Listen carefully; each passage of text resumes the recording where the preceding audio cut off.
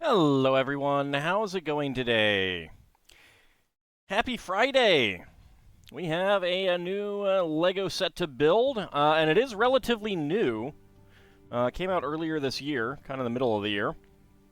The Sherlock Holmes Book Nook. So I'm looking forward to this. Also, we have, during the ad breaks, we have the Books Are My Passion gift with purchase that came out over a year ago, I think. So that is what we will build on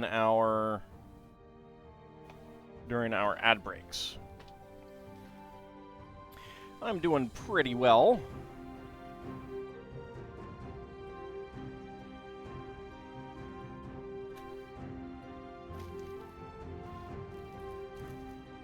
Let's go ahead and get this open.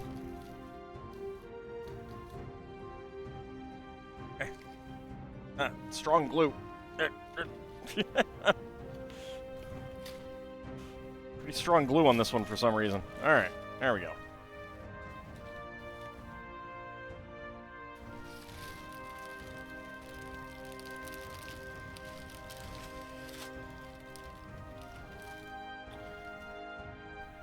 I mean, knowing Bahamut, he probably put pickles in there.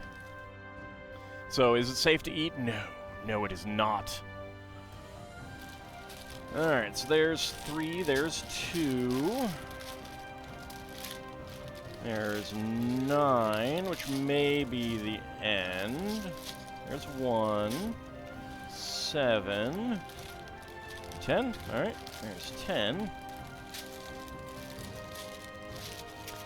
8. 4 under there. I hope this is just loose and not a indicator of a ripped bag. 5 and 6. And our sticker sheet that I will probably actually put on.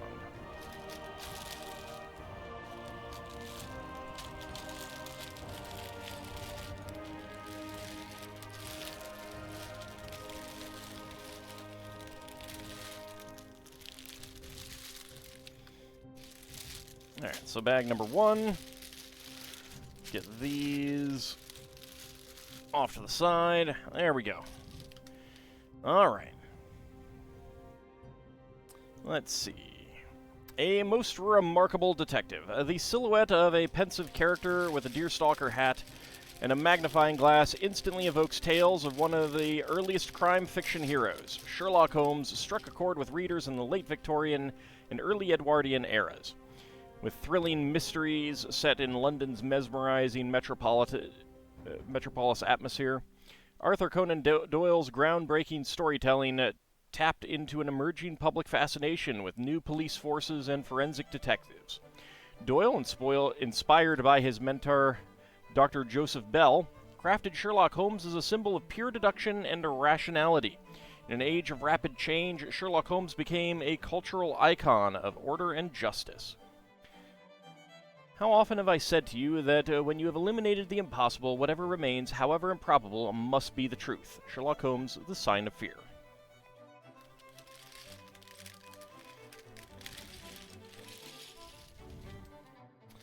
You're disgusting, not a rogue AI. Just disgusting. Absolutely disgusting. You should be ashamed of yourself.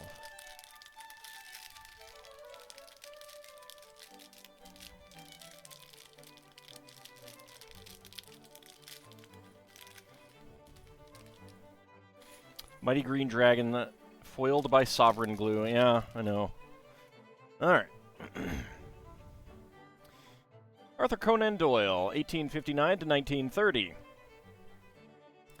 Arthur Conan Doyle lived a life as adventurous as his exceptional detectives' cases. Born and educated in Edinburgh, Scotland, Doyle became a renowned physician, correspondent, and a staunch advocate for science, justice, and good sportsmanship. His love of exploring took him around the world, from the Arctic and Africa to America and New Zealand.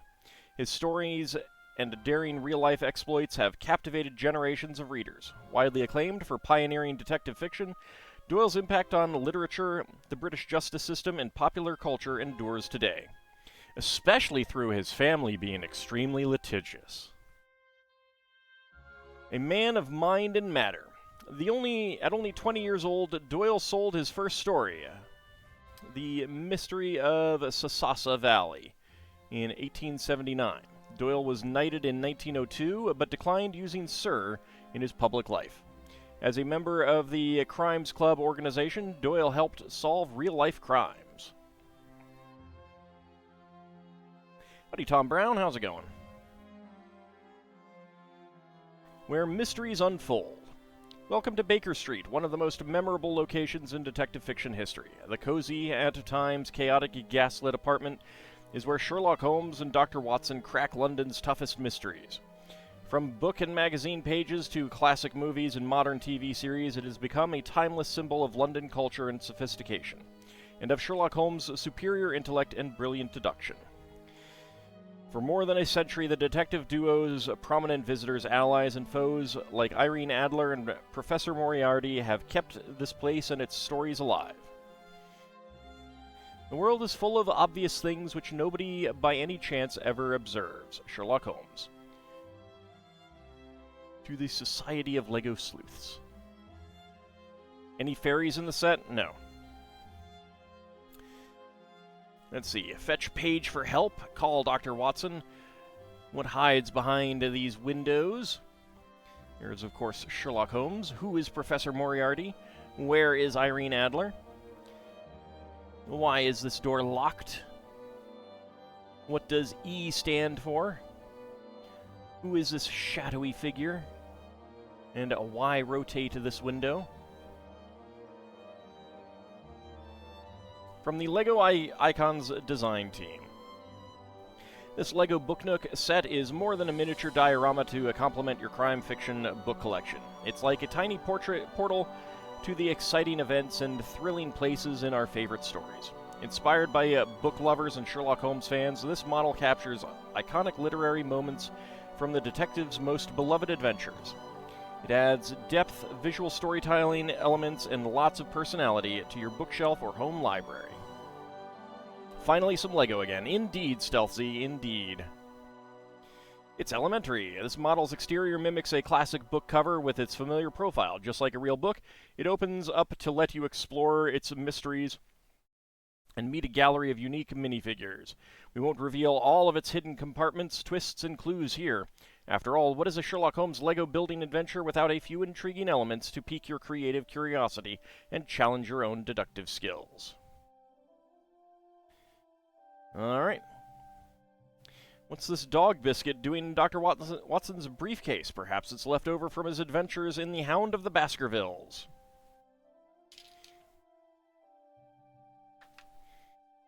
And of course, as we all know, the best Sherlock Holmes is Jeremy Brett.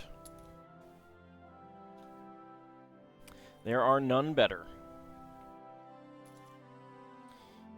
Alright, there we go.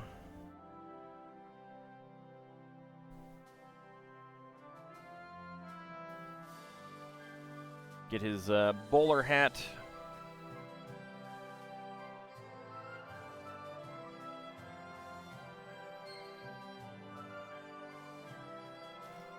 There's his suitcase, a dog biscuit. Never watched or read any of the Sherlock Holmes stuff? Wow. Do yourself a favor and find Jeremy Brett's tenure as Sherlock Holmes. Very long, from the 80s to the 90s. He is the quintessential Sherlock Holmes. None have ever been better, and none will ever be better.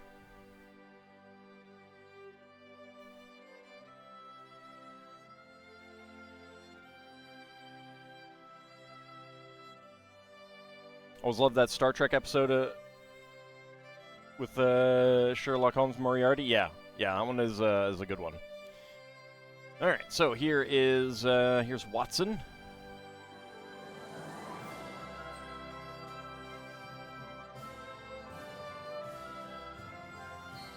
There we go.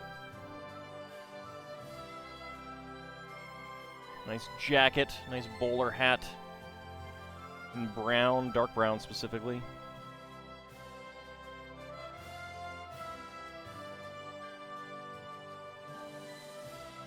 There we go. Alright. Dark gray 1x4. I mean, other Sherlock Holmes can be good, but there is none better. None better than Jeremy Brett.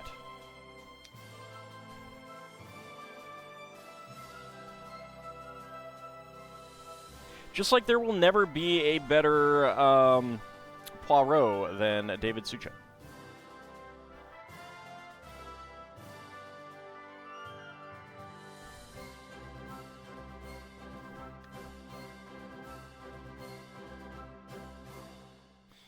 Alright, flip it over, get another 1x6 on here.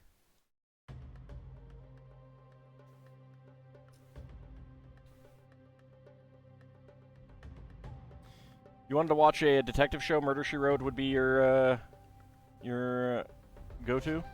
I mean, Murder, She Wrote is pretty good too, but I'm really not kidding when I say Jeremy Brett is the best.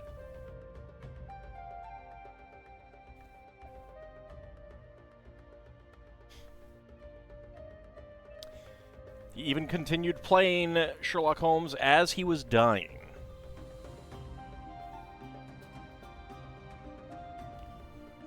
Oops, no, I want white.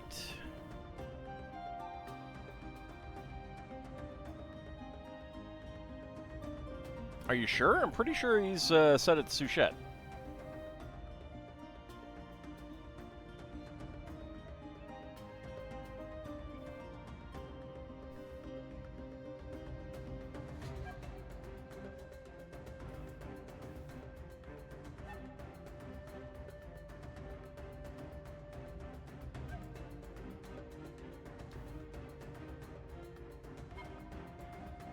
Alright, let's see.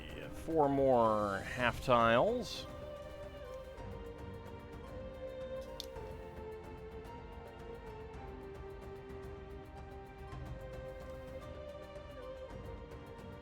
Dark gray, a 1x4, a black 1x5. Alright, then we get more ingot tiles. Speaking of detective media, there was a movie you remember watching ages ago when you were chilling with your cousins. Found out earlier this year it was an Ustinov Poirot movie, yeah. Was it, let's see, was he in 3? It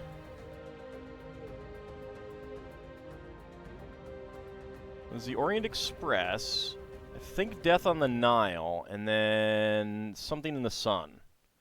Evil Under the Sun or something like that. It's been a while since I've watched that one.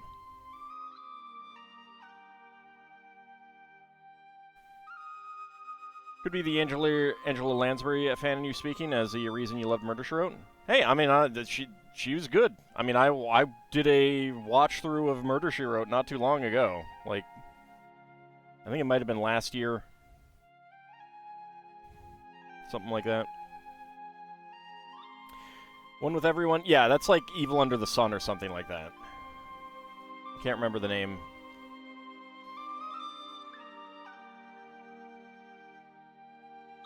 Let's see. 2 side studs.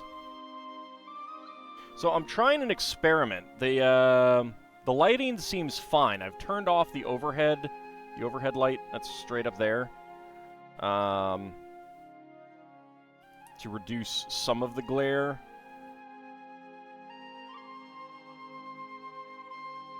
And the lighting seems fine. And a young Maggie Smith. Hey, speaking of young people, I think I mentioned young Ernest Borgnine. Definitely go watch that movie. The Bad Day at Black Rock. It's a great Spencer Tracy movie, too.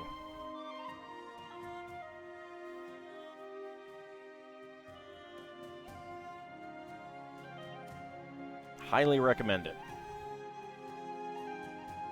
You need a watch-along stream. Ald watches murder mysteries.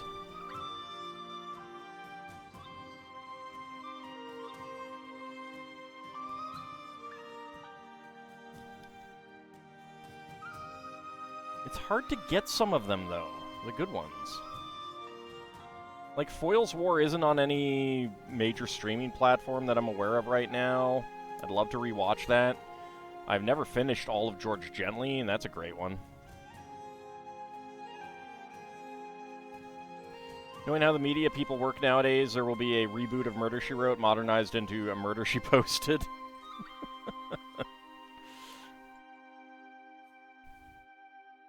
Here's the fun thing about Murder, She Wrote. It was on so long that there was an episode that parodied Friends.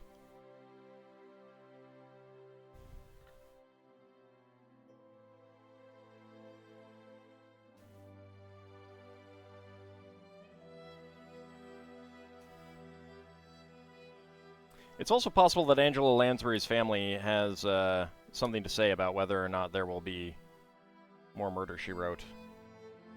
And they may say no. Realize what could have made Granted 2 boss gauntlets at the game a little more heartbreaking? What, fighting the people involved again? Wheels War was quite good, at least the seasons that were set during the war. Even the ones after the war were good. It just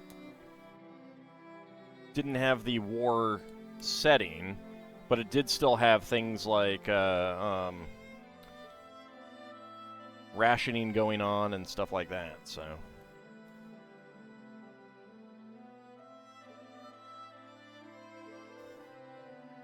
Mystery show that could do with a modernized reboot, Remington Steele. You know, I have never actually watched that, and I have always meant to. Once I realized that that's what actually kept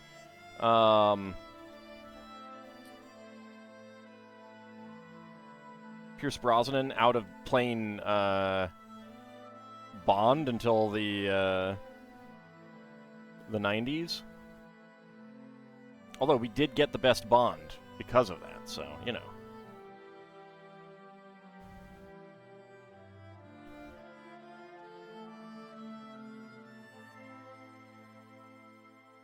Elmar recreating Merrick for the party to fight alongside Millennia?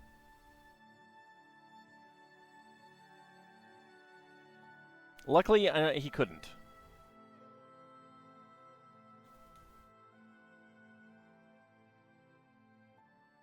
Lazenby? You shut your mouth. You shut your dirty mouth.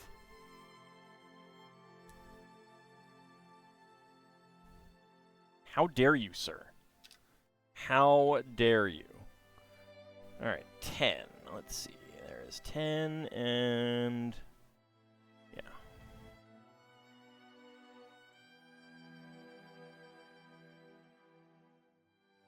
I did mean Dalton. Dalton is the best Bond.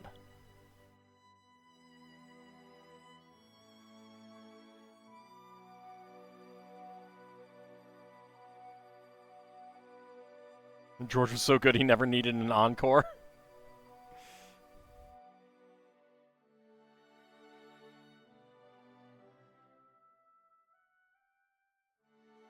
Right, get another one on top here. And that is number 4.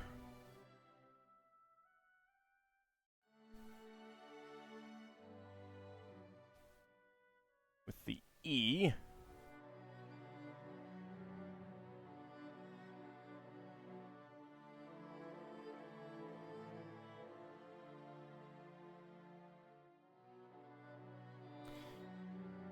Grew up in the Roger Moore era. That's where your bias is. Oh no, I grew up in the Moore era too. That's what like.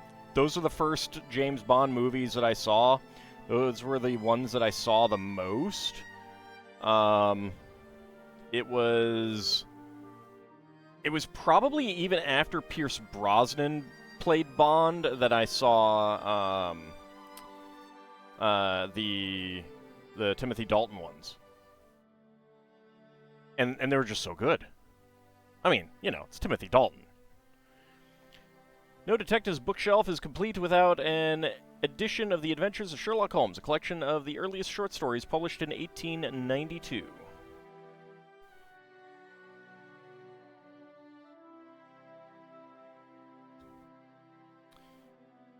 Okay, and this door in here, a gold doorknob. Went up against Jodan Baker. I mean, Pierce Brosnan had Jodan Baker as a friend.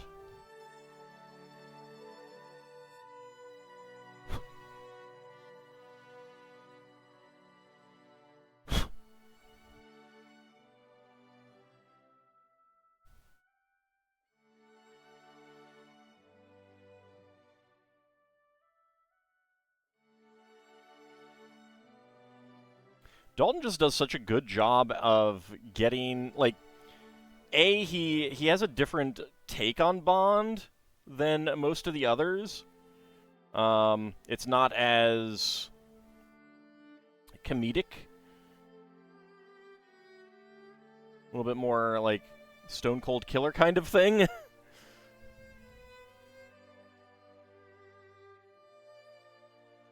until Daniel Craig, I don't think you know, like, he and Daniel Craig are the only ones who've really played Bond that way.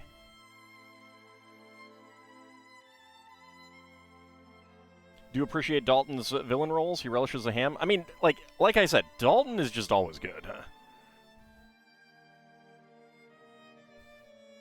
I mean, I just rewatched The Rocketeer, and he's great in that.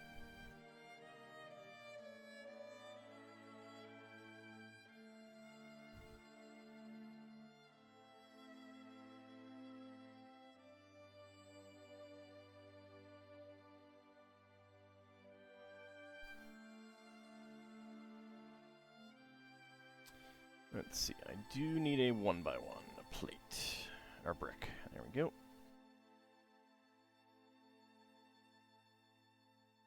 Do we remember Flash Gordon?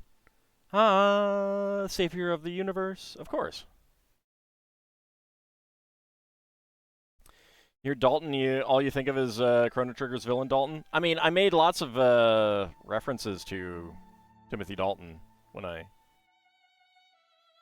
played that.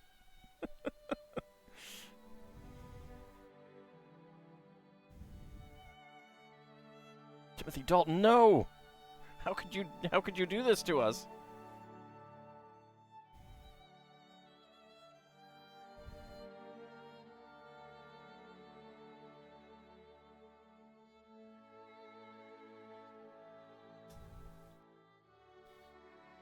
Alright, let's see. 3 1x2s.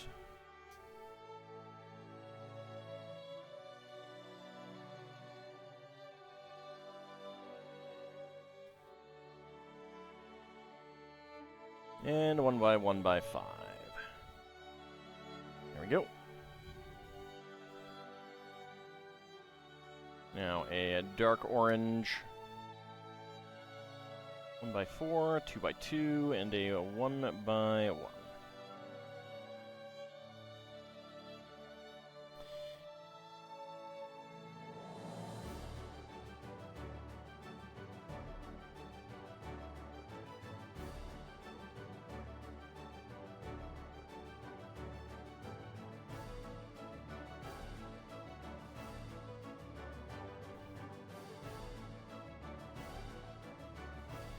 Alright, 1x2 tile. And a 1x1 plate.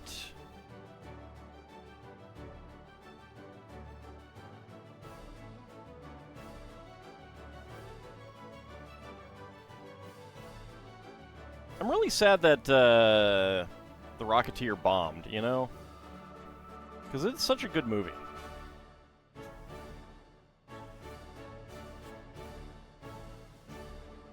It deserved to do so much better than it did. Alright. and I missed this 1x1x5 there, or 1x1x3. Get that on there. There we go.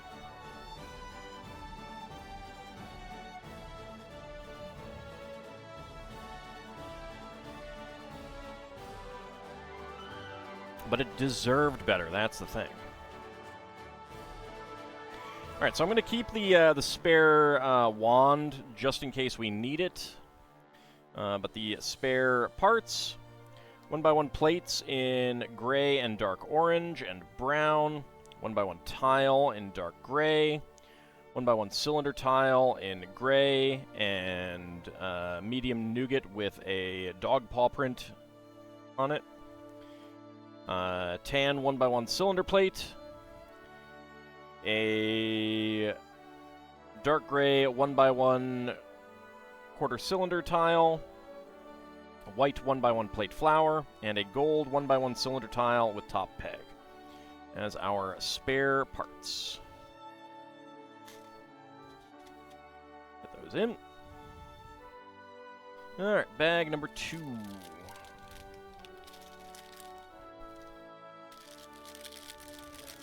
Came out a week after Prince of Thieves and 2 weeks before T2.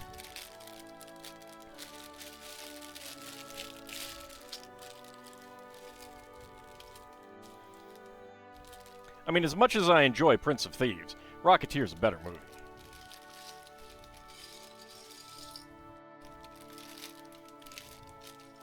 Prince of Thieves is not. Prince of Thieves is not a good movie. It's fun, but it's not a good movie.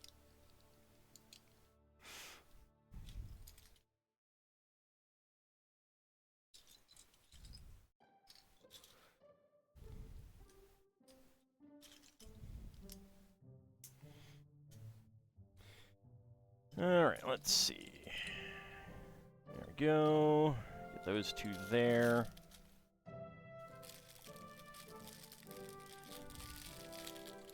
Hey, Alan Rickman in a bad movie is still Alan Rickman, but it's also still a bad movie.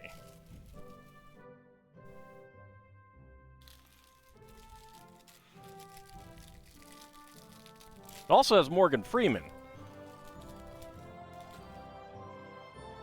Good actors can only do so much.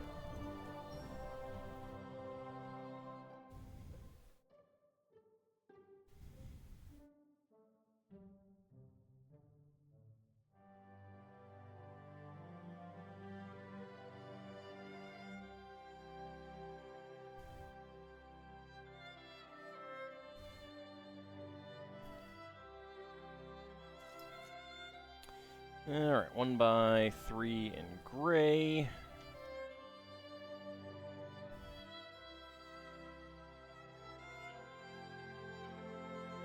They can make a bad movie and not as bad. And they can certainly make it fun. I sure hope they had fun making it. I don't know. I don't know one way or the other. I have fun watching it, that's for sure. It's still a bad movie. And good actors can make a bad movie not as bad.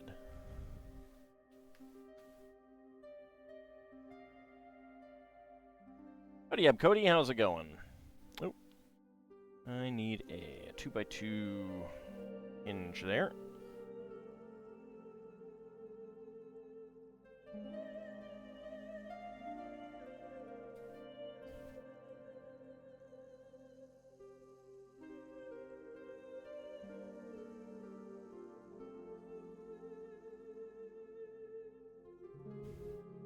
Alright, then we got some plants out front.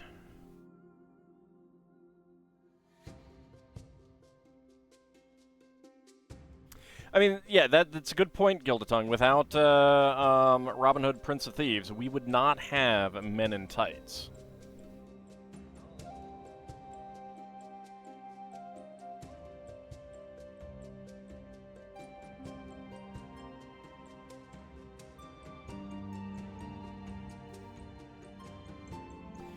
You get some pretty glorious things out of bad movies with good actors. Oh, yeah. And, like, there's a lot of different types of bad.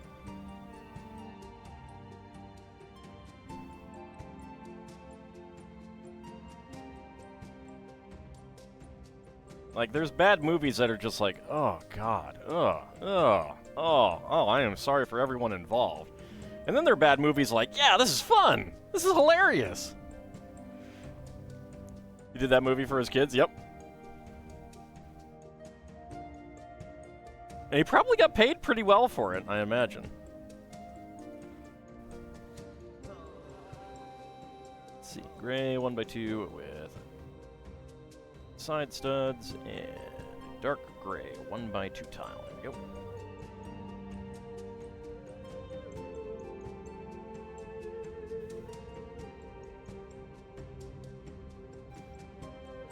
The NES game is certainly pretty good for a movie adaptation. Yes, I played the crap out of Robin Hood Men in Tights. I loved that NES game. So much so that it was one of my early LPs.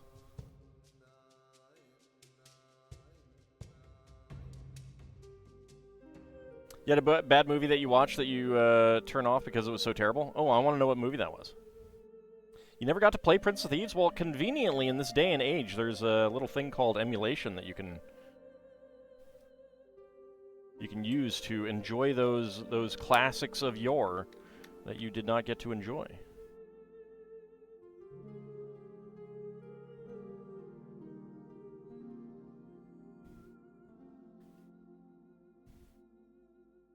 Purged the movie title from your brain. Well, how are you supposed to warn everyone else to go watch it? I mean, to stay away from it.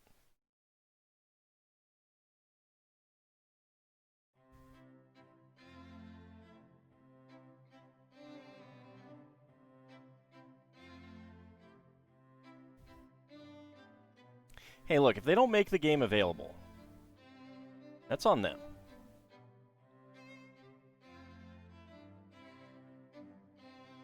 Night of the Comet is oddly so bad it's good for you? I would say that's not a bad movie. It's a low-budget movie, but it's not a bad movie.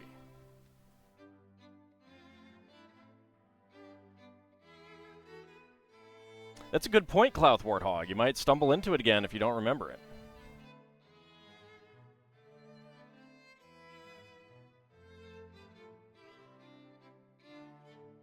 I watched Night of the Comet on probably like TNT, late night or something like that, when I was fairly young. And it was actually on Criterion Channel not too long ago.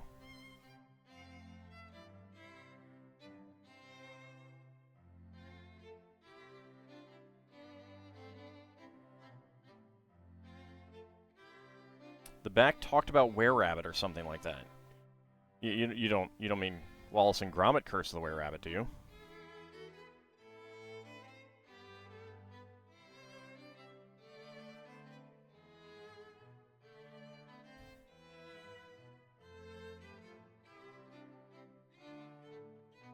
Alright, 1x6 brick.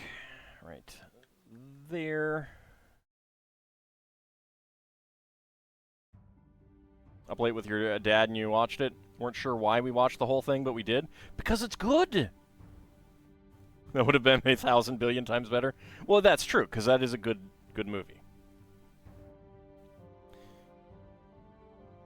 Still had one of my favorite movie theater moments as well. Gromit is in the vehicle, the van they had.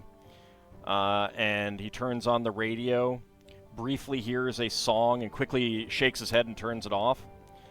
I absolutely laughed. Like, I just lost it. I laughed for probably a minute straight. The entire rest of the theater, dead silence. And I went with my father, too, and he didn't get it. He was dead silent as well. I just laughed and laughed and laughed. The song was Art Garfunkel, Bright Eyes. Wallace and Gromit Curse of the Were-Rabbit, not a Rogue AI. If you know what that song is from,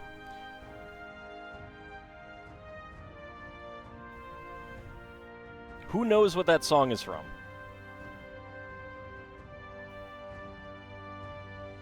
Movie started off in a black area, nothing else except a cage with a rabbit. And so clearly a stuffed rabbit toy on a sticker string. God, see, now I want to know what this is.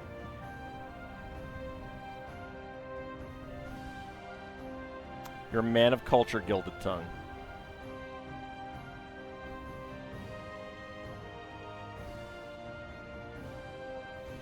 It is used in is the key there. Not a rogue AI. The reason it's in Wallace and Gromit Curse of the Were-Rabbit is, yeah, because it was used in Watership Down.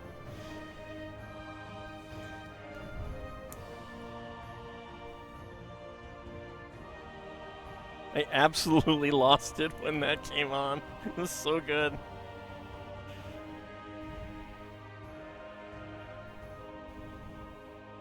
It's unfair, I tell you, Bahamut. It's unfair. I wanna see this movie now.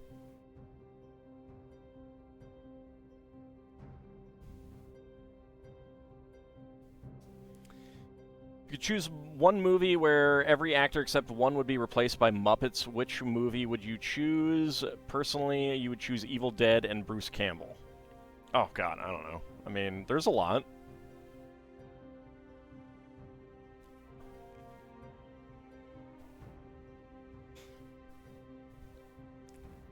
Okay, I had a terrible thought here. Hear me out. Titanic and Leo. Just to see Leonardo DiCaprio have to act against Miss Piggy.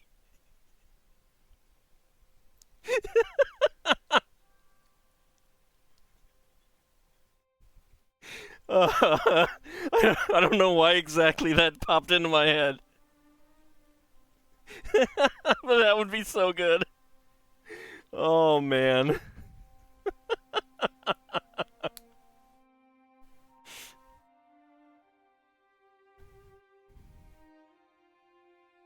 You needed that? Oh, I'm glad. I'm glad. Man, I need to remember that. That is perfect. Tremors and Michael Gross, that would be good. So Bahamut, because you've chosen Michael Gross, now that has to be the entire Tremors series too. Terminator and Michael Biehn.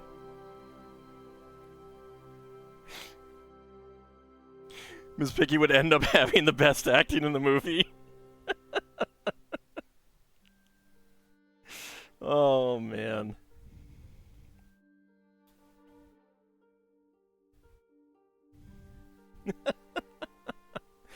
Oh, it'd be great.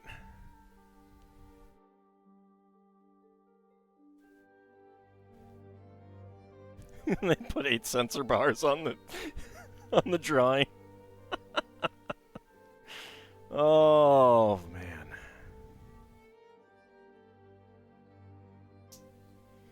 I wish Jim Henson were still alive. Just to tell him that. See what he felt about that.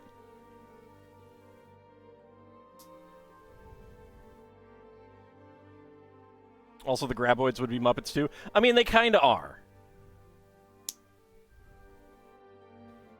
Like, literally, you know, the mouth tentacles, those were usually a hand in an arm. Or, I mean, some of them were hands in a puppet thing. I bet he would appreciate that idea. I agree.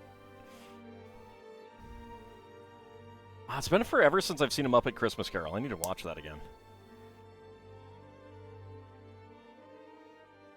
I do have Disney Plus. I wonder if that's on Disney Plus. I should check. I did finally, after 40 years of wanting to, I watched The Black Cauldron the other day. What other classic work of literature should they have done with Muppets? The Anabasis. Absolutely, the Anabasis. You know, people are going to say, I mean, if you're going for a classic Greek text and you're not going for the Odyssey? No, the Anabasis. Could have a watch party in Discord, yeah.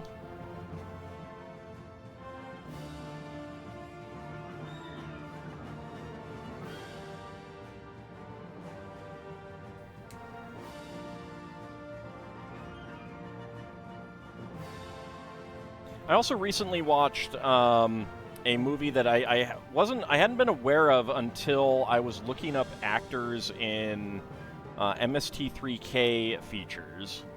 I watched The Island at the Top of the World, which was surprisingly good.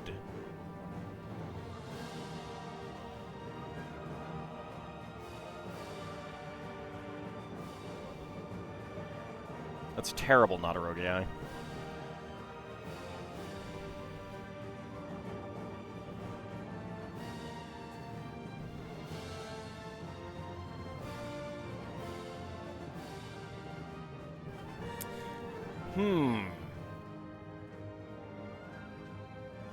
I just had a thought. All the President's Men, but I'm not sure which actor to keep. Howdy, Farron. How's it going?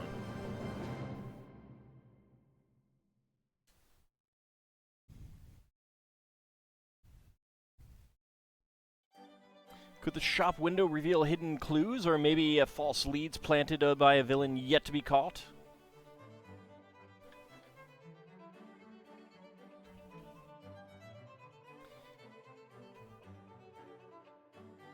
Alright, let's get this in there. James Bond, Timothy Dalton. Oop, oop, well, there goes everything. But I got it in now.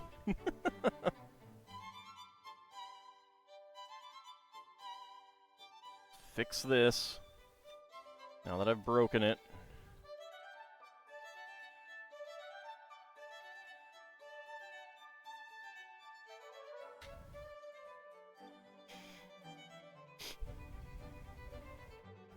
Alright, let's see. 1 by 8. 1 by 4. Wanna know the best thought about Muppets Tremors movie? Miss Piggy as Bert's wife. that would be pretty perfect. Okay, so Muppets Tremors. Val and Earl have to be Kermit and Fozzie, right? Or would it be Kermit and Gonzo?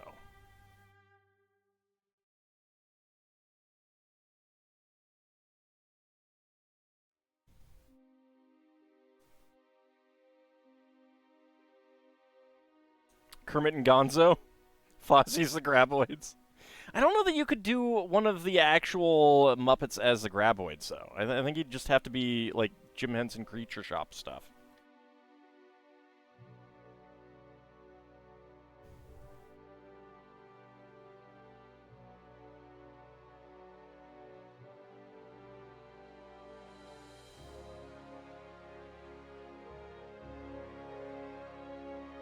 Howdy, Dark Jade.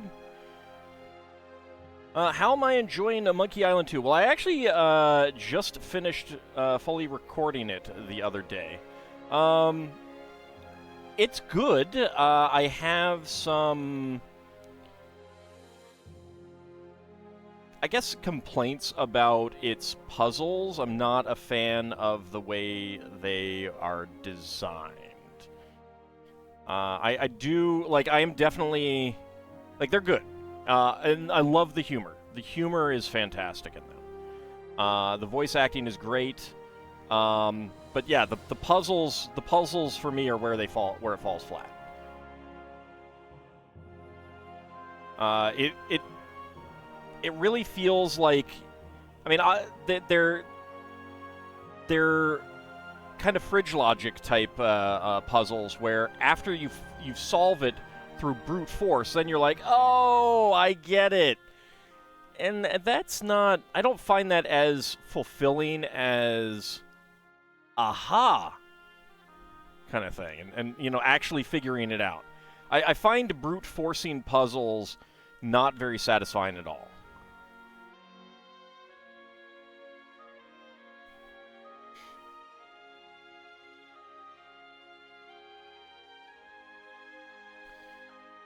You remember correctly, the original Monkey Island 2 had an easy puzzle and hard puzzle mode.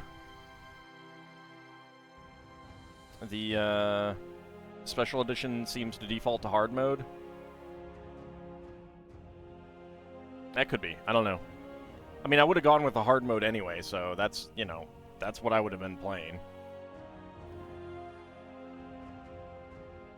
You know, Gilbert likes it, and you appreciate why he's not a fan of 3, but Curse is the best in the series, in your opinion?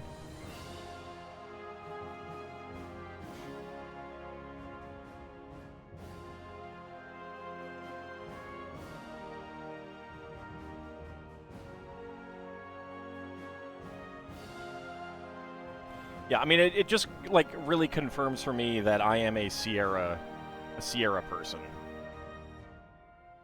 Which is fine. It's not, like, no dig on that, and if, you know, people do enjoy that, then I got no issues with it.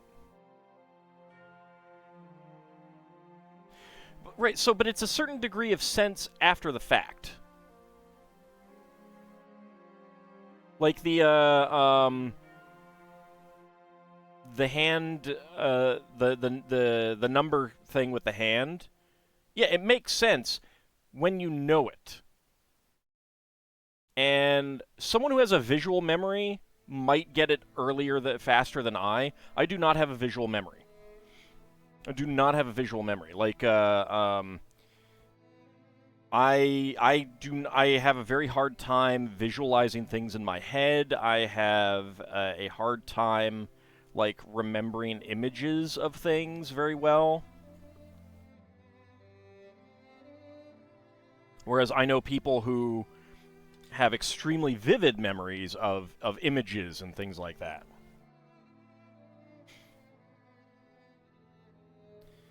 So we got E.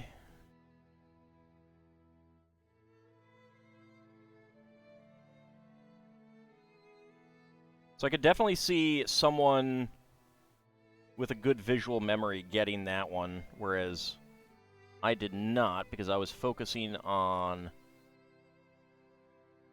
math.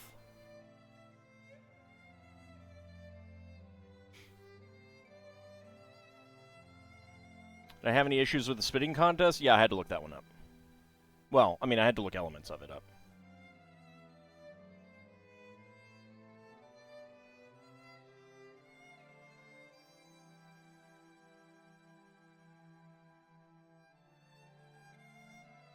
I mean, part of it is like, if I was a kid, I you know, probably would have, you know, brute forced so much of it and stumbled through and played it over a much longer period. But being an LP, you know, there's an element of needing to keep it moving.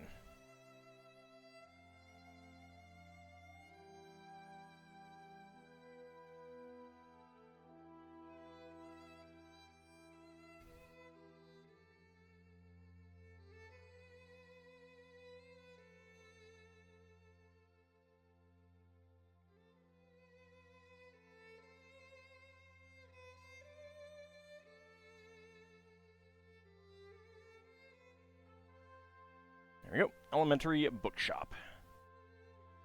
You had an older cousin, he was your strategy guide? I mean, to be clear, I didn't dislike the game by any means. I have complaints about it. And how it's designed. And that's, like, ultimately, you know, it's more of a... Some games take a direction that you're not a fan of, and that's fine. Alright, black 1x1 plate, black 1x1 cylinder plate with hollow stud, 2 plate 1x1 plate flowers in green and bright green, and black 3L bar for spare parts. How am I liking Golden Sun? I'm enjoying it so far. The lack of ability to bring people back to life is a little annoying. Enemies do hit pretty hard. Alright, so we got an ad break that is just about to start, so I'm going to go ahead and start getting this Books Are My Passion set ready to go.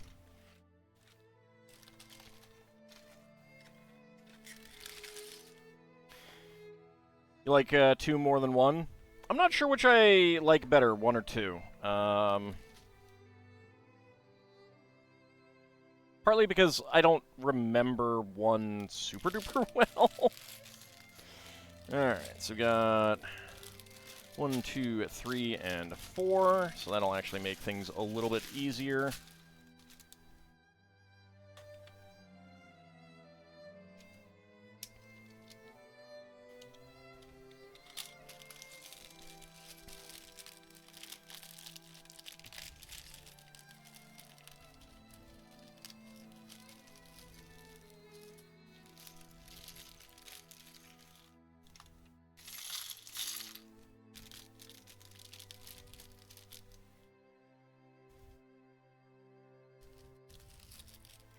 When am I going to play those classic AD&D games like Ravenloft and Dark Sun?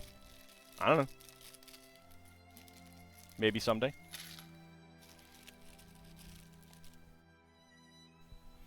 Okay, an ad's about to start, so let's go ahead and start the Books Are My Passion. Let's see. It is a LEGO Ideas gift with purchase set from last year. Anna, LEGO Ideas name for Anne, won the Me, Myself, and I challenge with this beautiful reading corner. I love building with LEGO bricks. It is my main hobby and next to reading. I like going to bookstores and libraries, so when I imagined a perfect day to spend by myself, it would be in a cozy place for reading. I would sit in a comfortable armchair with Earl Grey tea and a whole bookcase full of novels, chosen especially for me, and I would read and read and read.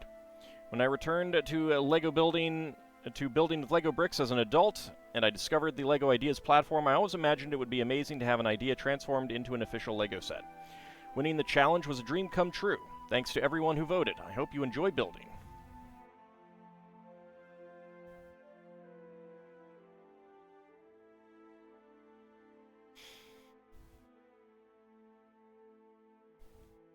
Suffer through the Al-Qadim game, give Ravenloft its due. I mean, I'm not, like, I'm gonna almost certainly play it eventually. I haven't yet.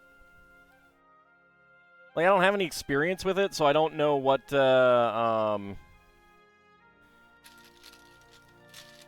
know, I want to look up to see what how I want to play it. Kikoski has played it, but I haven't actually watched that, or he's played some of them. I have watched someone play the Dark Sun games, but that was like 15 years ago. What's the next LP after Monkey Island 2? So I don't normally announce it, but since we did just have our Patron's Choice selection on YouTube, the next game is going to be Eiyuden Chronicles.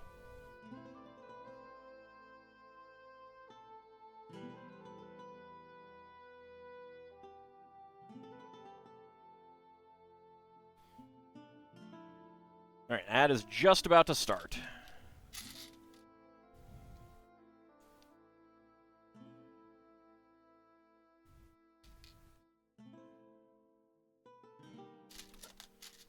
I mean, the games that I play and when I play them, it's all, generally, other than Patron's Choice stuff, it is very much all when am I in the mood for it kind of thing.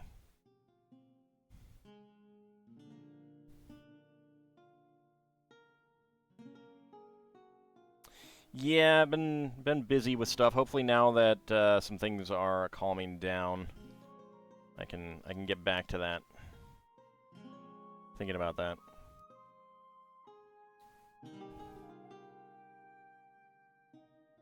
Indeed. Just a lot of stuff going on. Like, I did have a pretty bad summer. Ugh.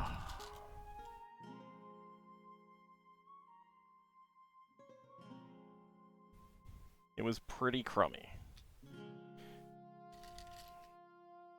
Alright, the ads are running. Assume that my list of games that I would want to LP at some point is fairly long. It takes a while to get to things. Yes.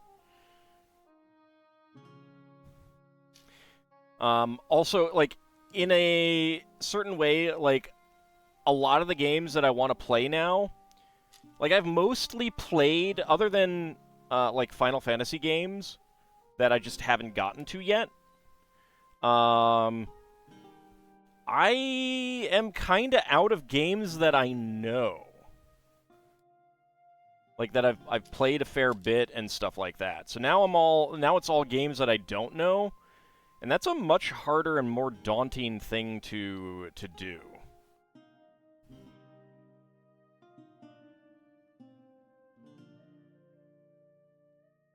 Because, you know, I mean, it's like the Monkey Island ones. If I knew those games, I could, you know, kind of beeline all the puzzles and show them off and show off other, you know, variances if there are, and have fun, you know, just kind of goofing off in some cases, but it would still, you know, it would end up being a lot faster, whereas not knowing the game and being willing to look things up when I'm not sure what's going on, you know, makes it a lot slower and everything like that, and there's a lot more stumbling around, a lot more likelihood for mistakes and things like that. There can be enjoyment in that. It's not a guarantee. Some people don't like that. Some people want to watch a person play a game that they know and play it well. Other people, yeah, they want to watch someone play something fresh and unknown. And same thing for the player itself. Some players want to play things completely fresh and you know, not knowing that game, you know, the game at all, and stumbling through it and stuff like that. I don't actually like to play that. Like, I don't like to LP that way that much.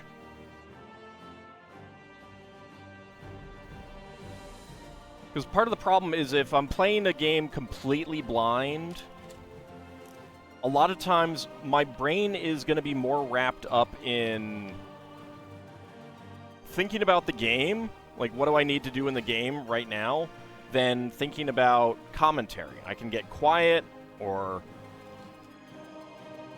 you know, like lose track of what I'm saying pretty easily and stuff like that. So there's a lot going on there. You know, some people are better at one thing than others and stuff like that. All right. Ads are done, so let's go ahead and put that away and switch on back to our Sherlock Holmes Book Nook. Oops. Scrolled too much. All right, bag number 3.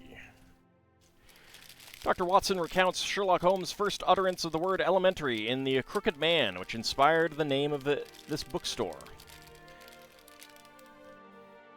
And at last we meet the talented Irene Adler, a former opera singer who impresses Sherlock Holmes with her wits in A Scandal in Bohemia. Right, that's part of it, Iagra, and having trouble getting through a part, it slows down the game. It's like, am I having fun? Are the viewers having fun? Am I having good commentary? Actually, you know what? I want to have these pieces over here.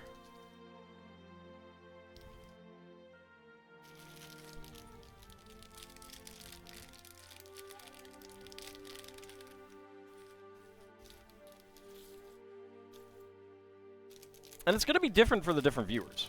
LPer's existential crisis, for some of them. Main risk with doing an LP blind is that you might miss out on stuff, then the thing ends up incomplete. Right, and if you want to be complete, then, you know, then you can be frustrated by that.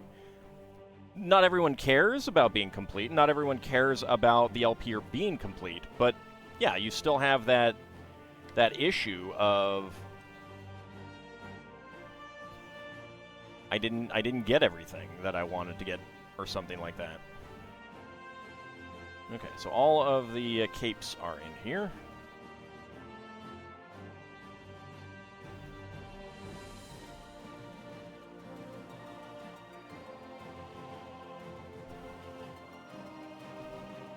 You have reminders that it's okay if you miss things, in case that ever becomes a problem. I mean, like, if you set out to be completist and you aren't complete, then yeah, you know, I mean, that's something that's gonna be there on your mind and stuff like that.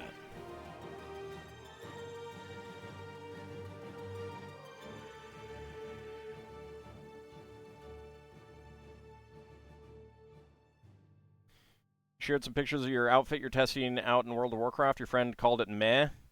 About to read him like a Terry Pratchett book, out front to back and repeatedly until the spine gives out.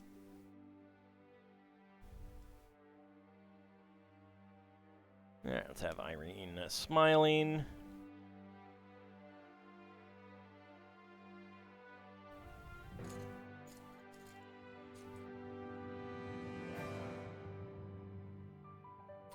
Where is the umbrella? Ah, there it is.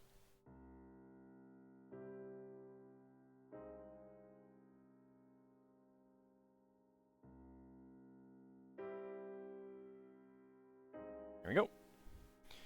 There's Irene Adler. Let me go ahead and zoom in on her.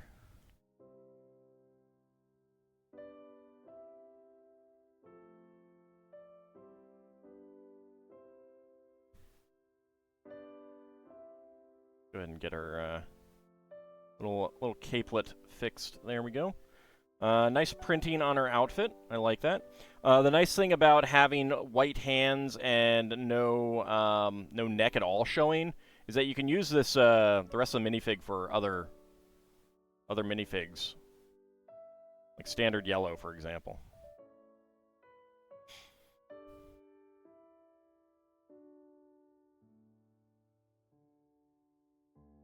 Okay, and we do have some Technic here.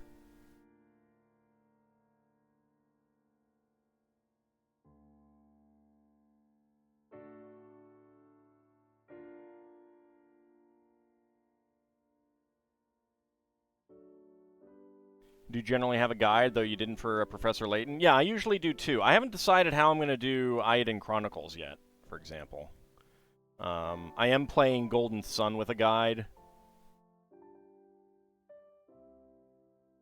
But it's also, like, unless I hit a puzzle that actually does stump me, I don't know that I will be needing that. It's more for making sure I get items.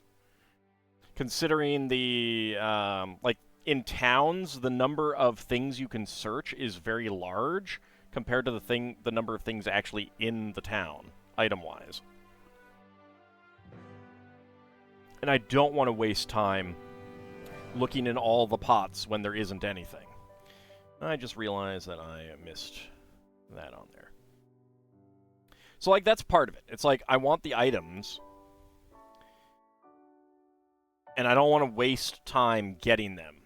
Waste LP time. For Eiyuden, you recommend only a spoiler-free recruitment guide. The rest you can figure out pretty easily. Do you know of one? Like a good one? I have not LP'd the Dark Sun games, you know.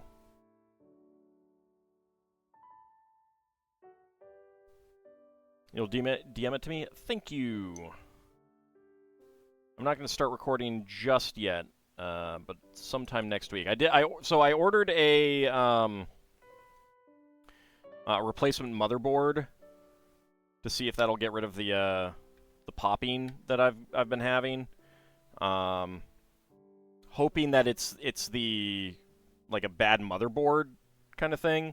I just got the same one. I'm gonna return, like, I'm gonna do a swap and return the old one. So I'm gonna swap that probably Monday or Tuesday. And so then I would probably be doing test recordings on, like, Thursday or something.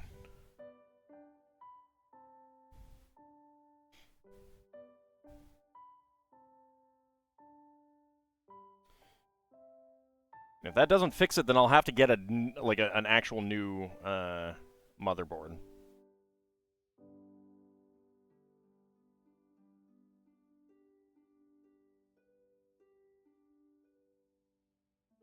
different model and everything. It's very annoying.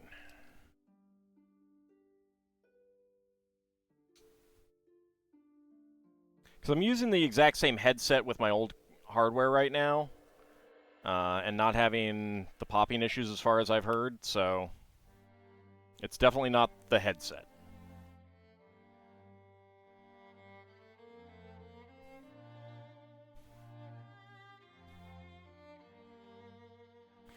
Well, the Dark Sun games and the Ravenloft games they're on my list to play eventually. And so like it's very much a case of like looking into the game. Like so like I'm at a back when I got started, a lot of it was just like, you know what? I want to play Crystalis. I'm going to sit down and play Crystalis, because I know that game really well. I want to play Arcana. All I need is a map. I know that game pretty well. But now I'm at a point where it's like, if I'm going to play a game, I want to look into it first and you know, kind of get a plan for how I'm going to tackle it and stuff like that. So it's basically like lengthening the lead-in time for any given game kind of thing.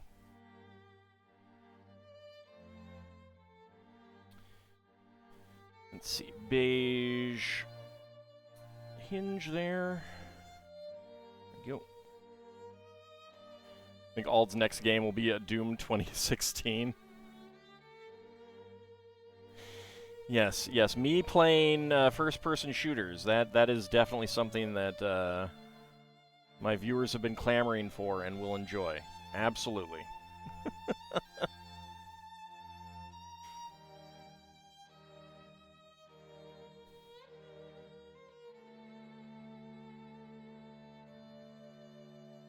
Finally, the Doomslayer content you've been waiting for all these years. Exactly, Grimmeth, exactly. See, I knew it.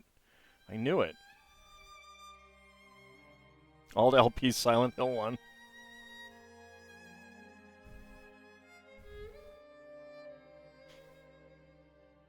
I am not good at first-person shooters. I am not good at them.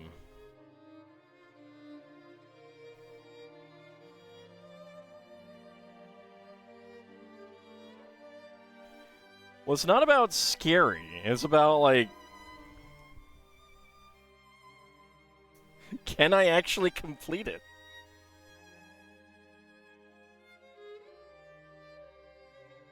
Can I actually complete it? That is the question.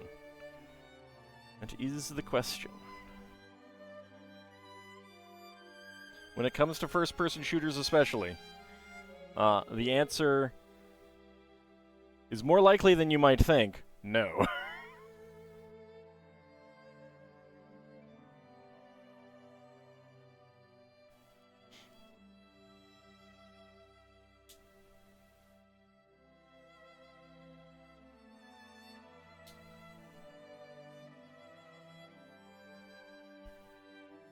That said, if Zerfall was like, hey, let's play this, I'll be like, okay.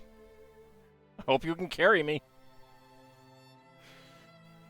Saw earlier that the actress for Mary Maria in Silent Hill 2 was streaming the remake. These home console PC ones aren't. Arcade, on the other hand, was a light gun FPS.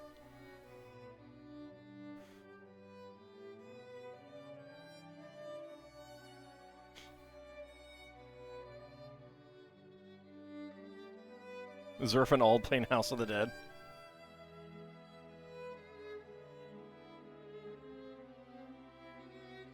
Quick, someone create a multiplayer first-person shooter on the C64. That would get Zerf interested.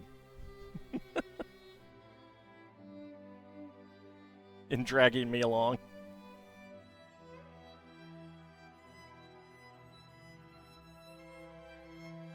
Considering the people who have gotten Doom to play on coffee machines, it might be more likely than I might think.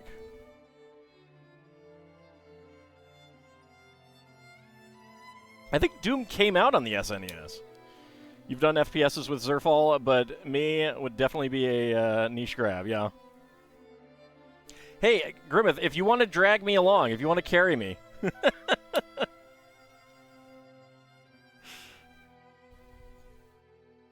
And I do mean carry. Kicking and screaming.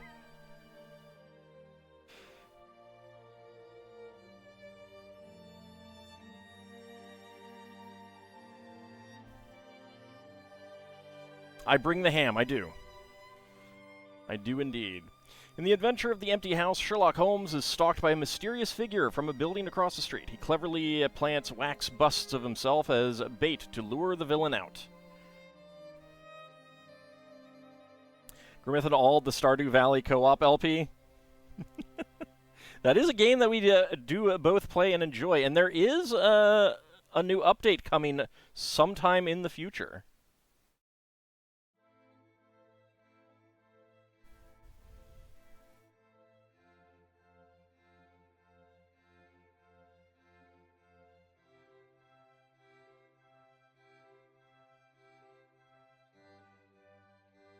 Yep, don't fall over, please. There, 2 1x4s. I do love how Concerned Ape just basically, you know, like, he likes Stardew Valley too much to stop making content for it. Will Grimmeth limit himself or go full efficiency mode in that co-op? I mean, that's entirely up to him. I would just be like, I'm just going to be puttering around doing whatever. See what Concerned Ape manages by 2020X. Congratulations, Bahamut. Persistence pays off. Now you can actually finish the game.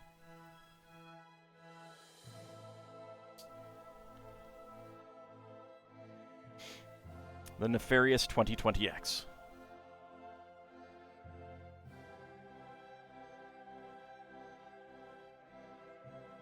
I mean, it could also be 20XX. Who knows?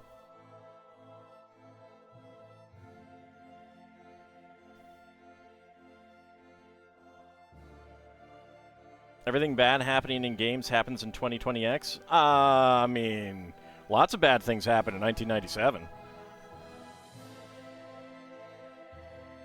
That was the end times of Crystalis.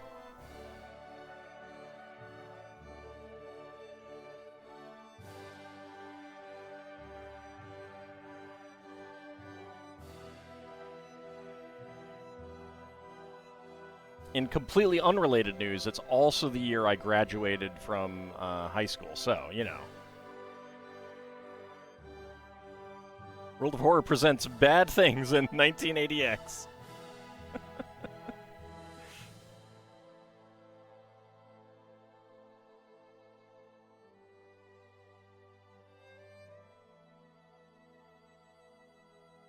I mean, he might buy in the duration of 20XX Bahamut.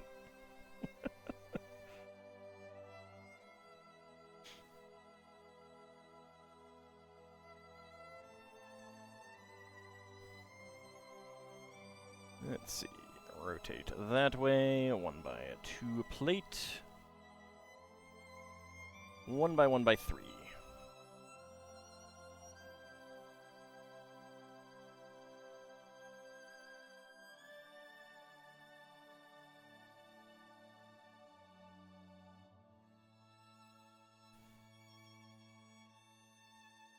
Big question. Next time I play Stardew Valley, will I actually fish before the end of the first year?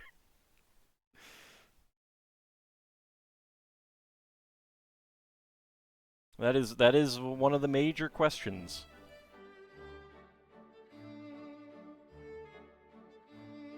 Yes, I'm old. Very old.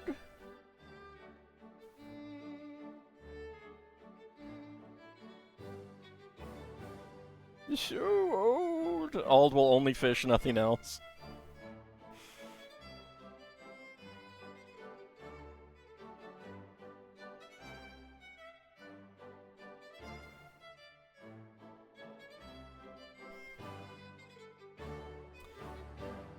I mean, at least I can do the fishing.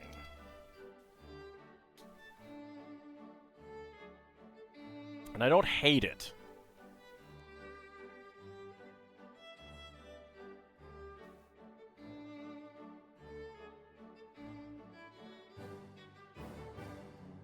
It is one of the better fishing mini-games in any game that I've played.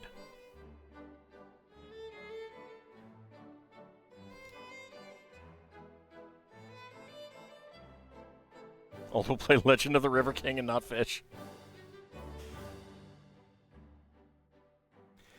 Stardew Valley needs a pickle sandwich recipe? No, it really does not.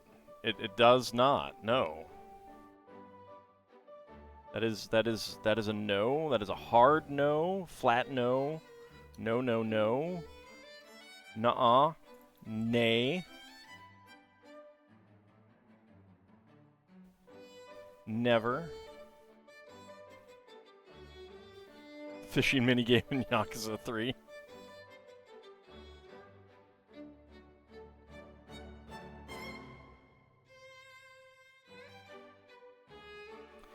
Had to actually slow down the game to be able to fish a marlin in that. Does Concerned Ape have a Blue Sky account? You need to send him an idea. No, don't!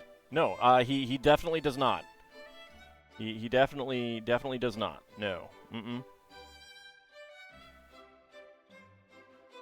No, no Blue Sky for him. I actually don't know.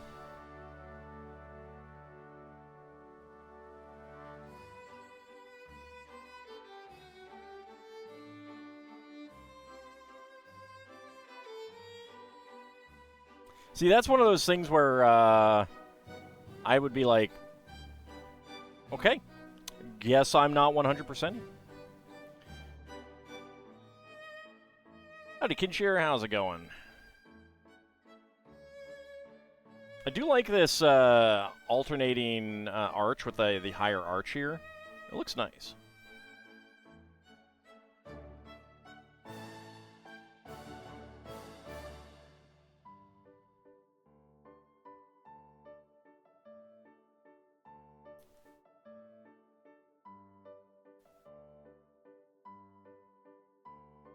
How's 221B at Baker Street? It is going well.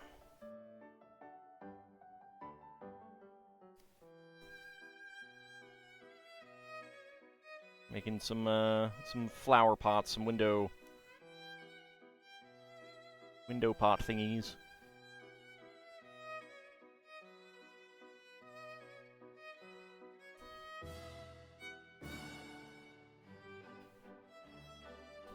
Alright, now some leaves.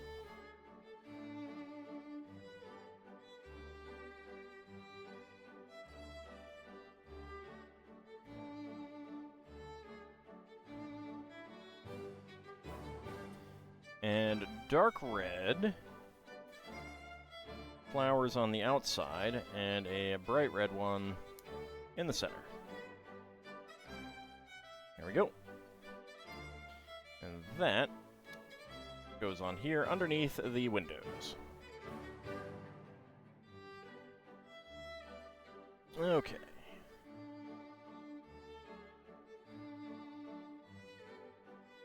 There we go. Get that right on there.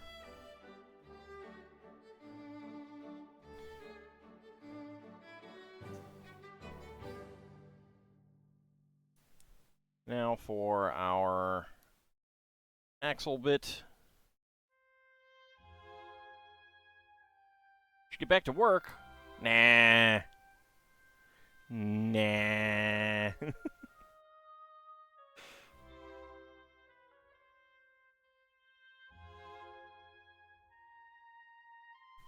You don't need to get back to work.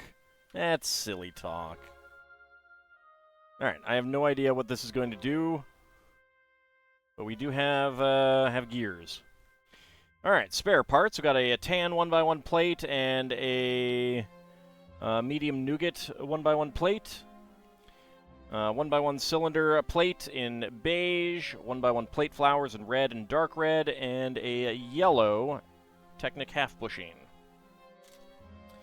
Alright, bag number 4.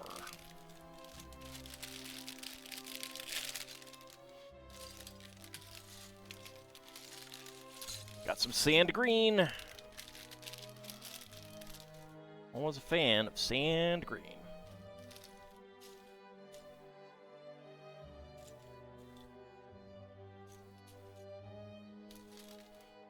That's a nice gear rack.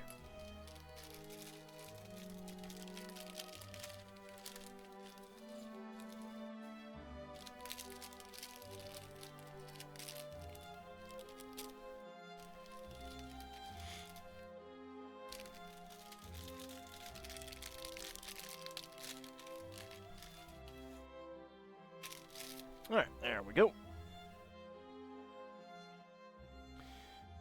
Alright, next up, bag number 4. So a bright green 1x2 half cylinder tile, and a 1x2 with side studs. In gray.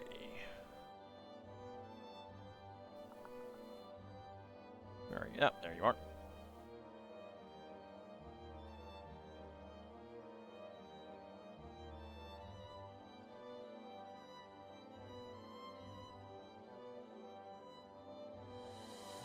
That on there, a log brick on the other side.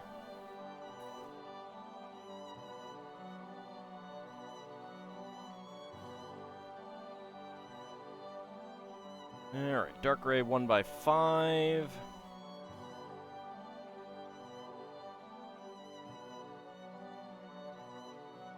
So how's everyone doing today? Looking forward to the weekend. There is unfortunately no Spelljammer tomorrow. There are illnesses amongst the players. Quick FF4 question. If you could add a monster, drop summon to FF4, which monster would it be? I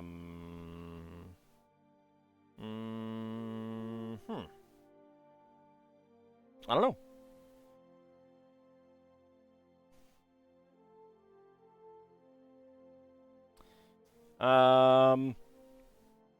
The Arachne. That's what it would be. Thanks to me, you're reinstalling Vicky too. Always happy to waste people's time.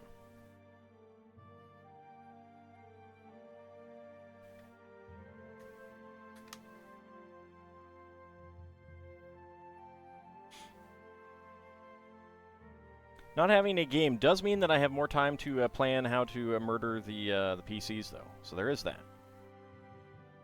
Howdy, Red Hyena. How's it going? This looked like a really fun set. You were tempted to buy it? Yeah, I'm enjoying it. I suppose that she would just do a Quake, though, so that might not be the best. I was just thinking about fun stuff. I don't know, something like Aramon, which would, like, condemn the enemies. That could be fun.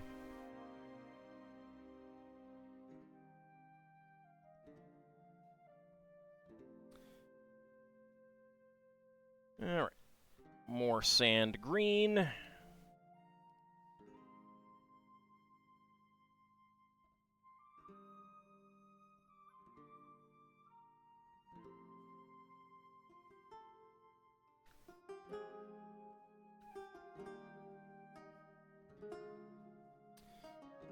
a second. Oh, that doesn't go back there. That goes right here. Understood. Really like the Sherlock TV show with Doctor Strange and Bilbo.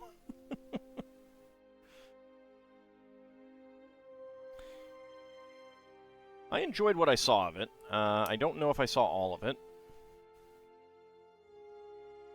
Didn't go out of my way to watch it after, I think, the first couple seasons. My favorite Sherlock Holmes will always be the Jeremy Brett series, though.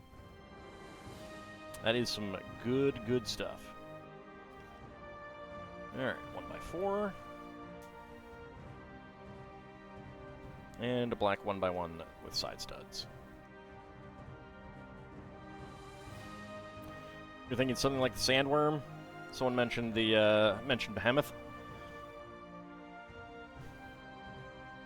So it's kind of got to be something that isn't already covered by an existing summon or spell.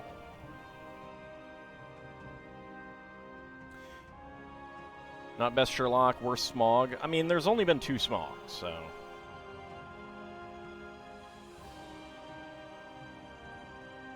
And again, I mean, let's face it, the Rankin Bass Hobbit is the best Hobbit.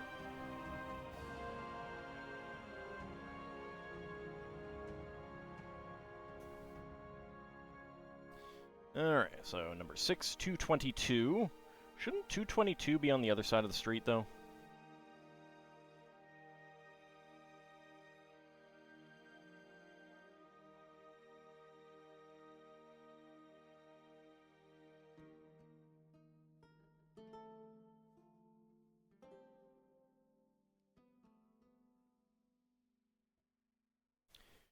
Maybe they did street numbering differently in Victorian-era London. I don't know. Sure, there have been Hobbit audiobooks. That's fair. But but you haven't heard them, so you don't know. Maybe he's better than those.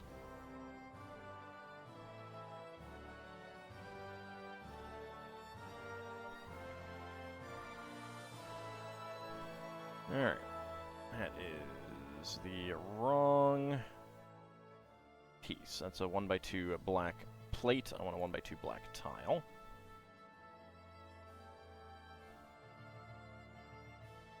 Okay, now bright green. And a yellow tulip flower.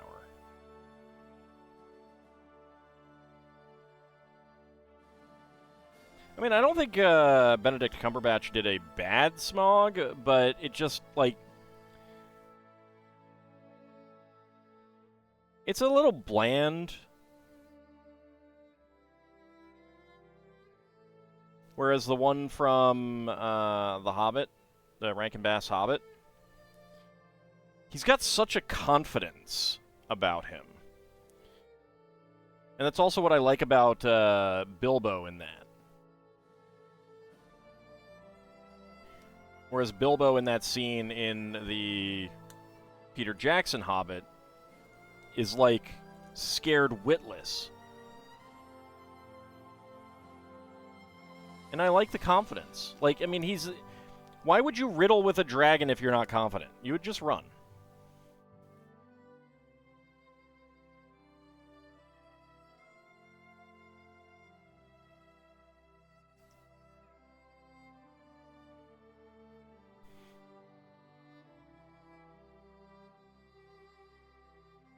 Richard Boone loved him since you saw that weird old TV movie, The Last Dinosaur, as a kid.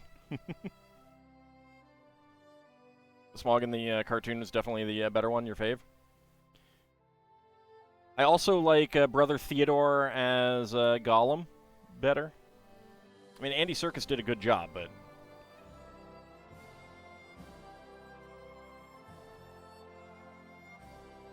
He humanized him too much, you know? There's only so much humanizing that that Smeagol deserves.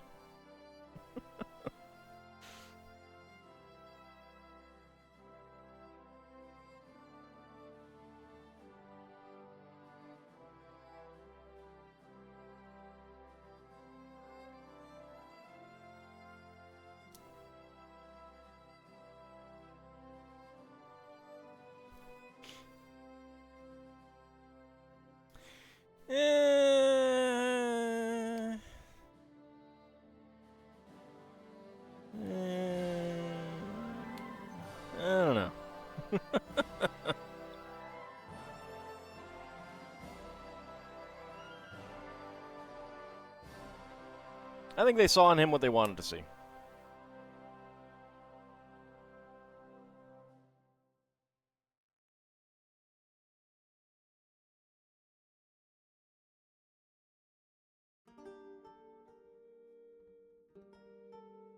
In the end, it was Gollum who destroyed the ring. Yeah, but by accident.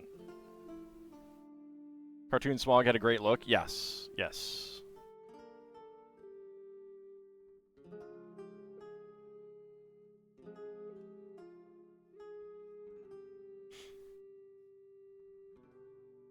Like, the unintentional part is the important part.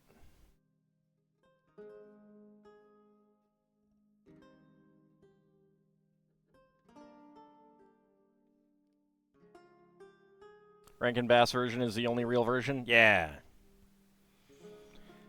By turning the knob concealed in a chimney, the door to this building can be lifted, but who is hiding inside? Alright, so we got the gear rack there. Slide that right.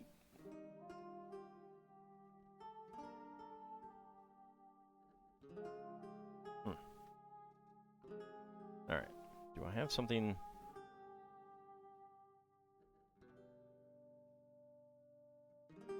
What is preventing it from going down? Ah, there we go. Alright. I think it was caught up on something. There we go. So we can turn it like this to raise the door.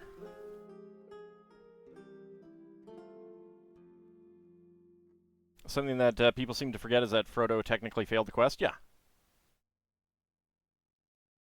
It only succeeded because Gollum was there.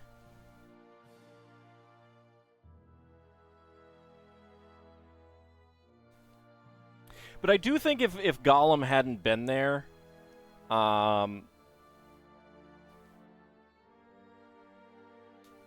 think Sam probably would have like tackled them both and gone over together. You know? That's Sam. You got 99.9% of the way there.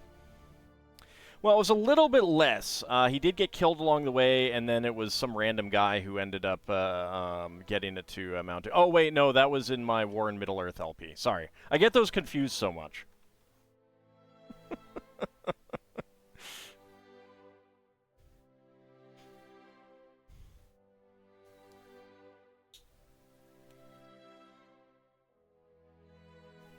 Check that LP out if you have not yet. It's not too long. It's only 12 episodes. And boy, did shenanigans happen.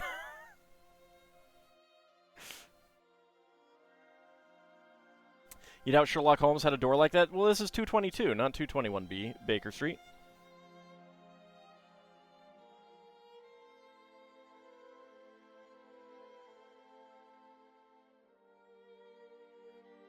Black one by one.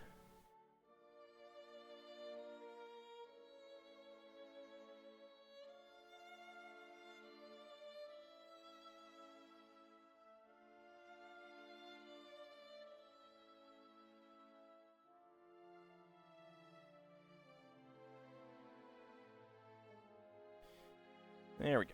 All right. Put that on there. And a black 1x8 tile.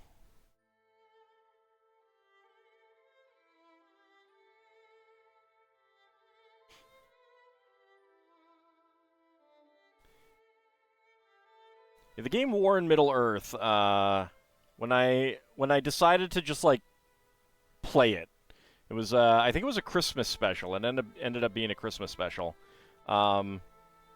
Because it's a game that I played a ton as a kid, and I did so poorly and really could not do much. And I was just like, decided to casually sit down and play it, and then I just beat it. I beat it first sitting. It's like, huh.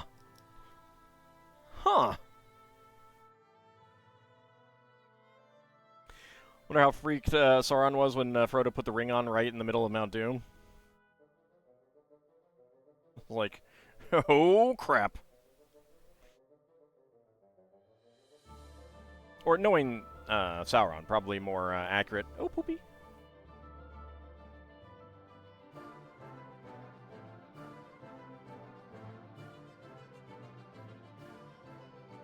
Alright, let's turn this around.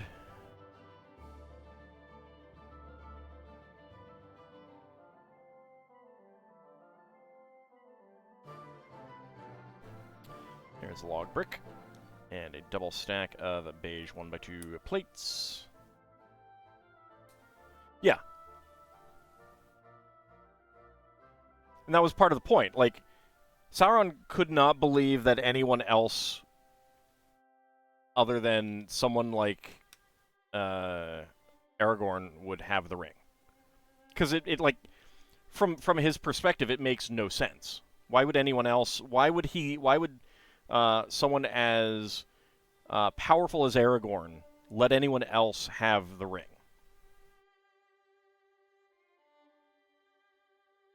A, the temptation, and B, you know, like the desire to use that evil power for right, and stuff like that.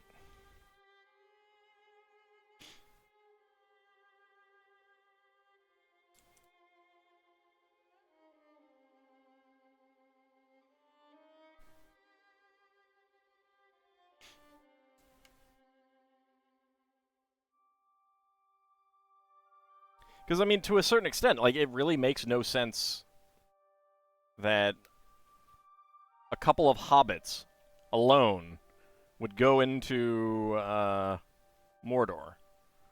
Like, that is so risky. But that's also why it worked.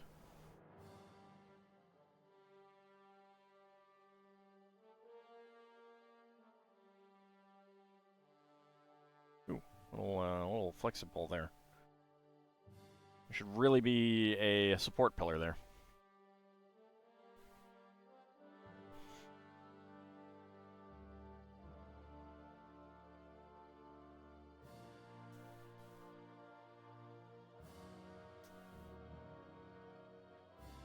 But the fact that Sauron could never, and would never have expected that's really why it worked, because it was so stupid.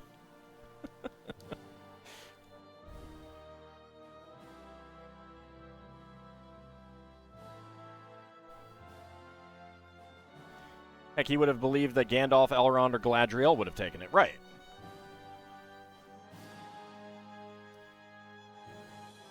I mean, A mortal should have been just, like, absolutely taken over by it.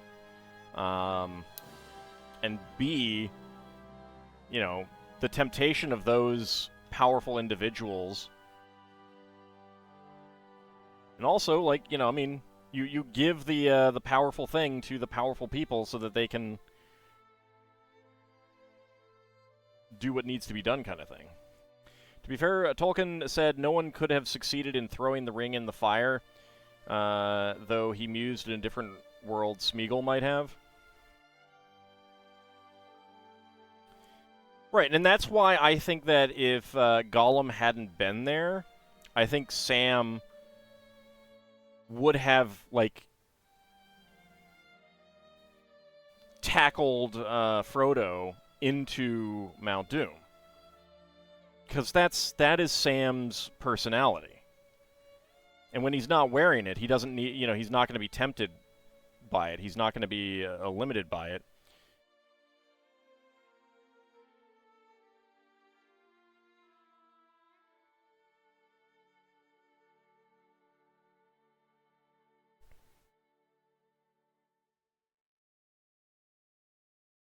He was tempted by the ring while he wore it. But he resisted it. But also, like, he only wore it for a short time.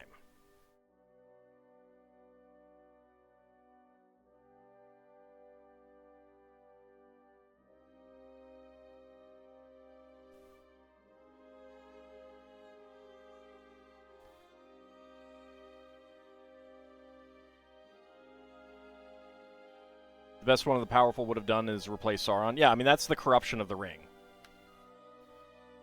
Alright, so here we have our chimney. And that is going to raise and lower the door.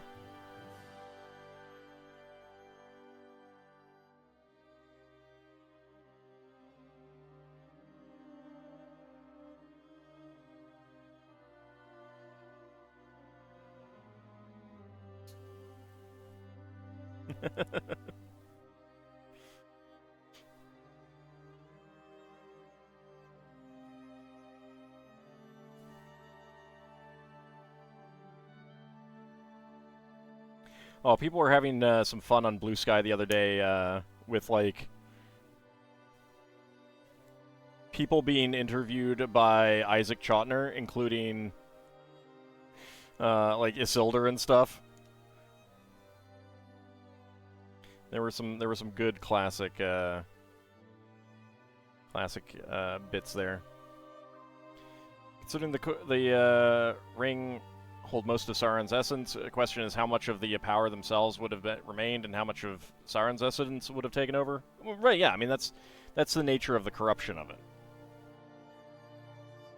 There, on here, and this goes right down there.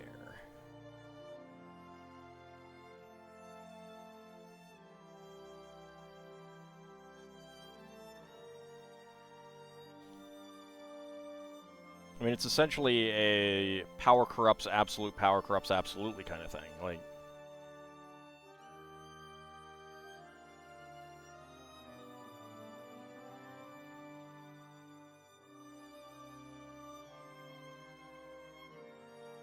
and that was Sam's temptation as well, to be a good wielder of it.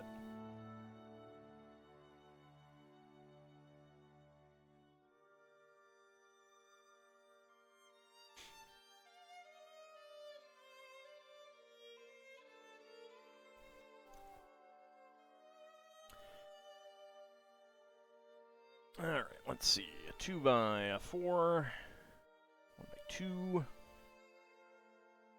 The YouTube channel talks about what if Gandalf took the ring? What if the Balrogs took the ring? Well, then they just win the game. I mean, I've had that happen in, you know, I mean, in War in Middle-earth. I mean, that's just what happens. Oh, you mean like in the book. Right, okay, yeah.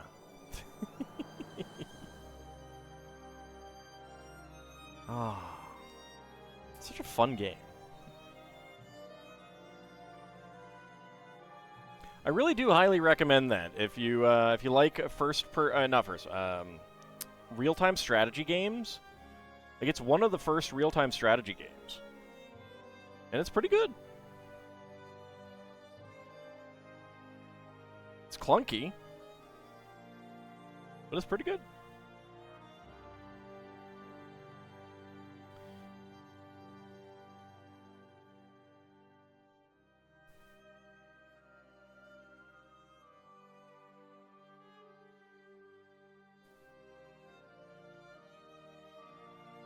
Alright, one by one. The cylinder tile, top peg. Board game set during the events of Lord of the Rings is pretty fun. I have never even heard of a board game for that.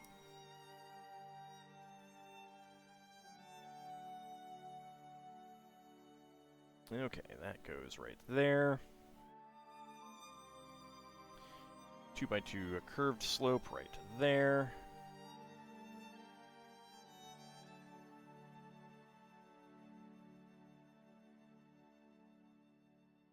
Get a dark gray snake.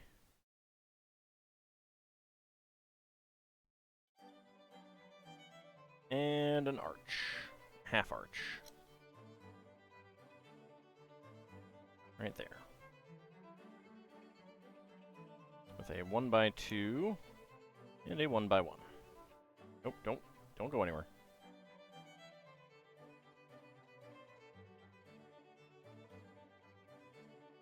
Okay, that will go right here.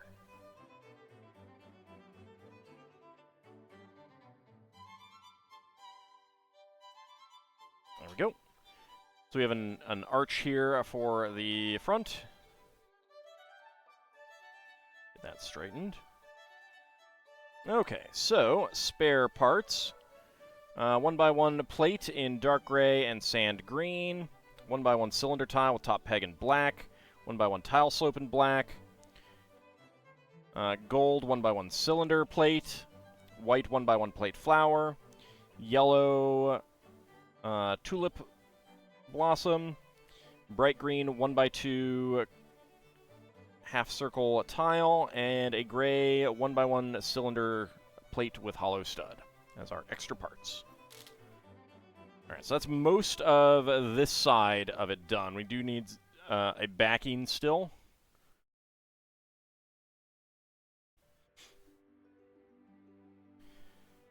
So let me go ahead and snooze the ads for a little bit while we grab bag number 5. The Baker Street Irregulars are Sherlock Holmes's eyes and ears on the street. These savvy kids are masters at tracking down valuable information for many of Sherlock Holmes's cases.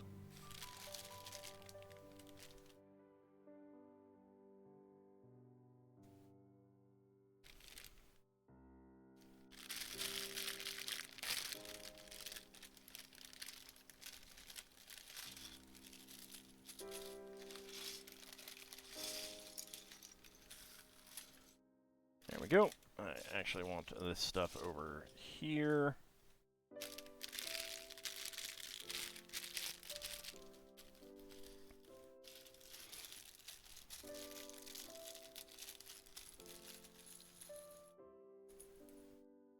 There we go.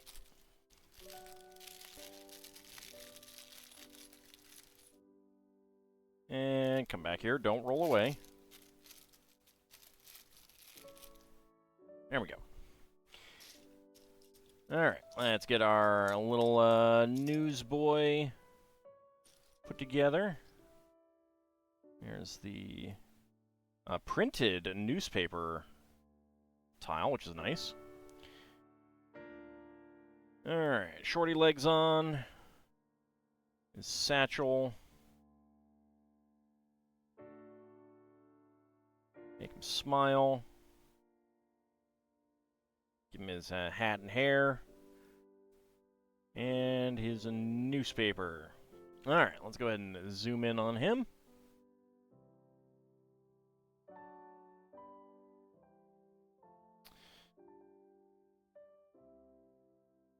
So, Moriarty disappears. The London Brickley. Nice to have another newspaper tile. Here is the irregular in his outfit. Nice printed scarf on there.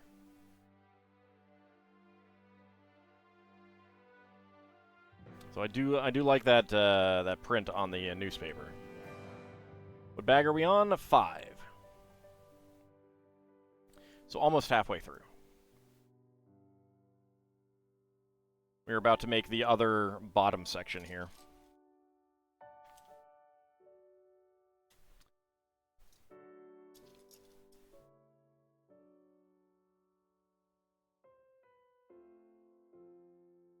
Ironically, in the Lord of the Rings, you think it was mentioned somewhere that if someone knew and was a master of ring making, they could have unmade the One Ring. Not as good as firefighters rescuing Kitty. That's true. I mean, that is the world's greatest hero.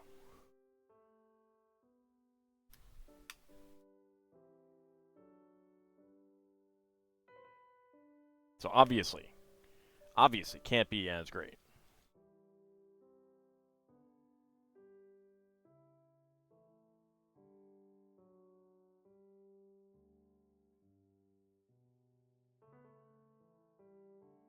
Oh, no. Yeah, that does stick out. All right.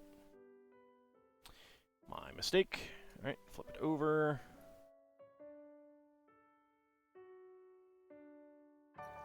Two by 3.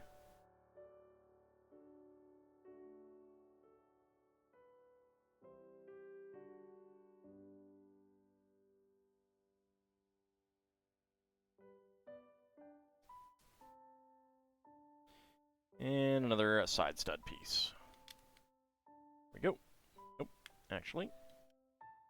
That should go there, and that should go there. Okay.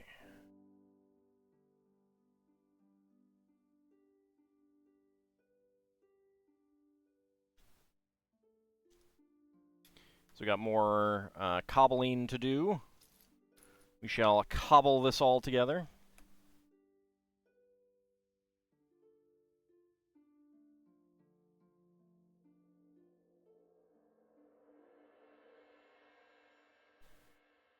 Alright.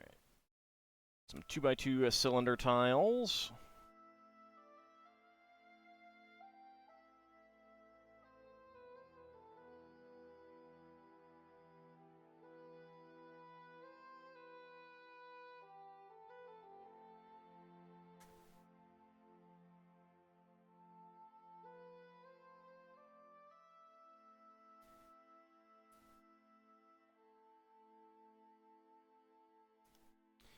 And one down here as well. There we go. Okay. There's plenty more cobbling to do. Indeed. Alright, some white 1x4 tiles.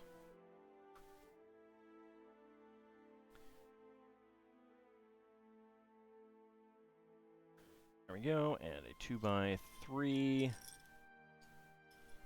Yeah, 2x3 in gray, alright.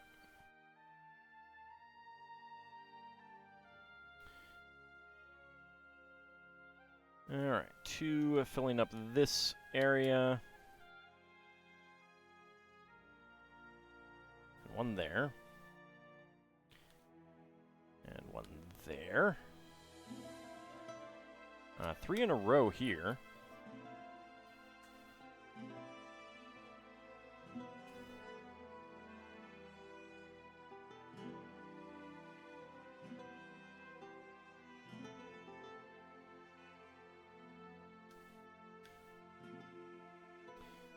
Alright, 1x1 cylinder tiles. Filling in some of the gaps.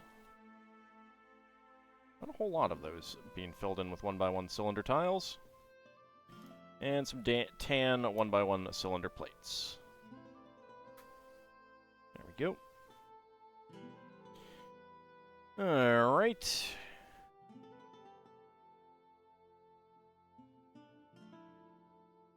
Two by two corner.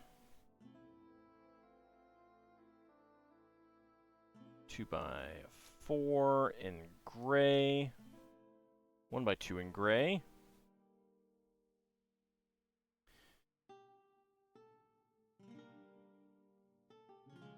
And a 1x2 tile. And only one more 2x2 here. Okay. Now, cylinder tiles.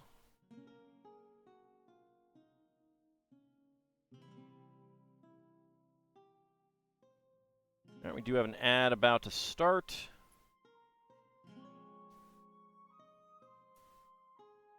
We'll get through what we can of this, and then pull out our Books Are My Passion build. There we go. Yep, that's it. Alright. Next up, a 1x1 with side stud there. Black 2x2.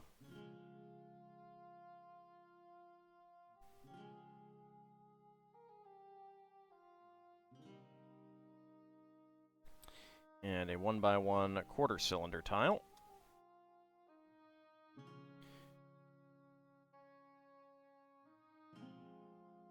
Back over here, another 2x2 corner plate and a hinge. There we go. Okay, 1x2 log brick. Wait, no, not yet. Missed that step. 1x4. Now the log brick.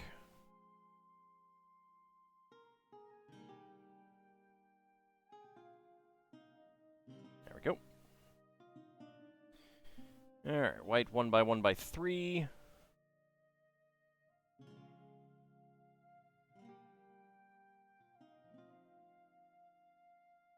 And another flower on top. It's interesting how many white 1x1 plate flowers are being used for spacers. I don't know why exactly.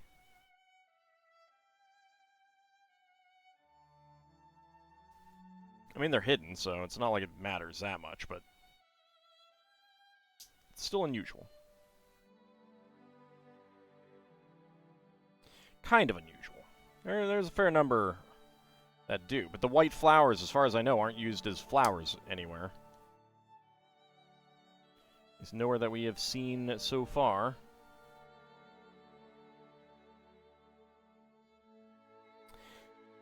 Unlikely using up old stock.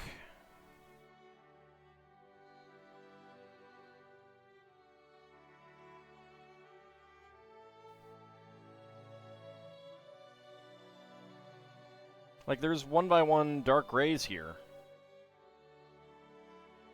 Because they'd have to have, like, enough on hand to fulfill the needs of the product run. And that would also assume that they're not going to run any more.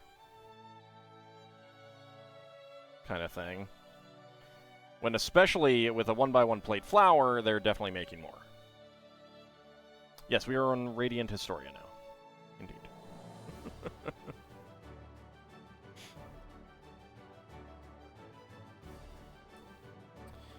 Alright, let's see. We get number 9.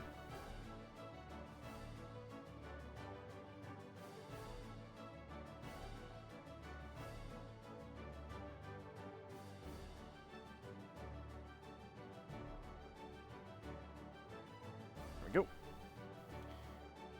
We got Holmes's jacket there hanging up.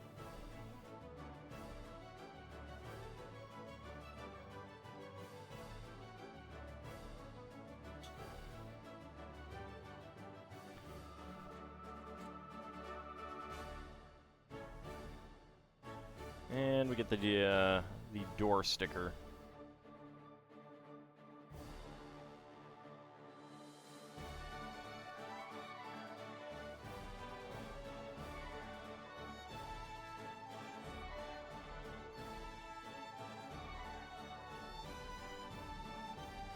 Okay, having this cutout on it is a little bit complicating.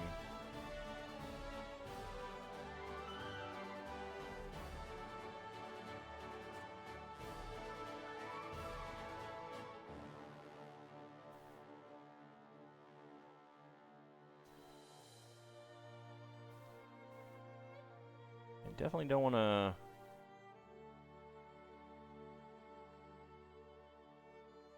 ruin it.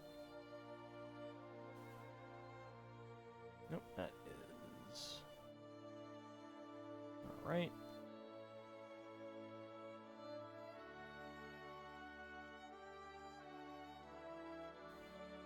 I hate stickers on these doors. I really do.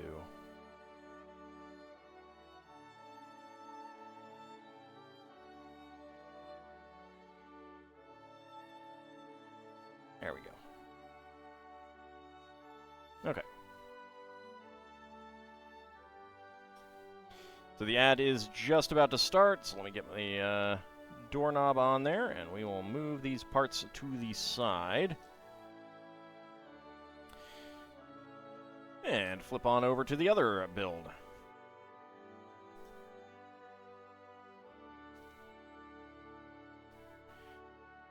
Alright, let's see. Get some dark red on here.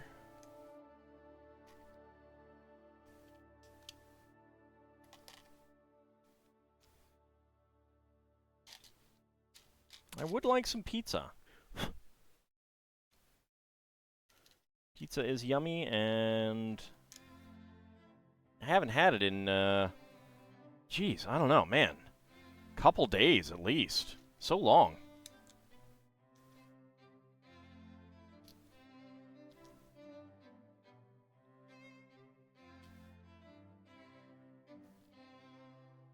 I should really rectify that.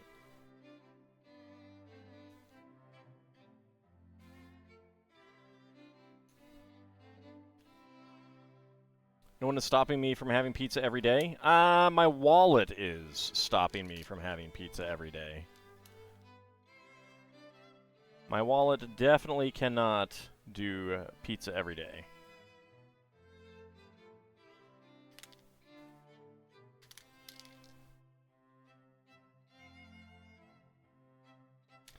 Two by two with center stud and...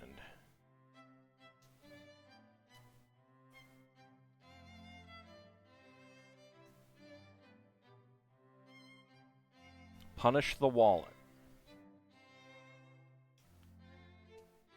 The wallet is what allows me to keep streaming, though. Kind of hard for me to keep streaming and recording and uploading if the wallet is dead and thus empty.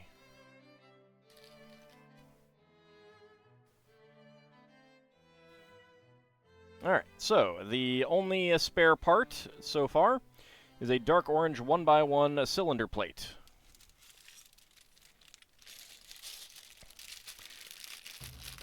Go ahead and get bag number 2 emptied out here.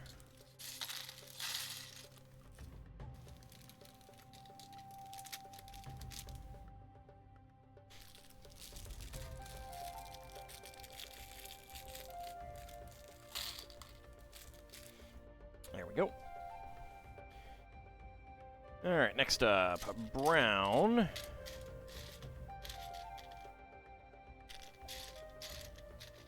One by 4.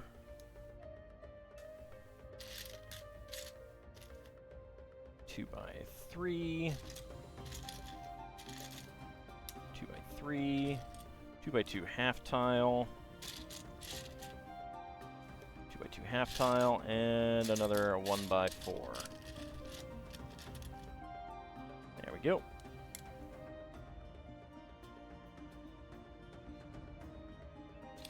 Alright, now some angle plates. Have I tried being born rich in tax evasion? Yeah, I did. It was a little difficult to pull off, unfortunately. A little too difficult to pull off.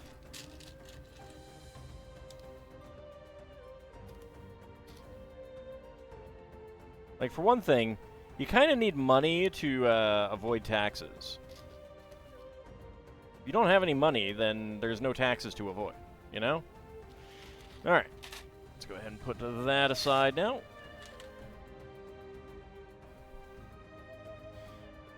Jump back here.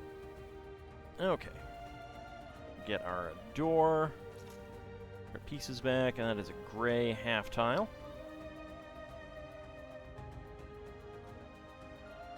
A doorstep tile there, and a 2 dark gray 2x2 corner plates.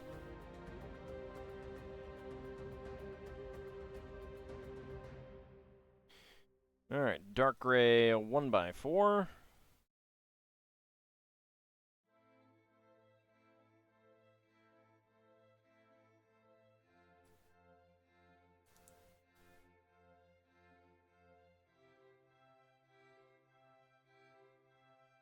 I mean, clearly what I should try to do is defraud Elon Musk, and then, you know, when I get caught and it's brought to trial, you know, just point out it's Elon Musk. He doesn't deserve that money, and the whole jury would be like, good point. No bill. Not guilty. Free to go. I'm sure that'll work out, right?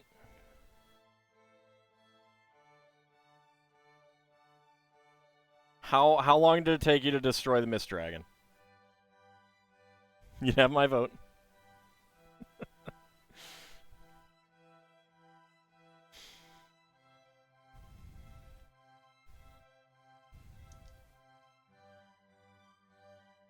Four or 5 hits. Poor Rydia. Poor Rydia. Can't believe you did that to her mother. With great power comes great responsibility, and you did not use it responsibly.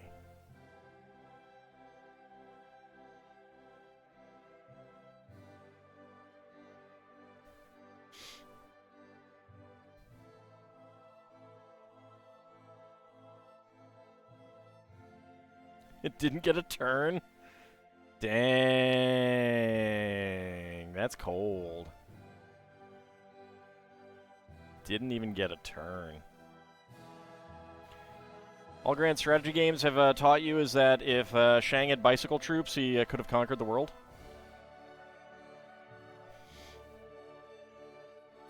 I mean, who couldn't conquer the world with bicycle troops? Give me bicycle troops, I'll conquer the world. Right now. Right this instant.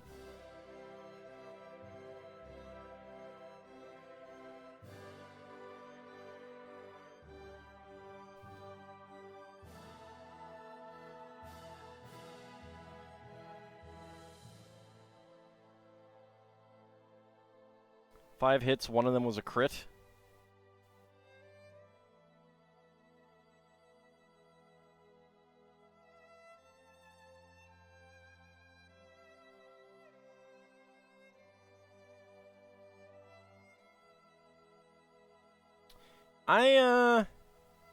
Beginning to think, Bahamut, you might be overpowered. You might be overpowered. Yeah, so mean to the poor dragon. You should be ashamed of yourself. What did the dragon ever do to you, huh? Dragons are lovely, lovely people. Kind of funny how they never seem to use bikes in zombie apocalypse movies and TV. Well, you gotta make sure that the people are stupid enough to get killed.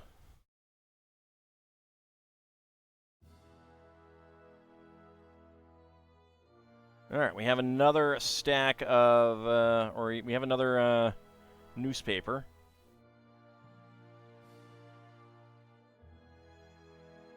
Because there's just a stack right here.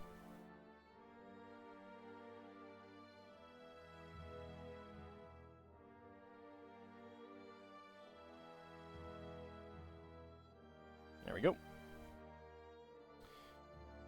And gray 1x2 plate right there. Alright, spare parts. We got a light blue. Technically, I think it's bright light blue, yeah. 1x1 plate flower and a 1x2 half cylinder tile in medium nougat. So there we go. Bag number 6. The Mist Dragon was coming after you with a giant ham. I think you mean the Mist Dragon was offering you a delicious meal.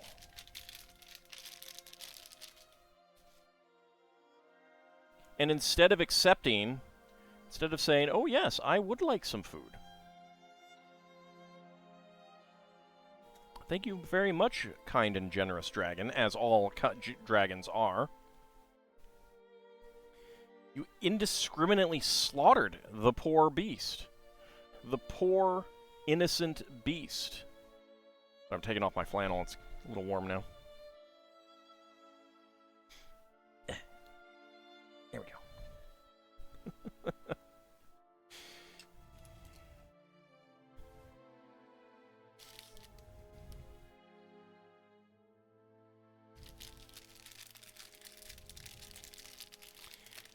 The ham was not poisoned. Dragons would not do such things, especially with ham.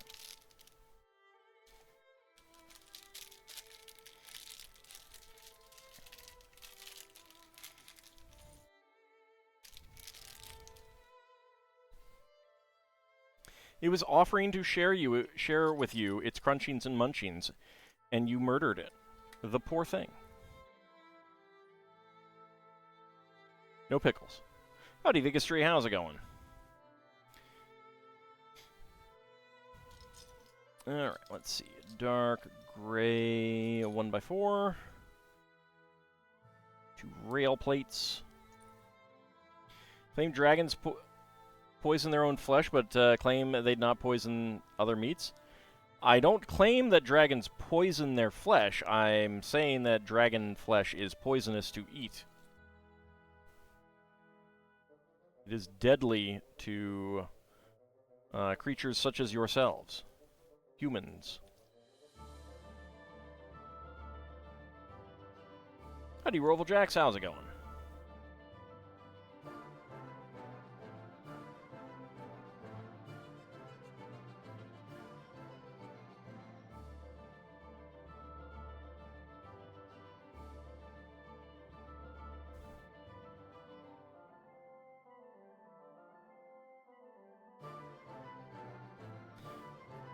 What if it was a pickled ham? Well, it wasn't, because a dragon would never do such a thing.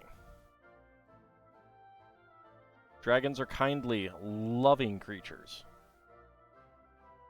Insignia kicked your sleep schedule? I'm sorry to hear that. Hopefully you can get some better sleep this weekend.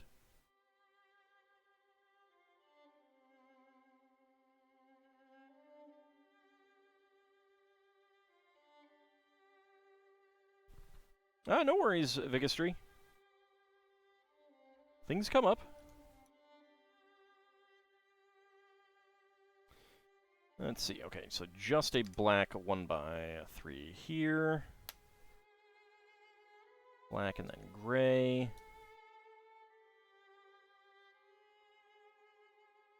And a white hinge.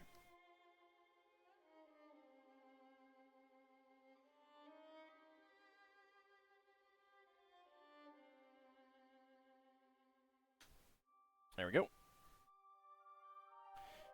Alright, next up, 1x4 in gray.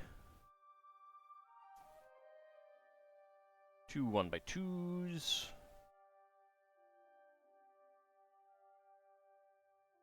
What am I doing tomorrow? No Spelljammer. We have illnesses amongst the players.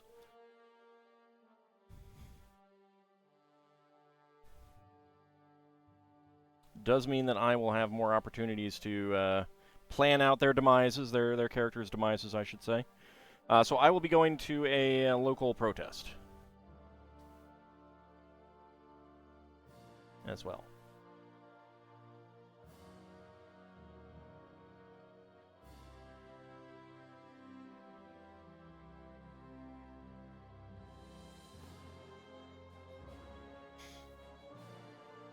Soon time to give a present to the village of Miss and Scar, a future party member for life.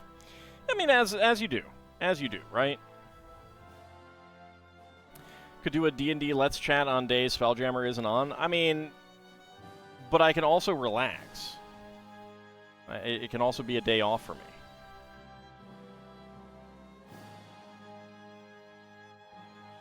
I can do things for myself.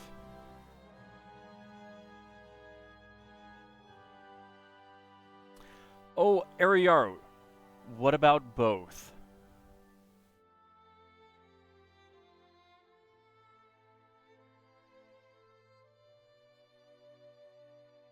Why not both?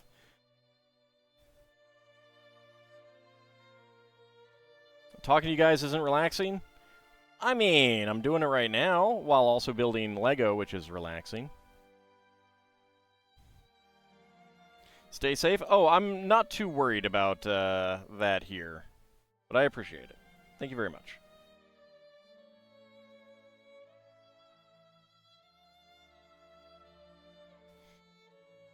Tomorrow is Artie's and yours 7th anniversary. Nice! Congratulations! I hope you guys do something nice for it. Like, watch a certain someone's LPs. I mean... I tease. Or do I? Alright, pair of 1x3s.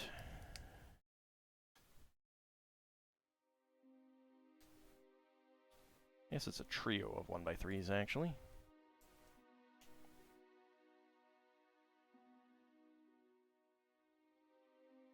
Artie's got something planned this time? Nice. I assume you're sharpening your sword just in case.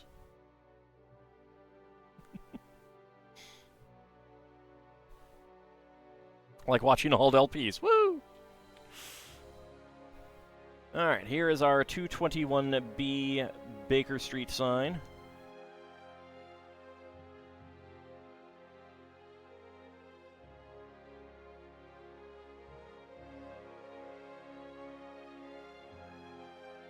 It can be, actually. I mean, it depends on what's going on. I will not be dressing up as a frog. I do not have one of those costumes, but I would be tempted to do so if I did. I'm also, you know, lazy and don't want to get overcharged.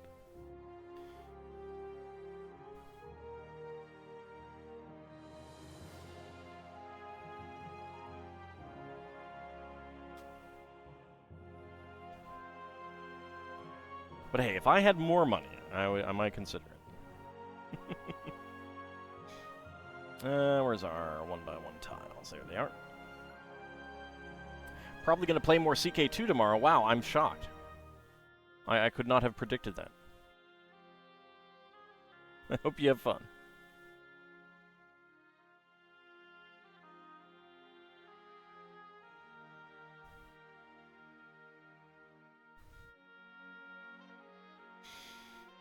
Alright, let's see. Some tiles. 1x6, 2x4, 1x2. Alright.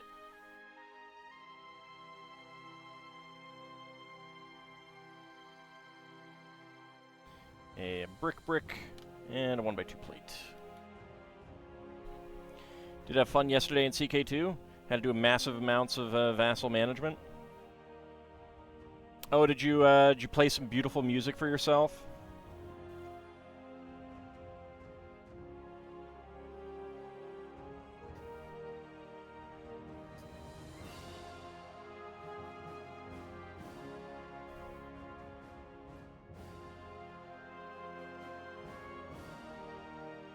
People asking you why are you killing so many people, that sort of thing?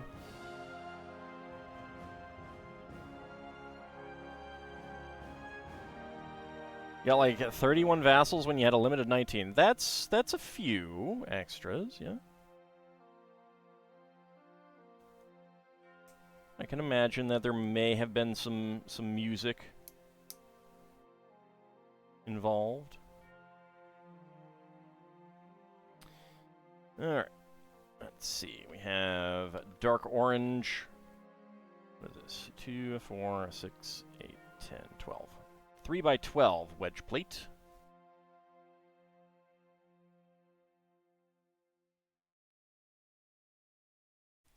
Didn't help that most of them were from your takeover of Egypt.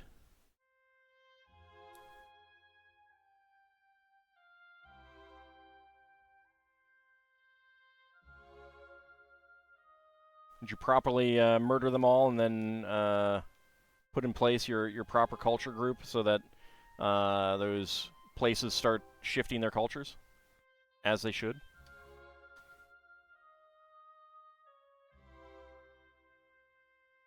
There we go. 1x, 2x5. Some arches.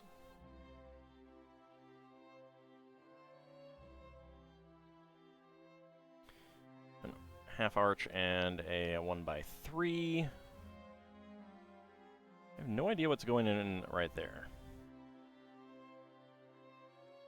Every time you try that, your traitorous vassals assimilate. Well, then you execute them and educate their children and stuff like that.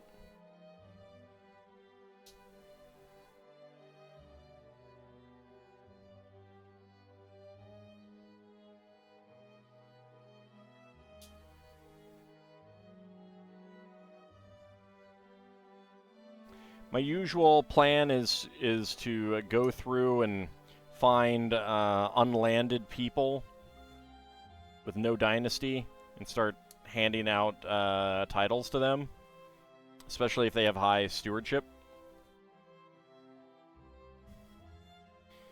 Right, there we go. Slide that window right in there.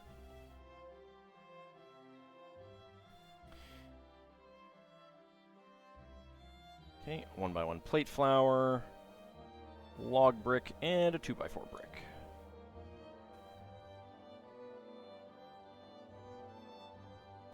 Practice a time-honored tradition of kidnapping, sending their kids away for studies? Yeah, exactly.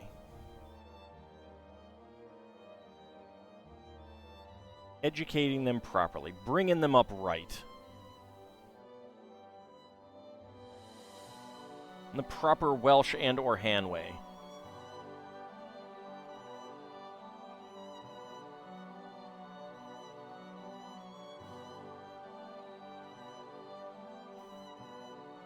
I don't know why, but those are my two favorite cultures to play as.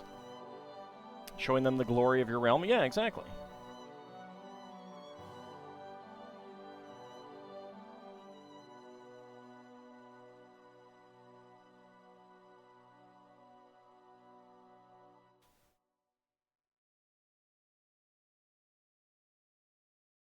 Alright, let's make sure that these are straight.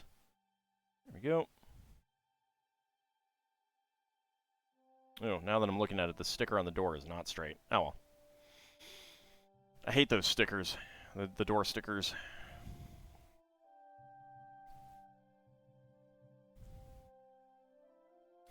Very, very annoying to put on.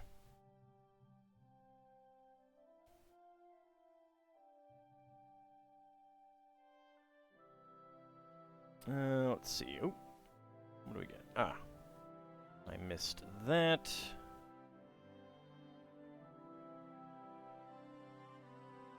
What is straight these days? Well, not my stickers, that's for sure.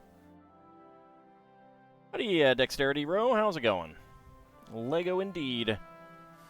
We are building the Book Nook.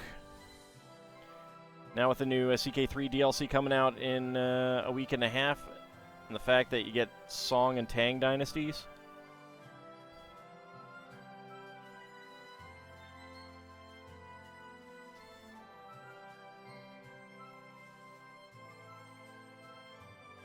Alright, great. 1x3.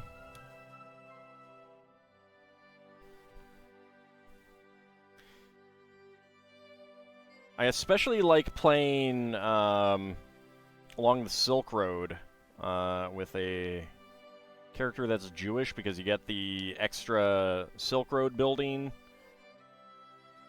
and you can go on Holy War against everyone.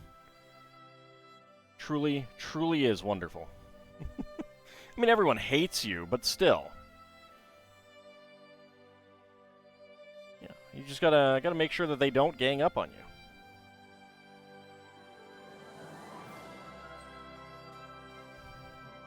It's like they don't like that I'm a different religion or something. It's so weird. Just because I holy war them all the time.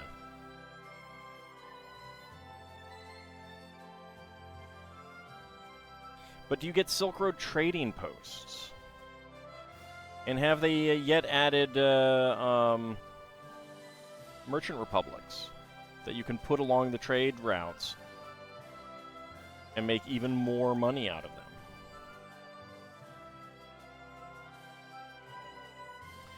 Even if they're terrible about where they decide to put their trade posts. Khazar's Uberalls. You know, I still have yet to play as Khazar.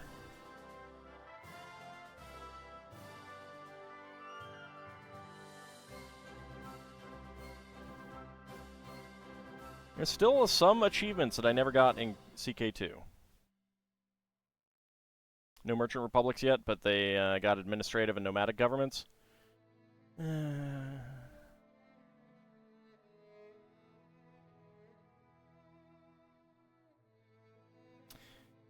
Bongo Girl bringing us a raid. Let me get you a shout out. How's it going? As I pull out my my keyboard.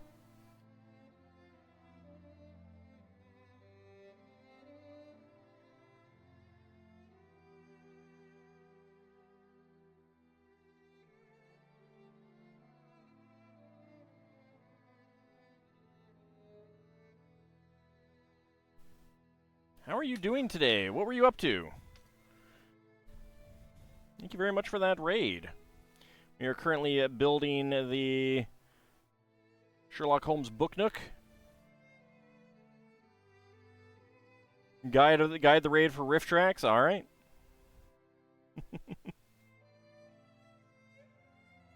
We can definitely do that. PD in the house to say, All Dragon, you felt fabulous enough to give me a follow? Well, thank you.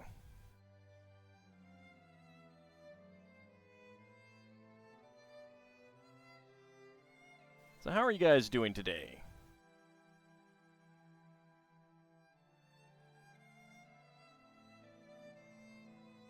They have at least three Joe Estevez movies. I mean, it's clearly not enough. Clearly not enough. Played a bit of Thief Sim, got stuck in the car, so I switched over to playing with Transbricks, then back into Legend of Zelda Master Sword build. Nice.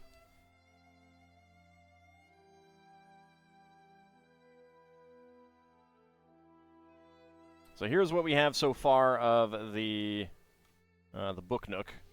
These parts down here. This is going to go together eventually.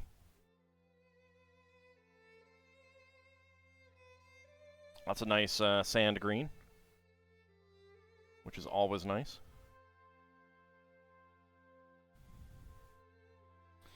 Oops. Let's go ahead and get the corner plate. Yeah, it's a really nice set. I'm really pleased with how it comes out, how it's coming out so far, and how it looks in the pictures. It's definitely on your wish list. Awesome. Like the cobblestone effect? Yeah. Yeah, I like that they've been doing a lot of that these days.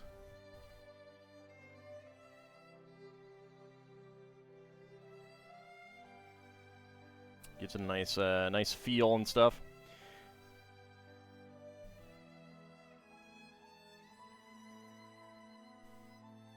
All right, another 2x2 corner plate.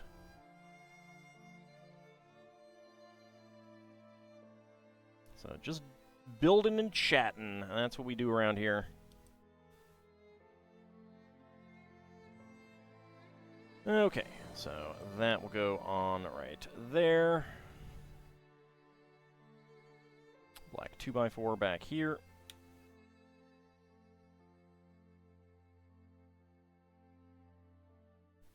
Nope. And a 1x8 tile. There we go. Okay, so spare parts. Black and white 1x1 plates. 1x1 quarter cylinder tiles in gray and dark red. And a black 2L bar with stop. Those are the extra parts. Am I going to light it? No. I am planning to keep it together for a while. I don't often keep things together for super duper long time, but this one will probably stay together for a bit. All right, looks like I need the brown cape. There we go. As we go to bag number 7. There are 10 bags total.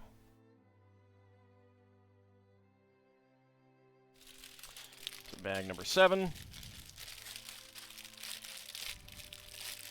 Yay for button mashing in FF4.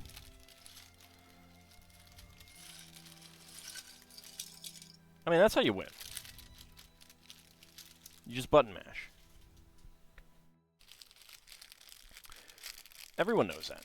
Sherlock Holmes with his sharp, eager face framed in his ear-flapped traveling cap. The Adventures of Silver Blaze.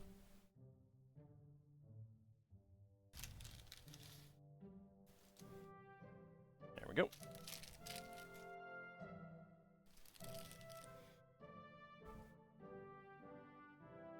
Okay, that. Put that there. It'll be a little bit easier to pick up. There we go. Alright, so let's see. Where are our Sherlock Holmes parts? Very similar to the old collectible minifig that I'm pretty sure we made some of. Although it's a different mold for the hat. Slightly changed. Don't know where my fig of Sherlock, the detective fig is from the CMF series. Let's see, and the magnifying glass. Howdy, Bubba. How's it going?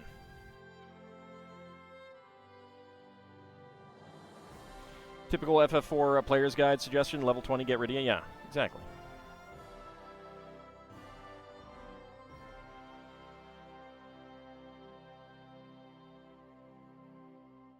No, and that's one of the things that I like about the Jeremy Brett series, is that you only see him in that hat when he's out in the country.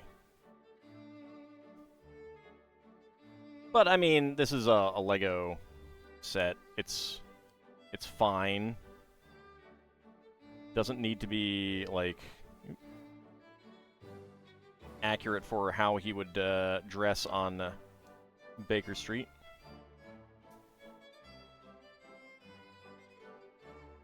we go. Ald with the deep lore gripes. I'm not griping.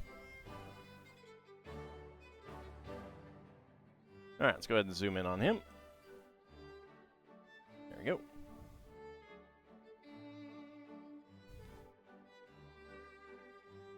So, very nice torso. Let's see, there is some back printing. Unlike the detective minifig from the CMF, no printing on the ear flaps.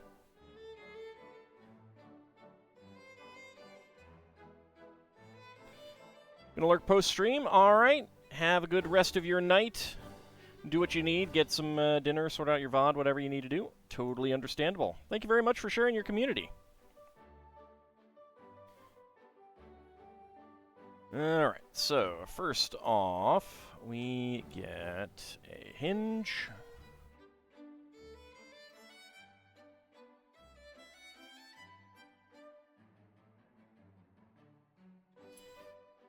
Ooh. Have we had... No, I don't think we've had a violin in the dark orange. I think it's only been in brown. Nice. The outfit your friend called Mez now posted in the arcade room? Alright, I'll have to check that out after the stream.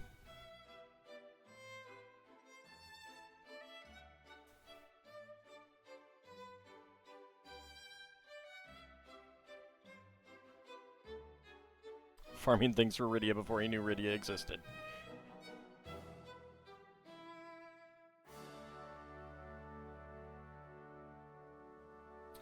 Alright, 1x2 log brick there. And lots of side studs.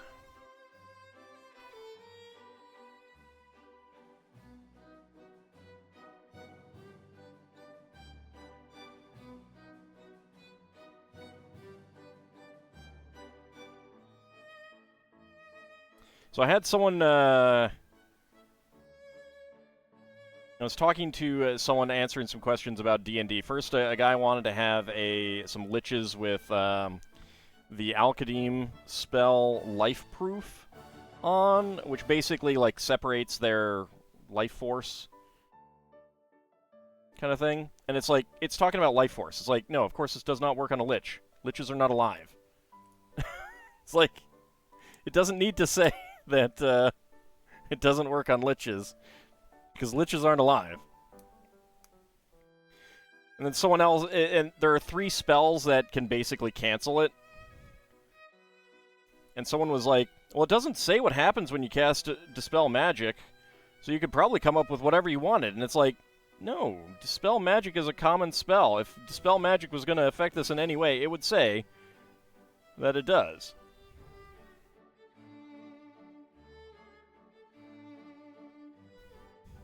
Unlife Force? Kinda.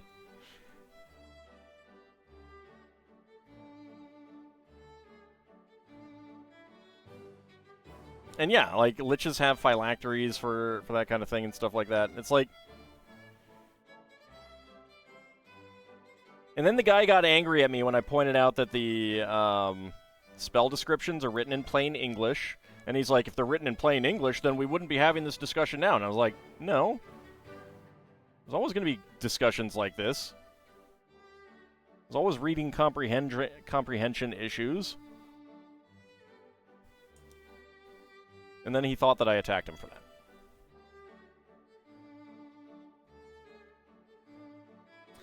I tell ya, people.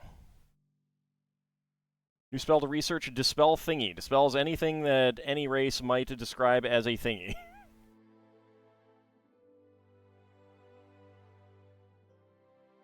Yeah, it was very much a, I have come up with this thing that is clearly antithetical to the material written. And I am not going to accept someone else saying that the material says that that's not possible. Obviously, I personally attacked him. I didn't agree 100%, yeah. Should also be known as the Bane of the Tinker Gnomes. No, Tinker Gnomes don't call them thingies. They call them doohickeys.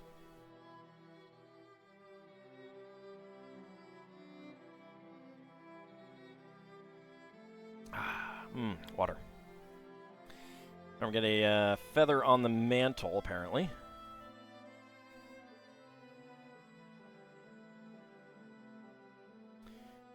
Killer GM is not a flex. So actually, like, the guy asking about the life proof spell was basically, like, yeah, I mean, he was wanting to make his, the opponents for his players basically unkillable. Because he was going to have them all with the priest spell from Dark Sun, Iron Skin, and I'm like, you're not playing a Dark Sun game. Of course you can give it to him, but it's also an Elemental Earth spell. Does the priest have access to Elemental Earth?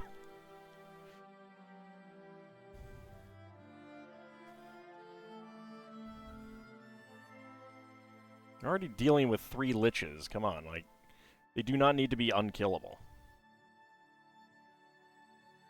All right, Legos, thank you very much for coming on out with the stream. Enjoy your lurk. There we go. A picture of Reichenbach Falls on the above the fireplace, and a little clock. There we go. Yes, I am, because I'm going to keep this one together. At least for a while. The painting of the waterfall commemorates Sherlock Holmes' greatest struggle with Professor Moriarty in The Final Problem, which ends with Sherlock Holmes' seemingly a fatal drop over Reichenbach Falls. Seeming fatal.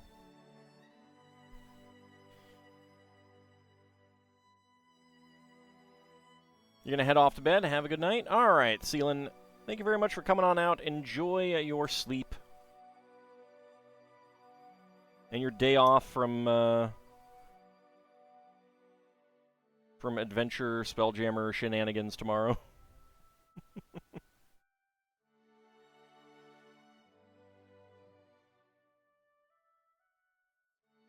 We'll be back to spelljammer shenanigans next week. Yeah, the painting is a nice touch. I like that.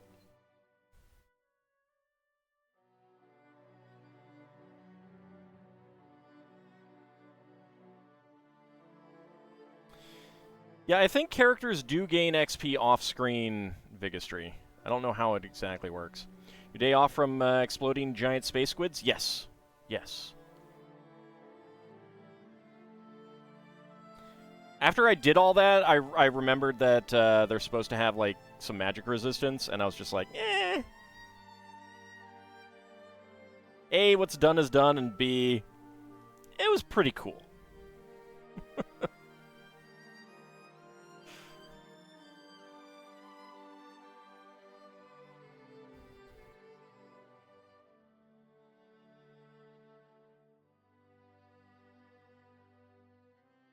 Yeah, that I don't know. And I don't know all the details about how exactly it works with the XP and stuff like that.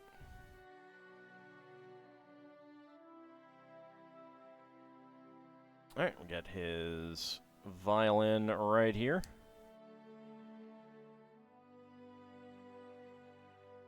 And a sealed letter right there. Sherlock Holmes plays violin as a hobby, and to help him think clearly when trying to solve a particularly pesky problem. There we go. So that makes it a little end table, which is pretty nice. Might have to do that in some other buildings that I make. It's a pretty nice little end table.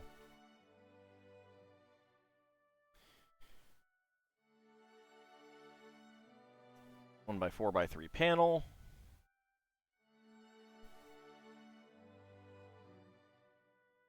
And notice the dancing men's cipher in the bottom left corner of Sherlock Holmes' clue board. What does it spell? I have no idea. Let's see. So that is going to be... Yep, alright. That is the down part.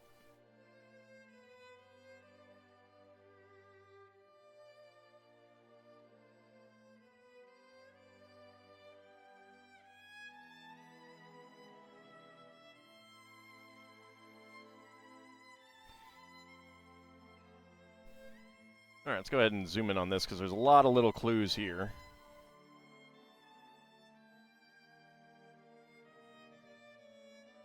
For one thing, there's a red herring. There's the dancing men.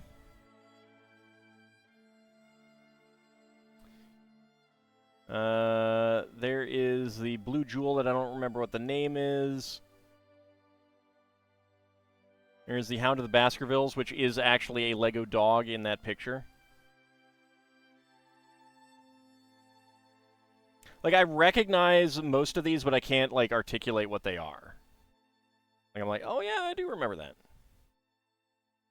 No, you do not want to put that one in upside down. Make sure that you are looking at exactly how that goes in before you put it in, for sure.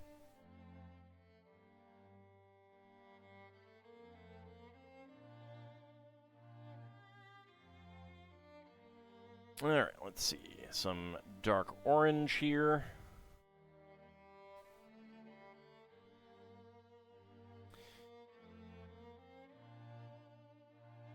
Well, like, unkillable enemies should either be something that you like, disperse,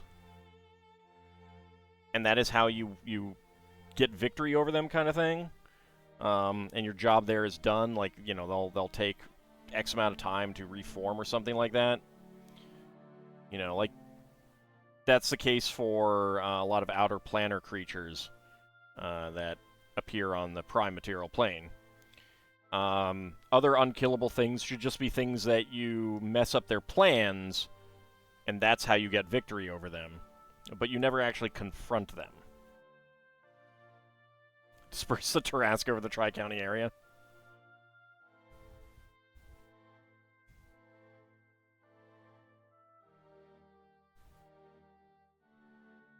Come to think of it, can you order replacement decals?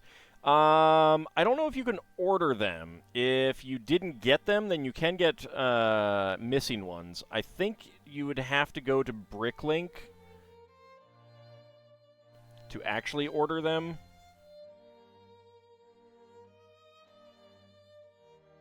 Like, if you just wanted more, another sheet. If you completely screwed them up, I don't know that you would be able to get another one from Lego, though.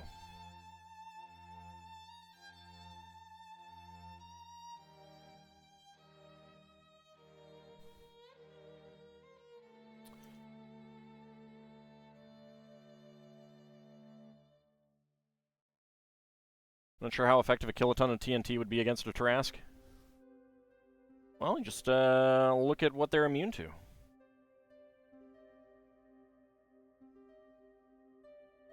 Base it on that.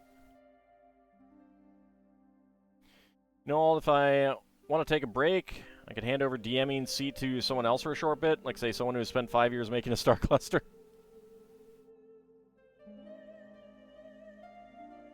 But you'd have to then DM second edition.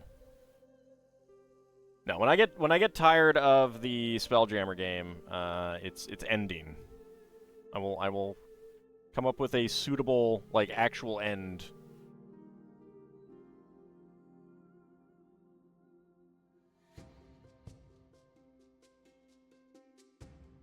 Have the characters go out with a last hurrah kind of thing. Not necessarily die.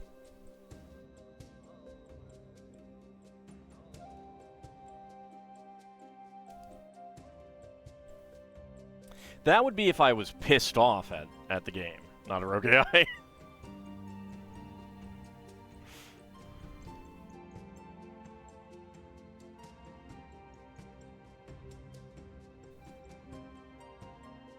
I do have some ideas for fun stuff to make the party face, though. Fun stuff. Let's see. Yep. One in there. There we go.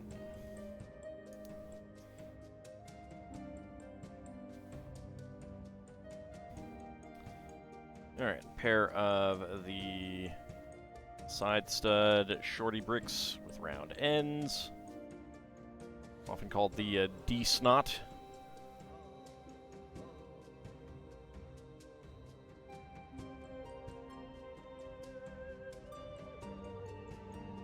we go.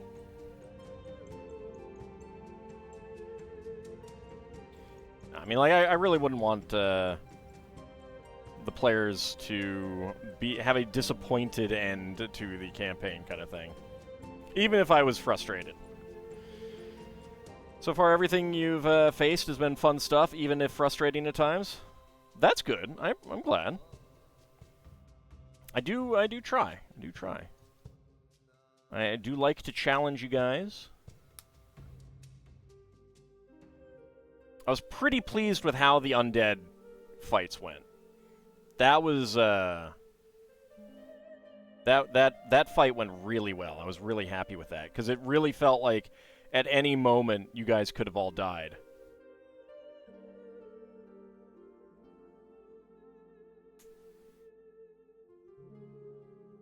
And that's kind of like that's my goal is to have stuff that feels like you guys could die, but you do ultimately succeed.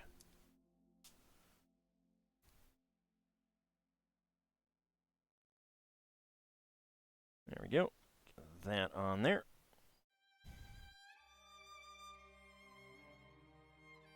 Okay, another 1x2 round end plate. And D-Snot.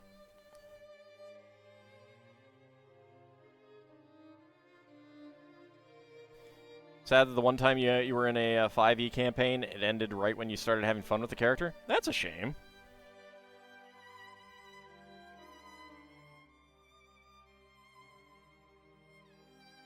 Yeah, let's go ahead and snooze those ads for a little bit. Those ads coming up.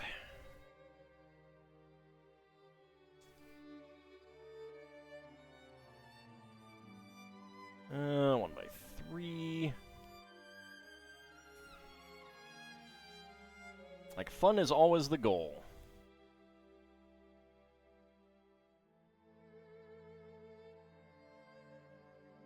You like characters, players not so much?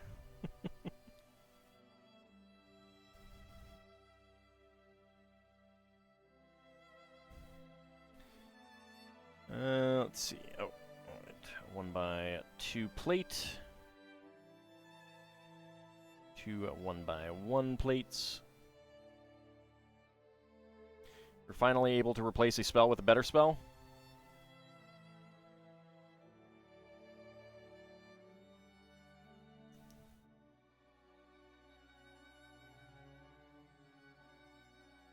I try to be generous with things like, I thought the spell would do something that it doesn't actually do.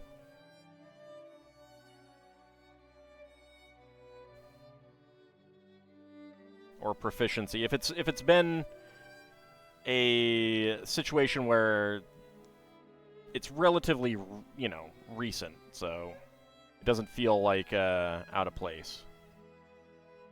Like out of nowhere or something like that.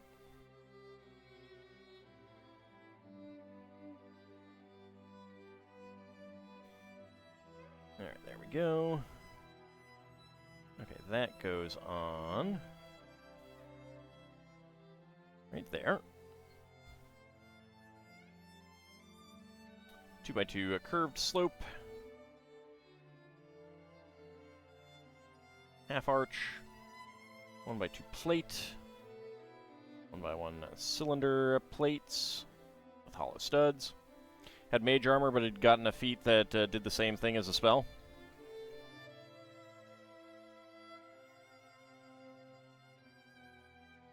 I had someone arguing that some of the more powerful second edition versions of that, and Canis Rufus subscribed for 72 months. Thank you very much. I really do appreciate it. How are you doing? They were arguing that the more advanced versions, so in second edition, the armor spell, it doesn't absorb any damage, it just gives you a better armor class, and it lasts until you take a certain amount of damage, even though it doesn't absorb that damage. And someone was arguing that some of the higher level spells that are similar, that do absorb damage, were not as good. And I was like, what? Like, all things being equal, If the spell absorbs hit points versus a spell that doesn't, and that's like the only difference, the one that absorbs damage is gonna be better. Period. Full stop. Alright, spare parts. We got 1x1 plates in beige and dark gray. Gold 1x1 cylinder tile with clock print. White plate flower. White feather flame. Brown 1x1 tile slope. Brown 1x1 cylinder plate with bar. And a trans orange feather flame element. There we go. Get in there. Alright, bag number 8. Some modules are sneaky. In G2, you're facing ice giants inside a glacier. Well, if you use a fireball, it's going to create problems. Yeah. That's good design.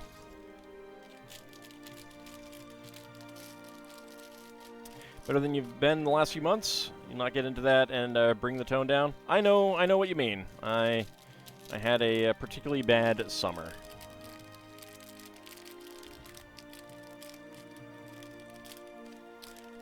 Planning raids outside, probably, Vigistry. You have sometime played around with the idea of DMing a campaign that ends in players becoming founders, rulers of a nation, and facing some big challenges to the nation's existence? Yeah, that can be fun. It is kind of an old-school style of gameplay where you're... When you get higher level, you're founding, you know, or taking over an area and ruling it.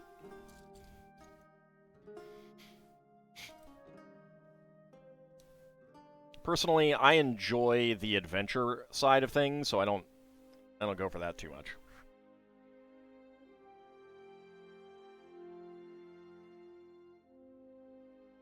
No, I get it.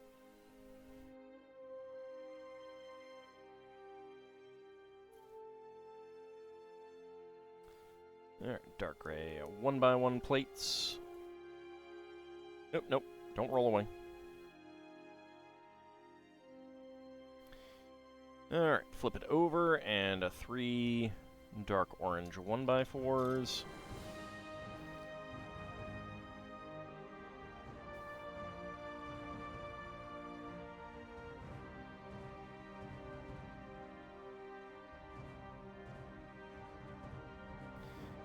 Okay. Fun times. 14 lightsaber hilts on 1x1 cylinder tiles with top pegs. Just go ahead and get these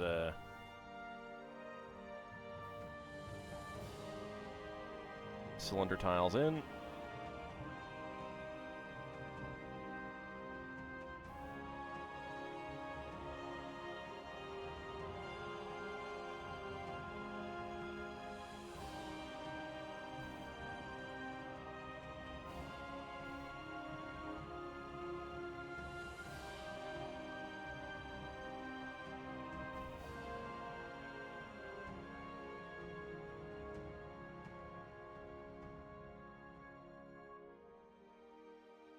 Well, I have been considering as I get things sorted out and my time freed up, I might do a second campaign using the Start Playing Games platform, so it would be, like, paid.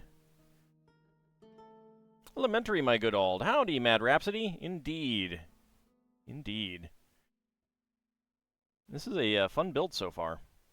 This is, a tedious section, though. Lots of lightsaber hilts that I want to get straight because of OCD reasons.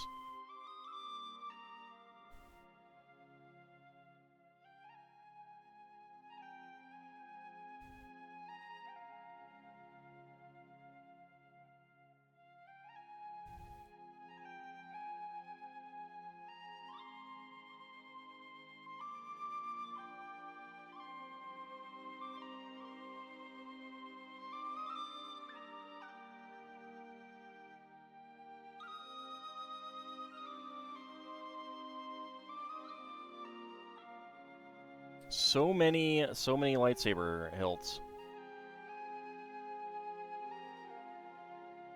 At least they're nice and plain gray. I mean, silver is nice too, but more limited use for greebling, I think. Whereas gray gets you good greebling. Good greebling.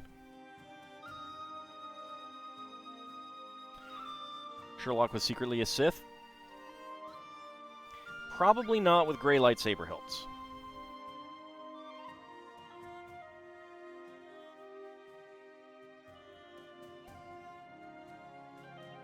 Parts for Mecha Mox and Space Mox.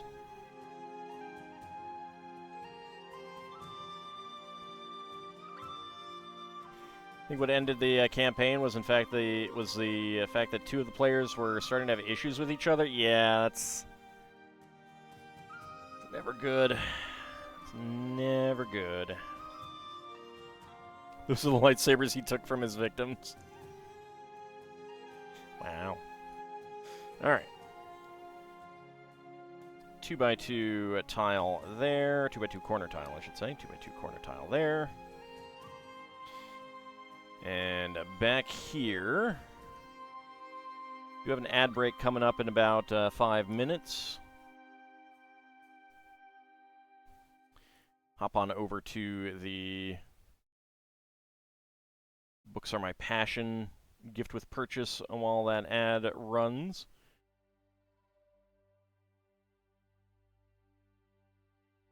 Oops.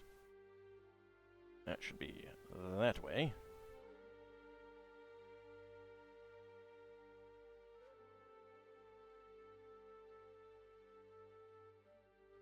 It was a 2E campaign upgraded to 5E, huh?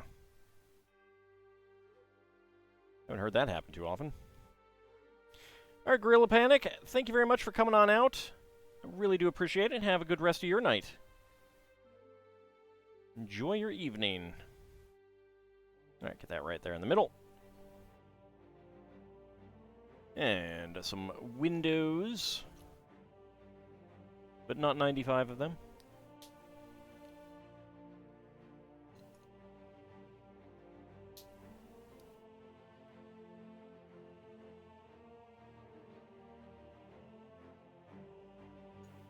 Giants are fun.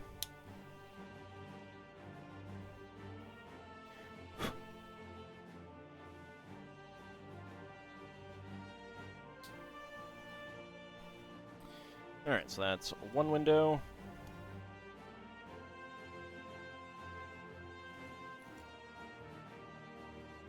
I definitely would like to do more with giants one of these days.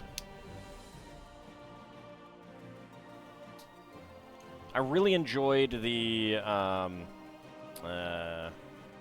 leg of an adventure that I ran a while ago where the party was on a world that basically the predominant life forms were giants. Started out with some Hephaestons, and then went to meet some fire giants.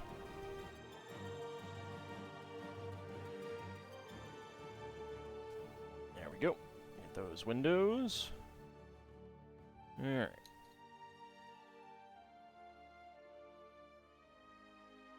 Giants versus dinosaurs? There were no dinosaurs. There were no dinosaurs.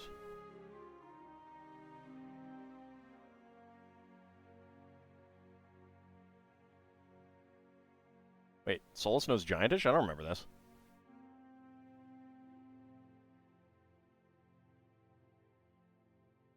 When did this happen? Because there's different Giantish languages.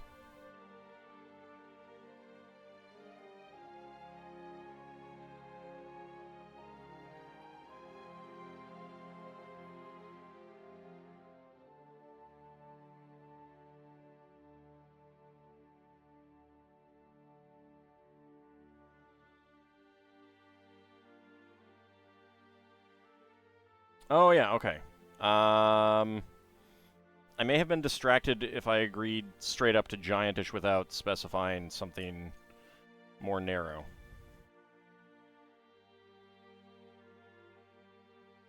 Talk to me this week about that. You also need to get me some information about your character's background, which I'm going to need before you guys get to the planet. Like, the earlier the better.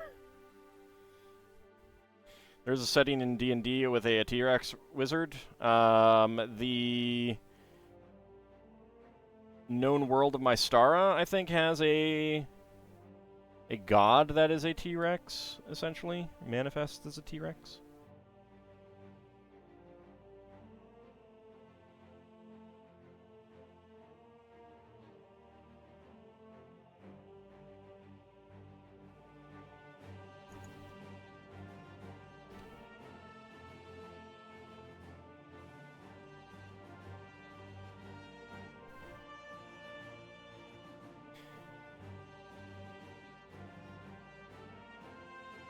Right, so what I should have done is, like, some of the languages are more mutually intelligible than others. Yeah, hit me up during the week, or this weekend or something like that, and I will give you some more information. It's like, they're all dialects, but there is a difference. Okay, then we have an ad break just about to start, so I'm just going to get these two pieces on.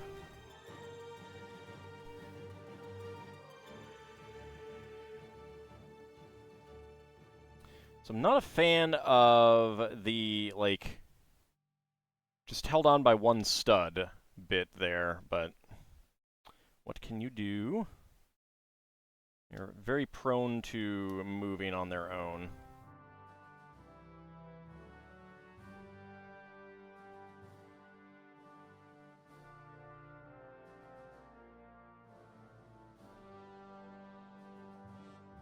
Okay.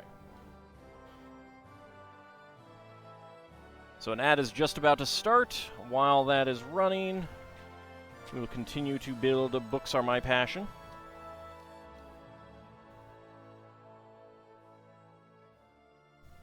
Let's see, two 2x3 bricks.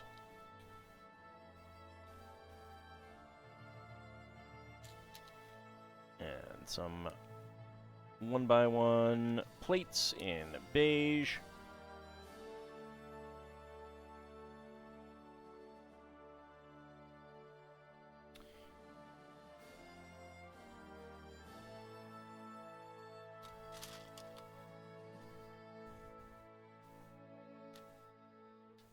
I don't know. I see a lot of differences that would just basically kind of require a full rebuild of everything.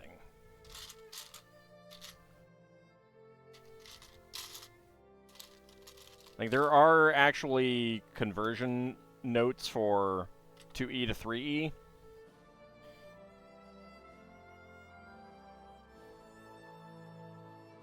Looking through the old blog, you find it funny, there's a blog post I used as a reminder that Faiths and Avatars headers use the Galahad font. Yeah, since I didn't want to not remember that. Oh, you might be caught up in ad hell, too.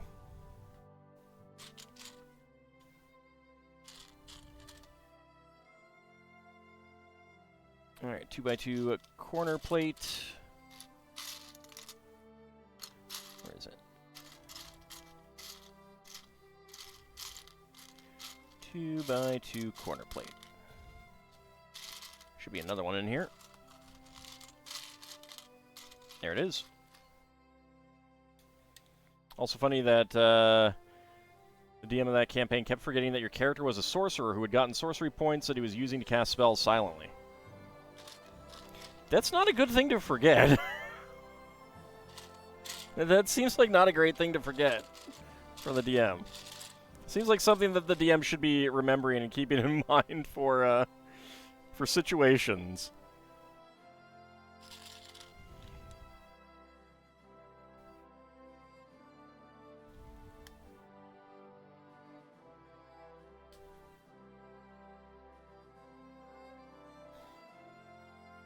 Alright, let's see. Okay, so dark brown 1x2 tiles with center studs.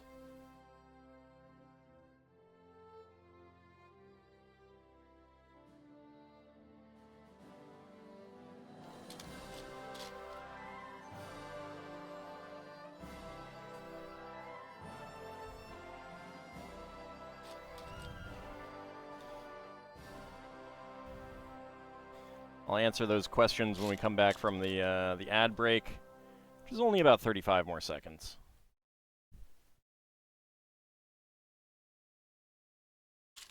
Two by 8s. Met a giant and you were like, I want to cast Detect Magic silently, and the DM was like, well, you need to be this far so he doesn't see you casting.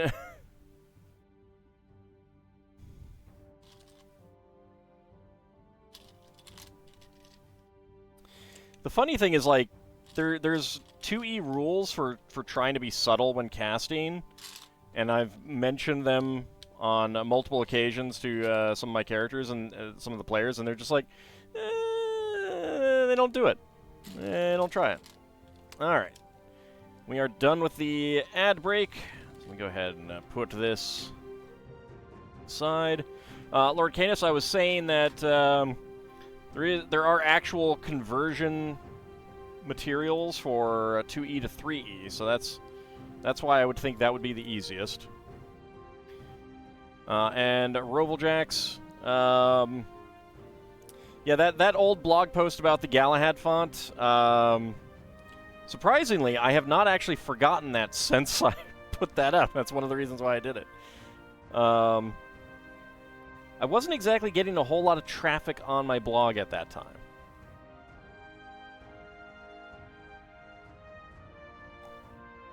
You feel baited that the classes kits category is just linking to avatars deities, with the only kits being specialty priests? Really?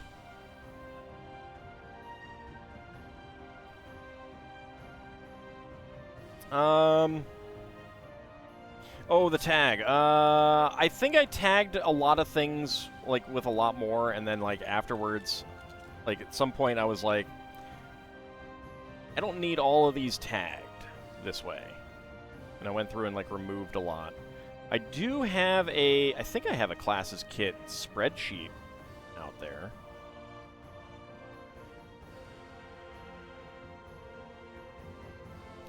Okay, 2 green ones. Well, you said 2E to 5E is easier since the subclasses of 5E have the old 2E kit feel to you? Well, yeah, but that kind of requires there to be actual kits for those. I don't know. And yeah, no, I get it. To you. That is not where that should be.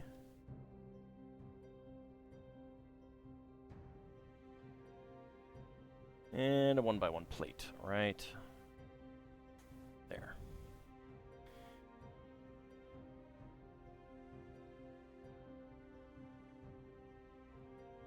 Check the spreadsheet tag, and yep, there is a spreadsheet. So part of it is, like, a lot of those tags were very, very early, and I meant to do more and stuff like that. My tagging on the blog is also kind of crap. It's not great.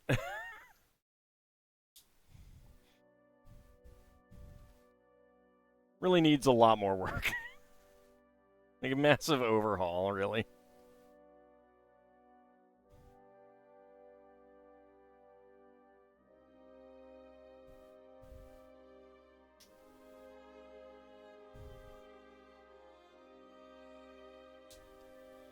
I still need to go through and clean up a lot of the deity entries that are rather messed up.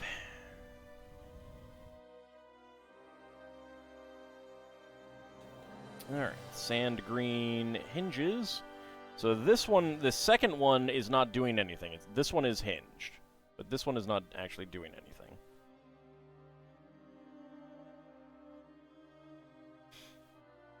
Howdy, Cape Sword, how's it going?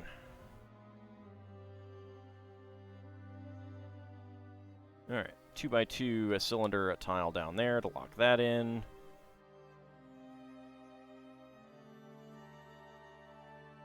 4x4 right there, and 3x3 right there.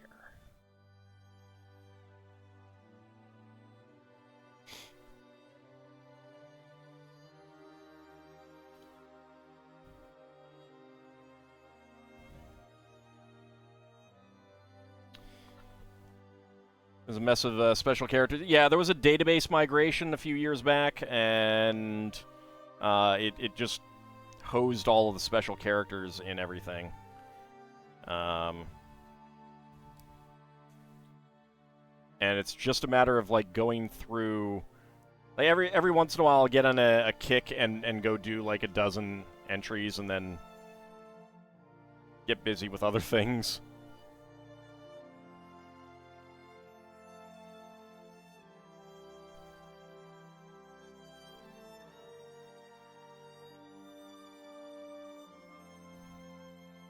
Mentioned the ability to cast stealthily. One reason why you haven't bothered with it too much is because not every spell has listed stealth information.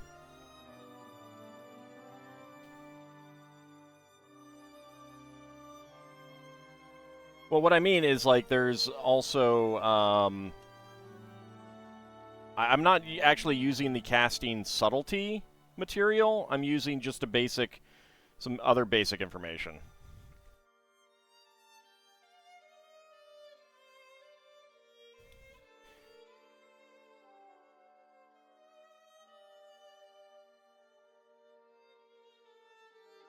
Yeah, that's specifically why I'm running ads, is so that there are no pre-rolls. There should be no pre-rolls on my channel. So everyone who comes in always gets right into the stream. And the only time ads would run right away is if they happen to come in, like, right as the ad break's about to run. I don't like having to do it this way, but...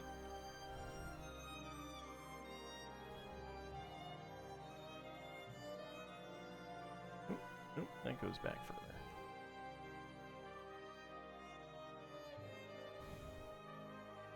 It's kind of the nature of the beast. Alright, then we get our wedge plate there. Right. That's the thing. And I don't want people to bounce.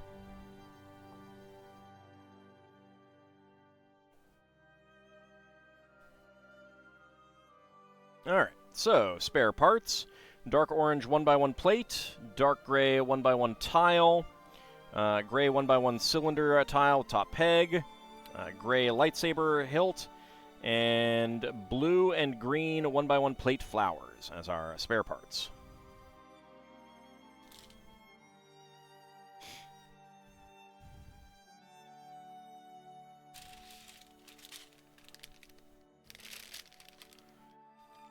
Well, I mean, that would be up to the players, Lord Canis, if they wanted to play in a different campaign kind of thing. Some creators are really milking the ad revenue by doing both ad breaks and pre-rolls. Yeah, I mean, like, ideally, I don't want ad breaks at all. Like, either pre-rolls or ad breaks. I would prefer to have, like, banner ads at the side or something like that, but I don't have any control over that kind of thing. And obviously, like, Twitch is a platform. They need to have revenue to pay for their servers and stuff like that. But I don't like how everything is ad-based. But I don't have a choice in the matter. I can't do it just by subscriptions. And to a certain extent, like, one of the reasons why they push ads so much is that they want you to subscribe to channels so that you're not getting ad breaks. Like, that's kind of the point. You blame the advertisers. Here are your 3 suggestions. Make the ad fun to watch. Know what you're selling, and never play the ad again. Heard you the first time. Yeah, I mean... So, make the ad fun to watch is obviously on the ad maker's side, but... and I guess to a certain extent, know what you're selling. But never play the ad again, that's all on Twitch. The ad creators have no control over that whatsoever. Yeah, I mean, there is also, yeah, Twitch Turbo. Which is similar. I think with Twitch Turbo, people that you watch get revenue as well. but I'm not positive. There was one ad you loved watching, but you never knew what they were selling. Yeah, that's not a good ad. That is definitely not a good ad. If you read this correctly, class kits modify some of the features of the base class, but it otherwise runs the same. Yes. Some kits are very extreme in how much they modify it. Like, there's like a paladin kit that changes when they get spells, makes it earlier. And then there's other things that are basically just like, you get these free proficiencies. If you use this weapon, you get a +1 to do a disarm with it, or something like that. Like, really minor stuff. I tend to prefer those minor ones.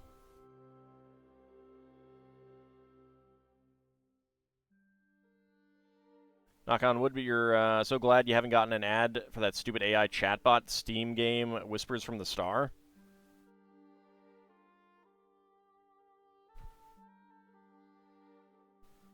There's an AI chatbot Steam game? That sounds terrible. Kill it with fire.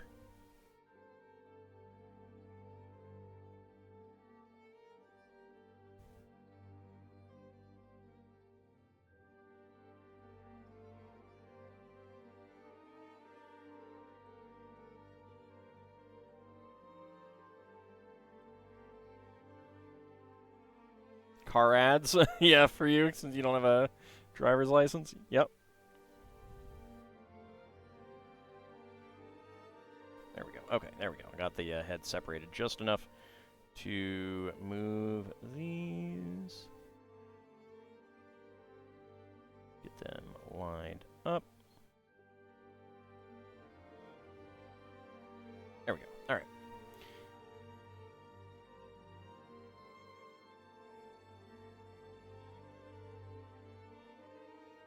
So here is Moriarty. Let me go ahead and zoom in on him.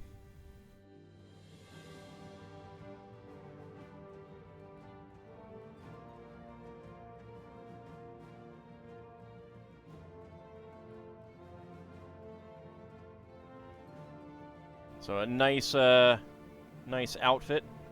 Printing on the back as well, with a big old cloak. And that is Professor Moriarty. How familiar am I with the Phantasy Star series? Only vaguely. I've watched people play a few of them, but I've never played them myself. I've watched multiple people play 4, so I have more familiarity with that. I've only watched the other ones one time. Okay, and then he has a stick. Moriarty is the Napoleon of crime, Watson. He is the organizer of half that is evil and nearly all that is undetected in this great city.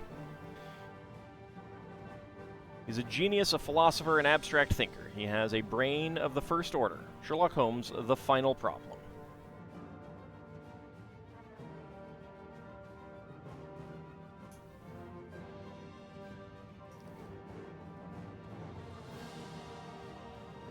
I'm highly amused that OpenAI is like a year ago he was like, it would be pandering to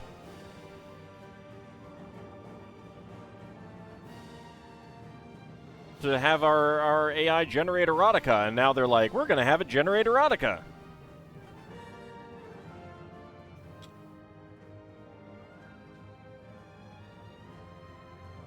There we go. We've hidden Moriarty. Alright, next up, we are up at the top. 1x2 bricks.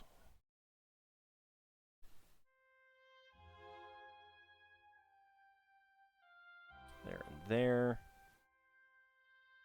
Double stack of 1x2s in sand green. I mean, I'm pretty convinced that just about everything is a stupid use for AI.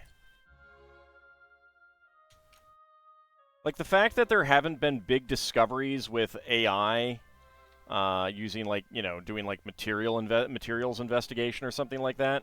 Because like that stuff would be instantly touted, even by the AI companies that don't have anything to do with that.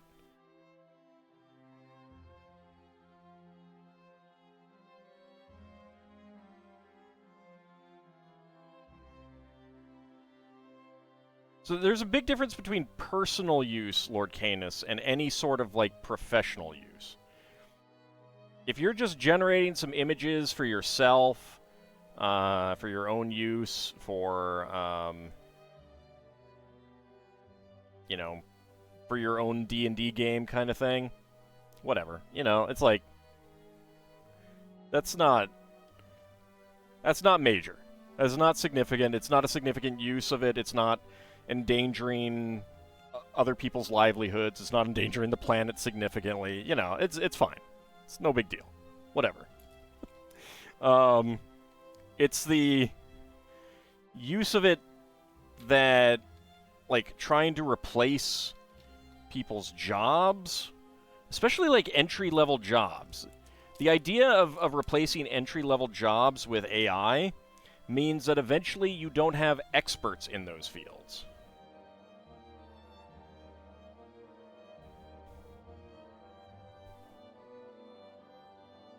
Yeah, if I actually made money off of D&D, I would not be, you know, like, I would be commissioning, like, if I made enough money off of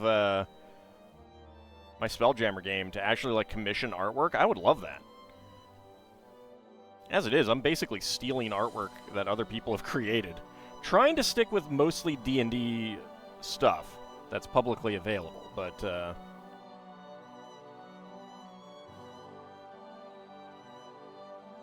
since I'm also not publishing it, you know, I would never use any of that material in a published thing, even something like a Wild Space magazine that doesn't make any money. Posted on Discord a fun video where it appears AI would rather BS a mathematical equation than give the answer. Right, because it's not, like, AI isn't set up to give you truth. There is no element of it designed to verify the facts of something. It is going to lie.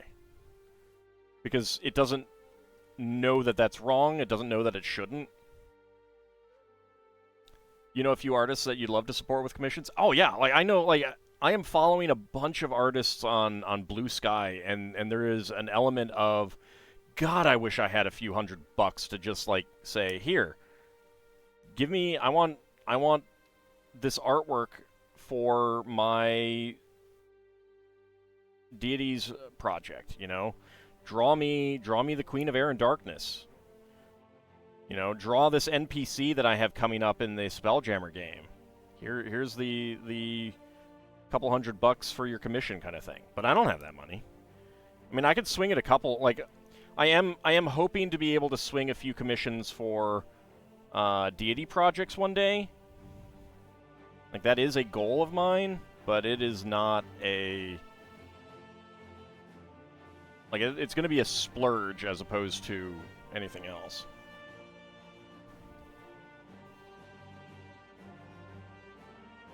You'd think it would tap into its computer brain, but it would need to be programmed to do that. And it's not.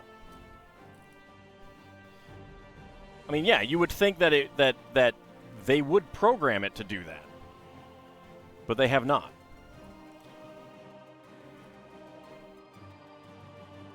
They were so busy worrying if they could that they didn't stop to think that they should. You miss art trade communities? Sometimes you get some great stuff for free. There's still some of that going on social media. But I mean, I'm not an artist, so I don't have anything to trade, so I can't do that. I can't participate in that.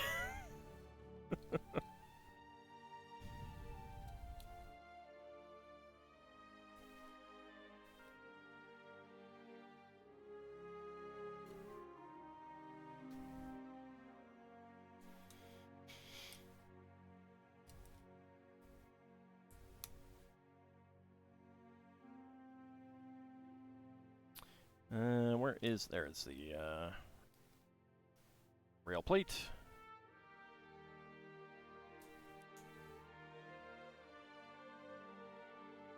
Yeah, they're set up to give an answer, period.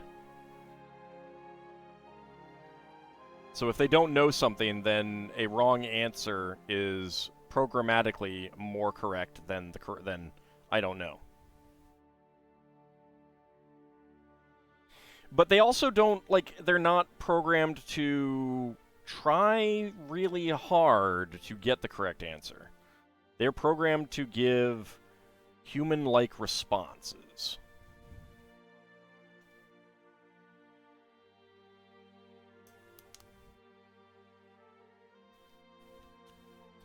And like, as long as they can't understand, you know, space and shapes, artwork is always going to be iffy. There's always going to be an uncanny valley element to images. Let's say images, not artwork, because it's not art.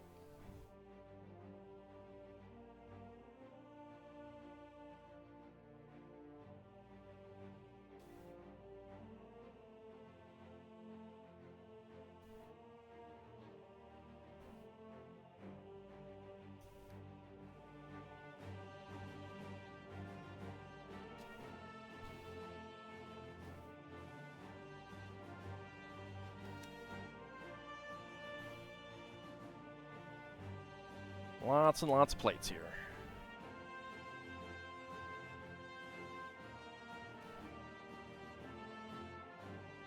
That would be interesting to ask one of the AIs and see what it actually would do with something like that.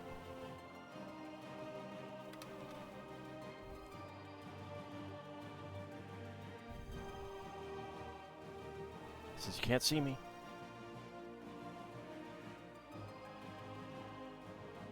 There we go. Let's get lots of 1x4s on here.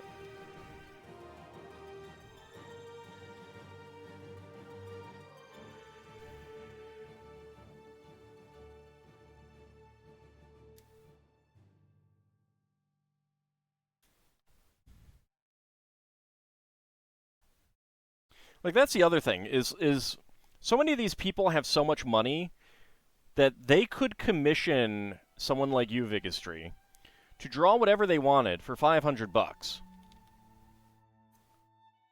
And they would still have an ungodly amount of money left over. If I had an ungodly amount of money, I would be commissioning so much artwork. I'd just be going nuts. It'd be like, you get a commission, you get a commission, you get a commission. That'd be the Oprah of commissioning artwork. Commissions for everyone.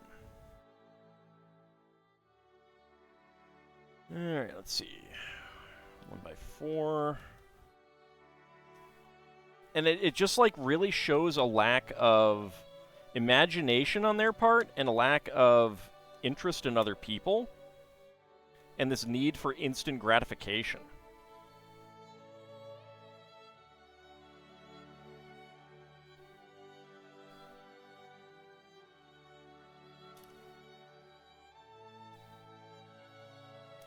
Yeah, but I mean, like, regardless of what you might feel about that Ariyaru, I would not hoard it because I'd have no reason to. I'd have no need to. I'd be doing stuff with it. And where are these 1x1s and this 1x2 going? Alright, I have missed a few pieces.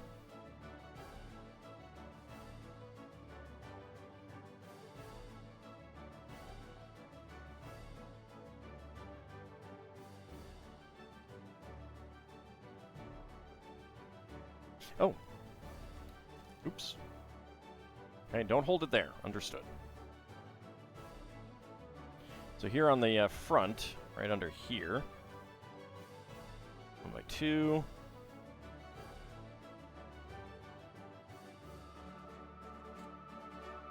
One by one, and 1x1.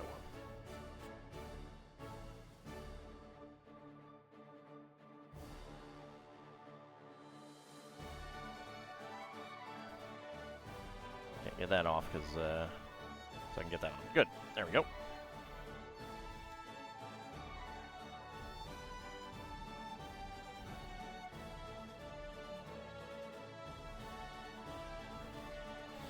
There we go. Alright, turn it back around.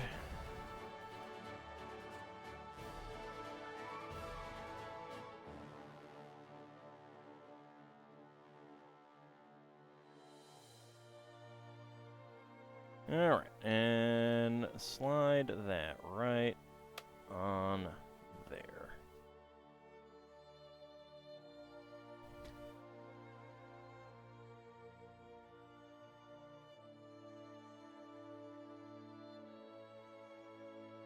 There we go. So we got back cover.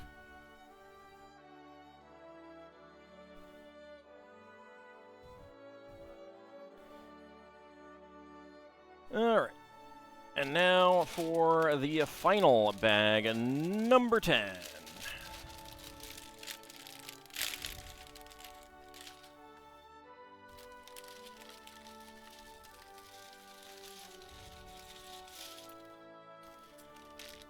Well, it wasn't just to show that they could afford to do stuff like that. There really was this idea that, in a lot of ways, ended in the 80s. You know, with the whole greed is good idea. There was this view that you had a duty, you had an expectation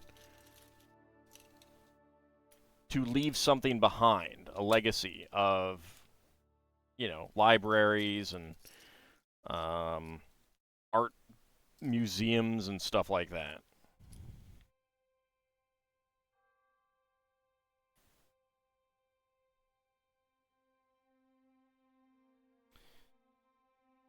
Alright, then 3 of these.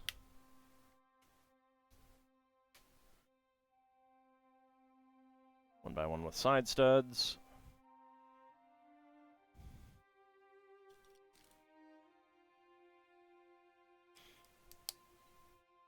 TLDR for the video you posted, so much money is being pumped into AI when it could actually go to art education. Oh yeah, yeah. And it's all a huge bubble too. Like it's gonna burst. It's like 40% of the, or 60% I think it might actually be. I can't remember the precise number of the this past year's growth. Like stock market growth has been in AI. That's unsustainable. That is a humongous bubble. And I did something wrong. Yep, I did. I did the same thing, but I caught it earlier. So that's there, and this goes there. There we go.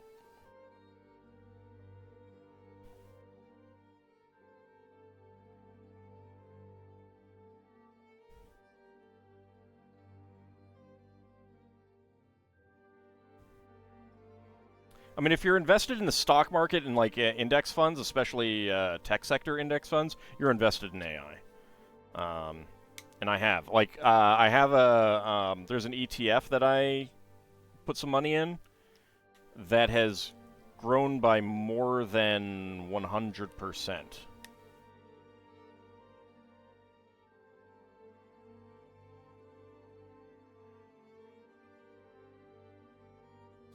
Like, that's a lot.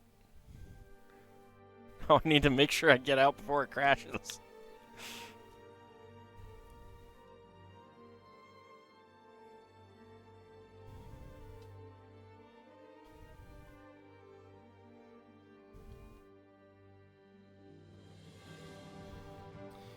Alright, a black 2x4 tile.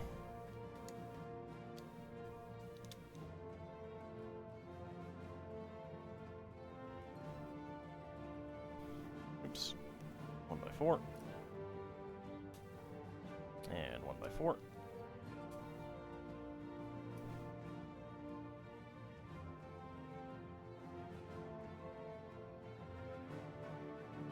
And another pair of 1x10s.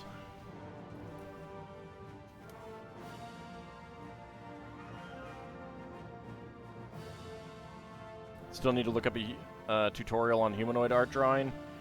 And try your best not to veer strongly into Tom of Finland territory. Hey, I mean, draw what you want, man.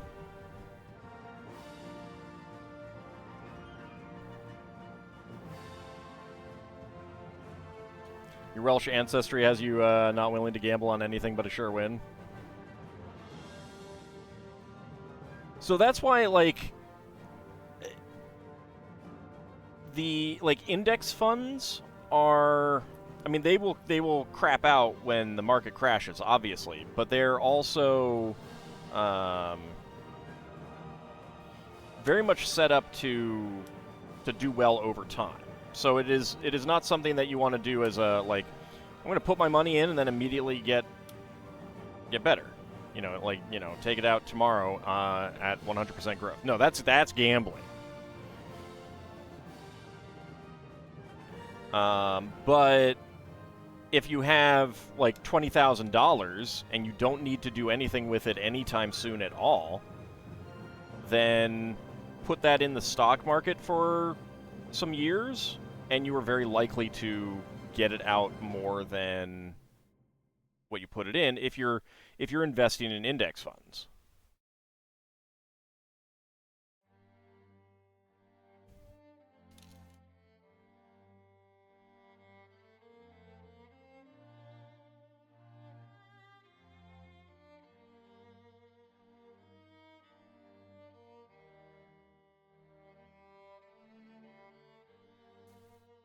Okay, get that on. Now we get this wedge plate there. I mean, if you have money, I would not put it in like, jump into the stock market right now if you had a lot of money that you didn't need to do anything with for a decade or so. I would wait until the crash happens and then go in. Who the heck is Tom of Finland, asking as a layman? Just looked up Tom of Finland. I see, yeah. That's how you learn these things. Tom of Finland was an early homoerotic artist.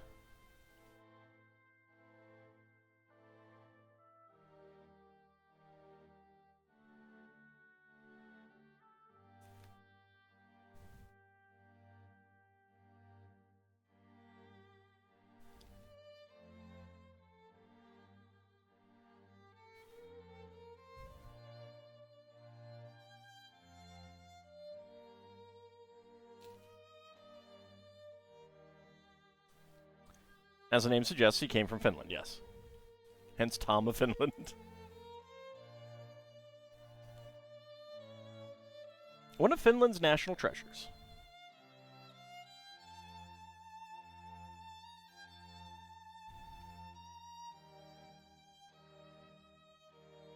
I mean, I don't know how much of it is, you know, like how much effect he has today on those sorts of artists, but certainly, like, in the past, extremely influential on, you know, gay and lesbian art and stuff like that.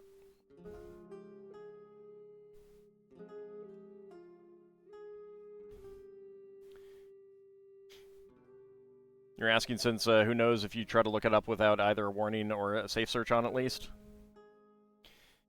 If I were assured of your eventual destruction, I would, in the interest of the public, cheerfully accept my own. Sherlock Holmes to Professor Moriarty, The Final Problem.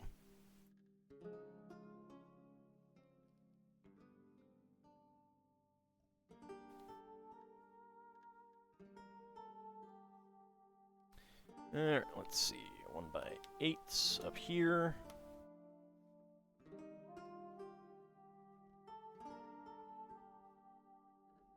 You have a Tom of Finland book with a lot of the artwork, and it is spicy artwork? Yep.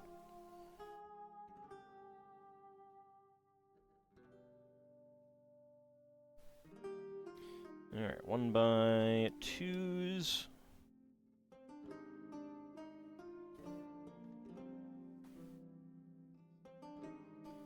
I learned about Tom of Finland either through MST3K or Rift Shack, so I'm not sure which one he got referenced in, and I was like, I should go look this up. I don't know what this reference is. Because I think they made multiple ones.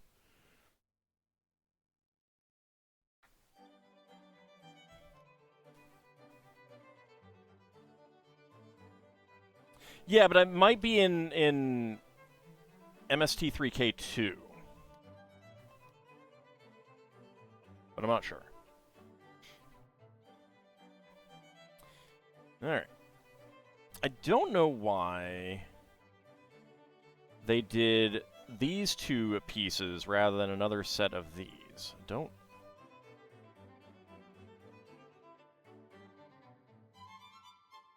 Maybe because it would be weak there. I don't know. It's weird.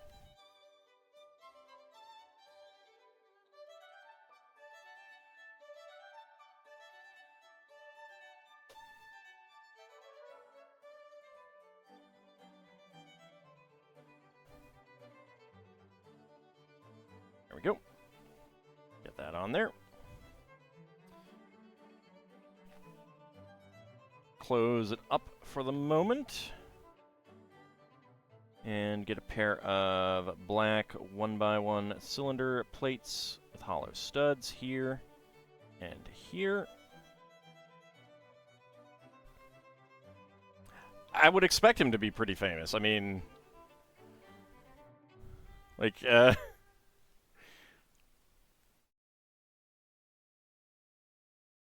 he was very, very influential in a lot of ways.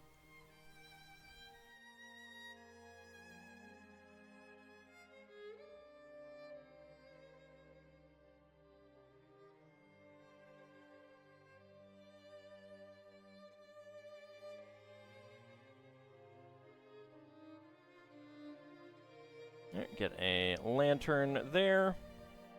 I hate how wobbly these are and how, like, you're pushing down on this part to get this part in. You really do need to get your like, fingernail in there. Did get that on there. Yep.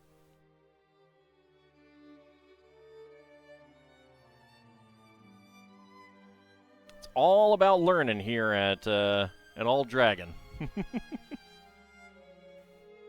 Think he helped popularize Leatherboy fashion? Yeah, probably. Almost certainly. I mean...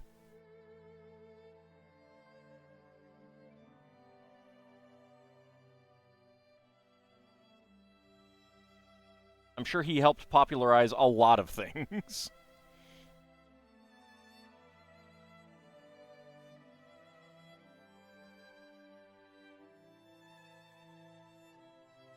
I hate these pieces so much. I mean, I like them. They look nice, but...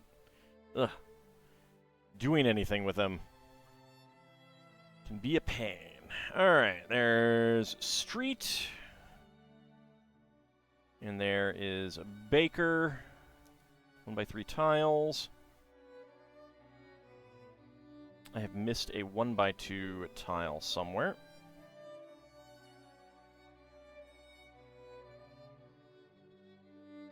Here.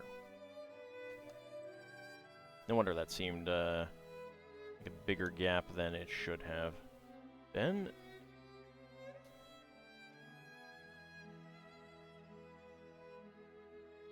Okay.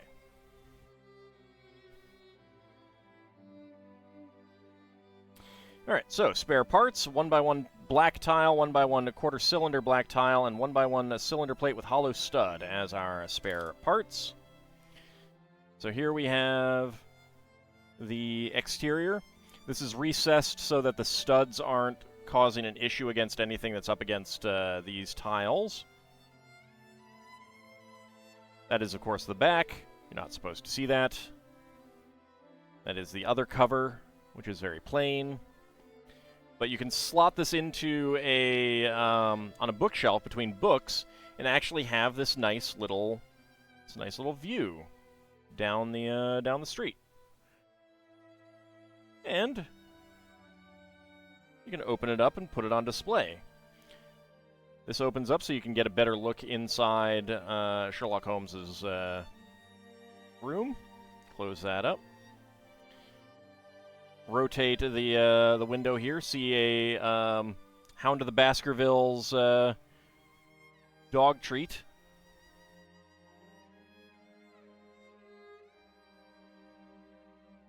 Open that up to see Holmes's coat. And open this one up to see Moriarty hiding in there, which doesn't really pick up too well on the camera. There we go.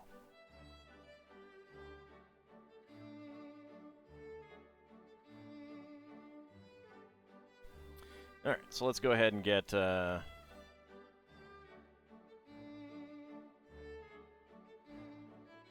Holmes here.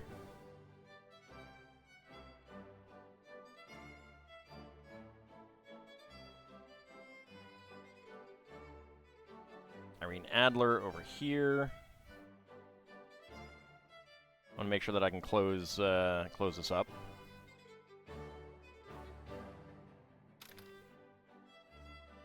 Watson walking behind Holmes. And little kid with a newspaper. All right, let's see. Can I close this all up? Yes, I can. There we go. So we got the characters making a little scene there on the street. Irene is the one Holmes let escape? Yes, I believe so.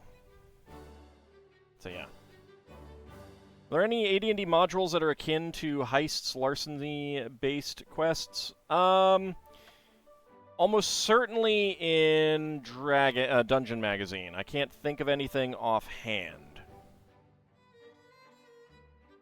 There is one called Asflag's Unintentional Emporium that I have not read in a while, but I think might be a bit of a heist thing.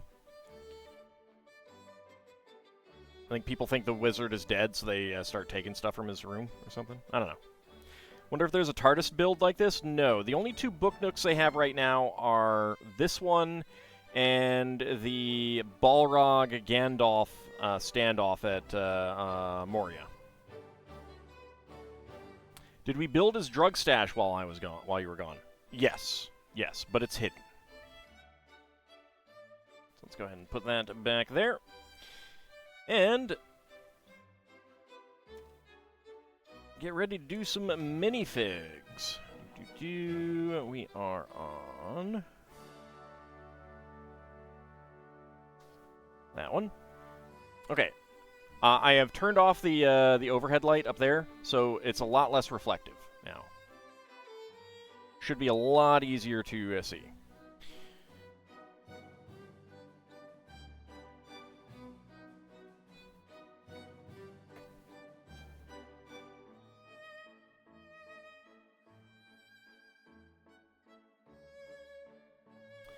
Alright, so 4 going into the middle again. Actually, you know what? I'm going to move all of these in here. And just do a one-time D20 roll, now that I think about it. I meant to do this earlier. There's only like one minifig left that we need, so...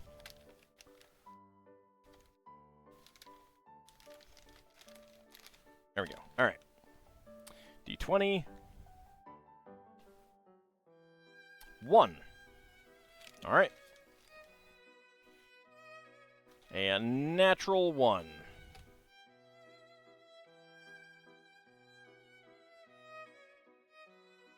Alright, so I'm going to run a quick ad break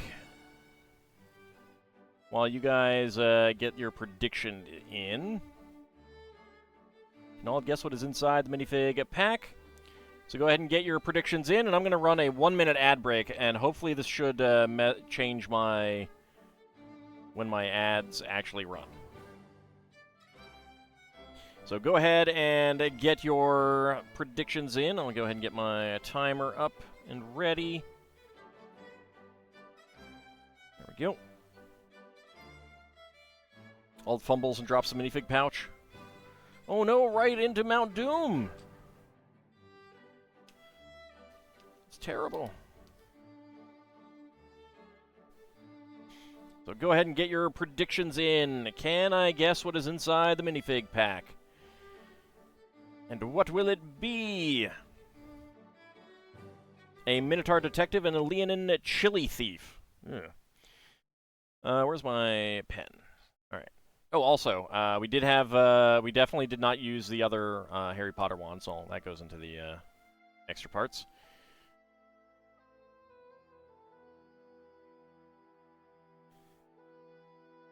So let's see. I'll read off what people guessed when the ad break ends. Okay, so Vigastry went for 16. That is the Mermaid. 13 for Bahamut. That is the Where's My Pants guy. 6 for Not a Rogue AI. That is the Ms. Scratch and Post. Is Little Bunny on vacation? I don't know. She was having some computer problems, but she got a new one, so I thought she would be here. It's possible that she's lurking. I thought if anything was going to get her to show up for sure, it would have been, you know, the Book Nook. But I don't know. Yeah. All right, let's go ahead and get the. Oh, right. The ad ended, but my prediction did not. The time to let people get in. There, now it's ended. All right. Okay, so let us go. All right, what do we got? What do we got? There's... What is that? That feels like... Okay. 14.61.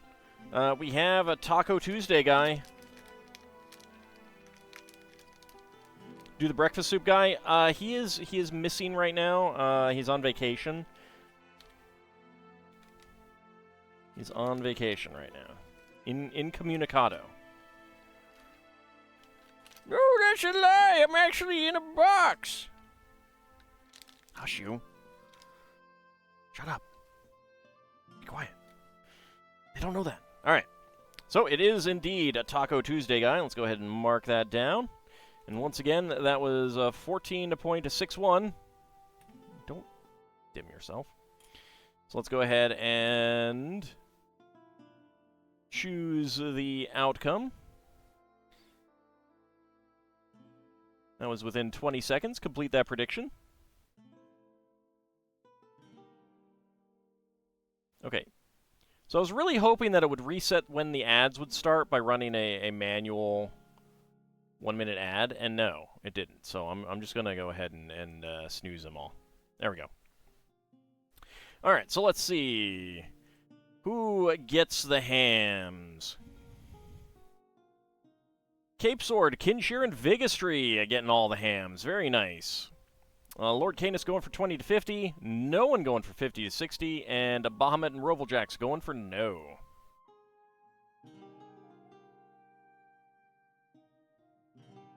Got about a 20% return? Nice. It's Tuesday somewhere. It is. Second Friday in a row for Taco Tuesday guy, yep. Alright, let's go ahead and get his poncho on.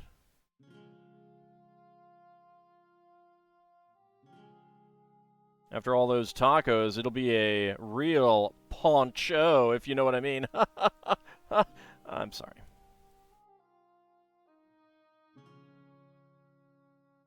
Yeah, poop.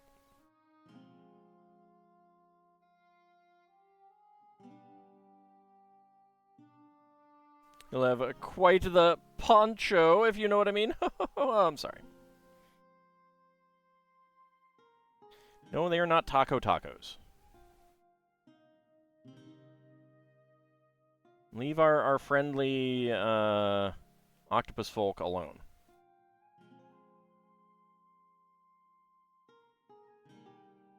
Teacher, leave those octopus folk alone. There we go. Get his sombrero on.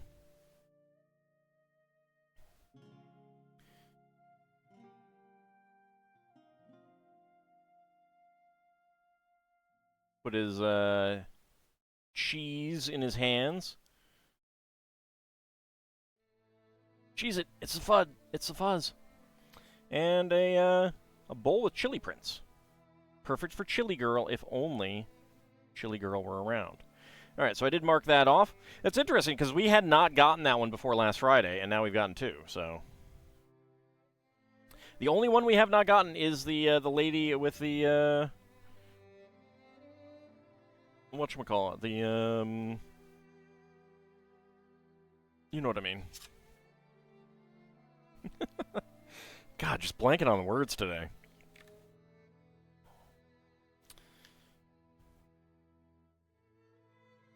Alright, let's see. D6. Alright, 5, so we're going here.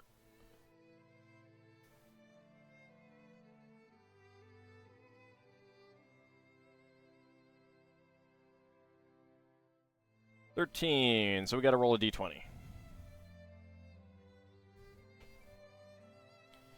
That is 13. All right, so that is the last one there.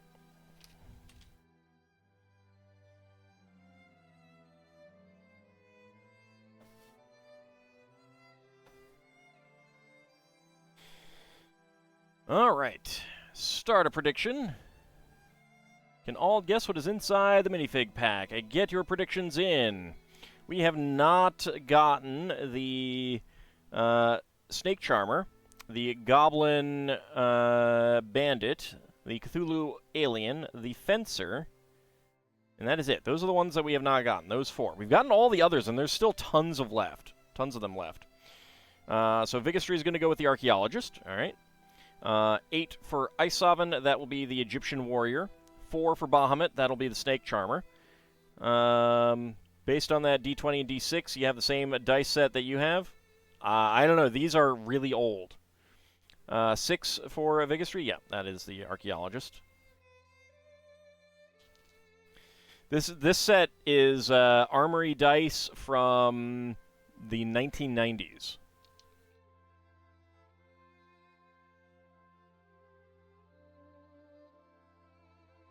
Let's also roll a d20 to see what that is. I should have rolled for that before. 17 is a reroll. 7. All right, so that the die is indicating the Cthulhu Alien. All right, get your predictions in. Can I guess what is inside the minifig pack? I mean, were yours Armory Dice, which was an American company? Pretty local American company, although I'm pretty sure they sold across the country. A Leonin model trying to be cute, and a Minotaur secret artist of drawing cute cats. Another guy goes for 7 as well. That would be the Cthulhu Alien.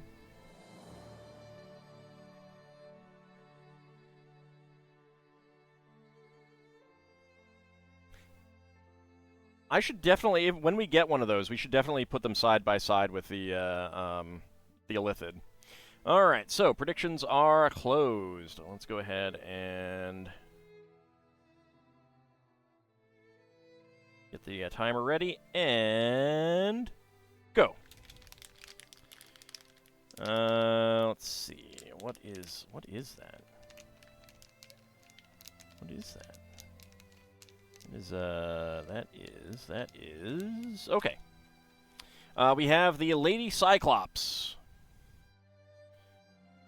So with 14.21, which is pretty similar to what we had last time. Lady Cyclops. Let's see if that is correct.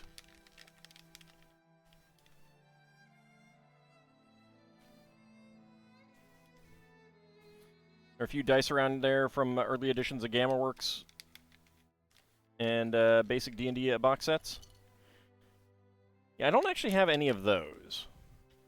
All of mine were Armory. And I need to get some new sets, because I need a set for down here, for sure. So I don't have to keep carrying them. Alright, so that is indeed the Lady Cyclops. Choose the outcome. Choose the odds. Choose within 20 seconds, because that was indeed 14.21. So complete that prediction. Who is getting the hams? Let's see. Alright, Cape Sword and Kinshear getting all the hams. Very nice. Lord Canis, Isov, and Vigistry going for 20 to 50, and no one going for 50 to 60, and Bahamut and Rovaljacks going for no. I think we already... Is that... I should have already had a guide the raid. Let me see. Hold on, where is that? Where is that?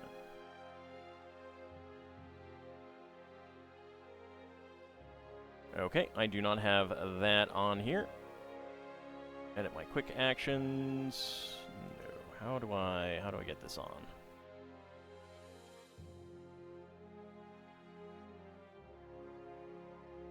Hold on.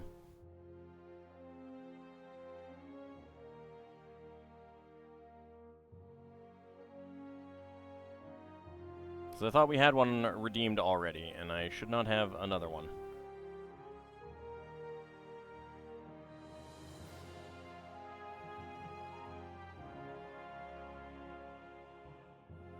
Where is it?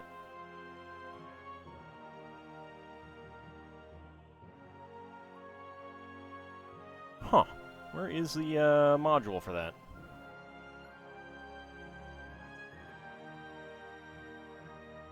Yeah, that's what I thought you did. Where is my... I've not had the dashboard on this machine before. I've not accessed it, so I'm wondering where...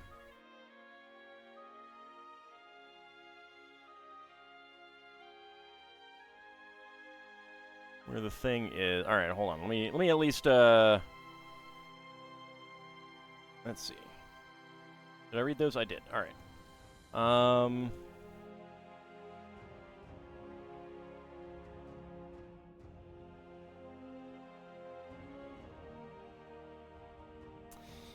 Yeah, where are my redemption thingies?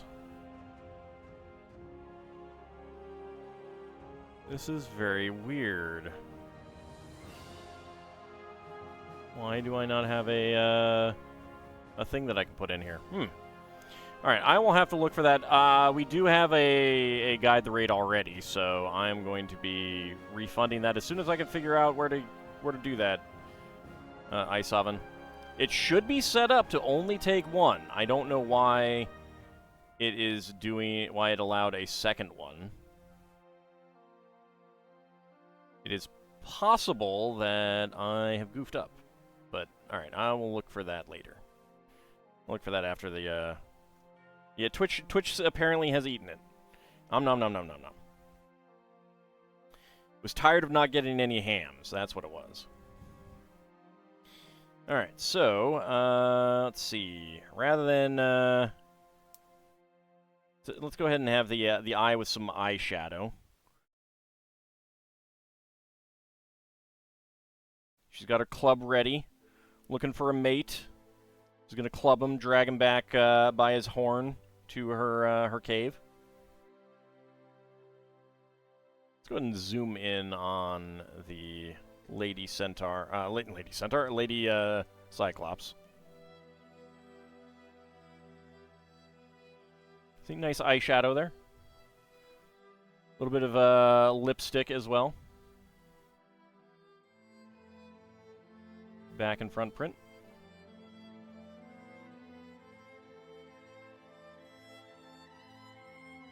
Alright.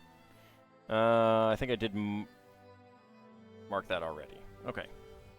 So, there's that. Now, for the final minifig of the night. I'm going to leave the Books Are My Passion build. We'll continue that on Monday, because I will be streaming more LEGO on Monday. Warned Cyclops to avoid people named Nemo. But Captain Nemo sailed away. It's a good Sarah Brightman song, by the way. Alright, let's grab a car. Any car. Grab a car. There we go. Grab that car. Okay. So, let's start a prediction. Can all guess what is inside the minifig box? Start the prediction. Can I get it right with a guess? Will I get it right with a die roll? Will I get it right with the weight? Where am I going to have no reflection on there? Nowhere. It's all reflection all the time. There we go. That works, but that's kind of reflected now. That's good. All right, there we go. Up there. So far, we have gotten 6, 9, and 12. So 6, 9, and 12 we've already gotten. Not a Rogue AI going for 2. And that is the one with the teal helmet. Bahamut 3. That is the red and black one. 4 for Vigistry. That is orange and black. Isovan 7. That is this black and bluish one. Does it say on there? It does, but I can't read it. Minotaur delivering tacos to race car drivers. Wow. Wow. So mean to our sentient octopus brethren. All right, let me get my minifig scanner all ready to go. So get your predictions in. Can I guess what is inside the minifig pack? Leonin accountant accounting for the tacos? There's no accounting for tacos. None. At least not your tacos. Alright, just a few seconds remaining to get your prediction in. Can I guess what is inside the minifig box? Will it be the red and black car, the orange and black car, the green and black car, the black and black car? I mean, Taco Tacos are the rage? No. Half Ogre Masoor? Alright, predictions are closed. Alright, so first, alright, with my expert guessing skill, I will shake it to listen to the parts that are clearly different. Green makes a different sound than dark blue, for example. And it is clearly the green car. Now, so that's number 5. The die says number 9, we were re-rolling. 9 again, re-rolling. 9 again! Oh my lord! Re-rolling. 11, okay. So that is the purple and pink. So 11. I was 5, so I will put that there. And now the scale, with this highly calibrated scale that can distinguish between red and orange. Obviously, it is black and orange, so we will go for, just grab a die 3. All right.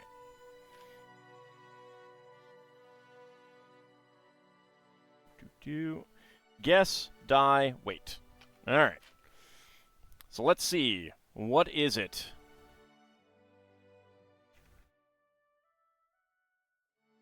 That is F1 Academy. That is 11. That is 11. All right, let's open it up and see.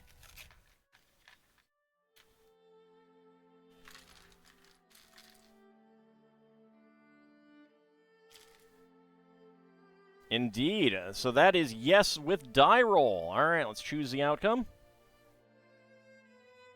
Yes with die roll. Complete that prediction. All right, who is getting the hams? Kinshir and Isovan getting all the hams. Very nice. Vigistry going for yes with guess. Lord Canis going for yes with wait. And Bahamut going for no. All right, so that is 3, 9, 11, and 12. Delicious hams, indeed. The most delicious. The deliciousest. Alright, so let's go ahead and make this. You need to be at Lel Bunny till Lel Bunny gets back? Indeed, indeed.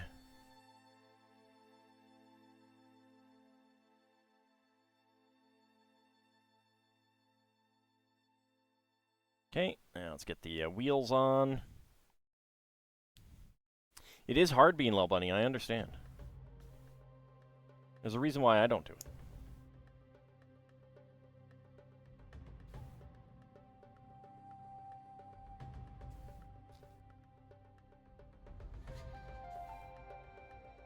I do wonder if these helmets are going to see use in upcoming F1 sets. I don't know. So this is not one of the actual real teams. This is one of the 2 fake teams, which we've gotten the 2 fake teams now.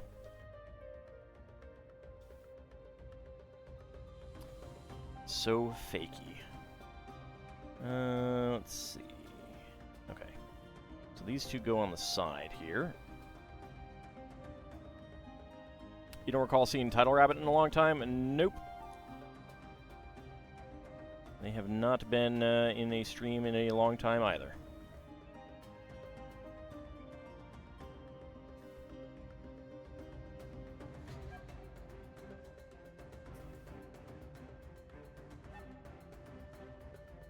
I mean, people's lives get busy and other things come up. All right, Bahamut and Vigastry, have a good rest of your night. Thank you very much for coming on out.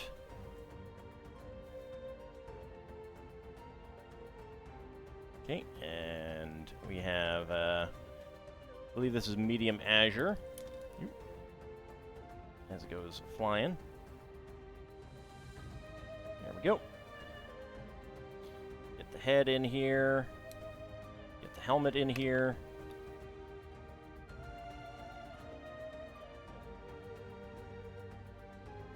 So Translite Blue visor, which is pretty nice. And that is these pieces. Okay.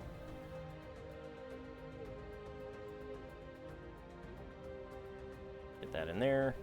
Make sure it's straight.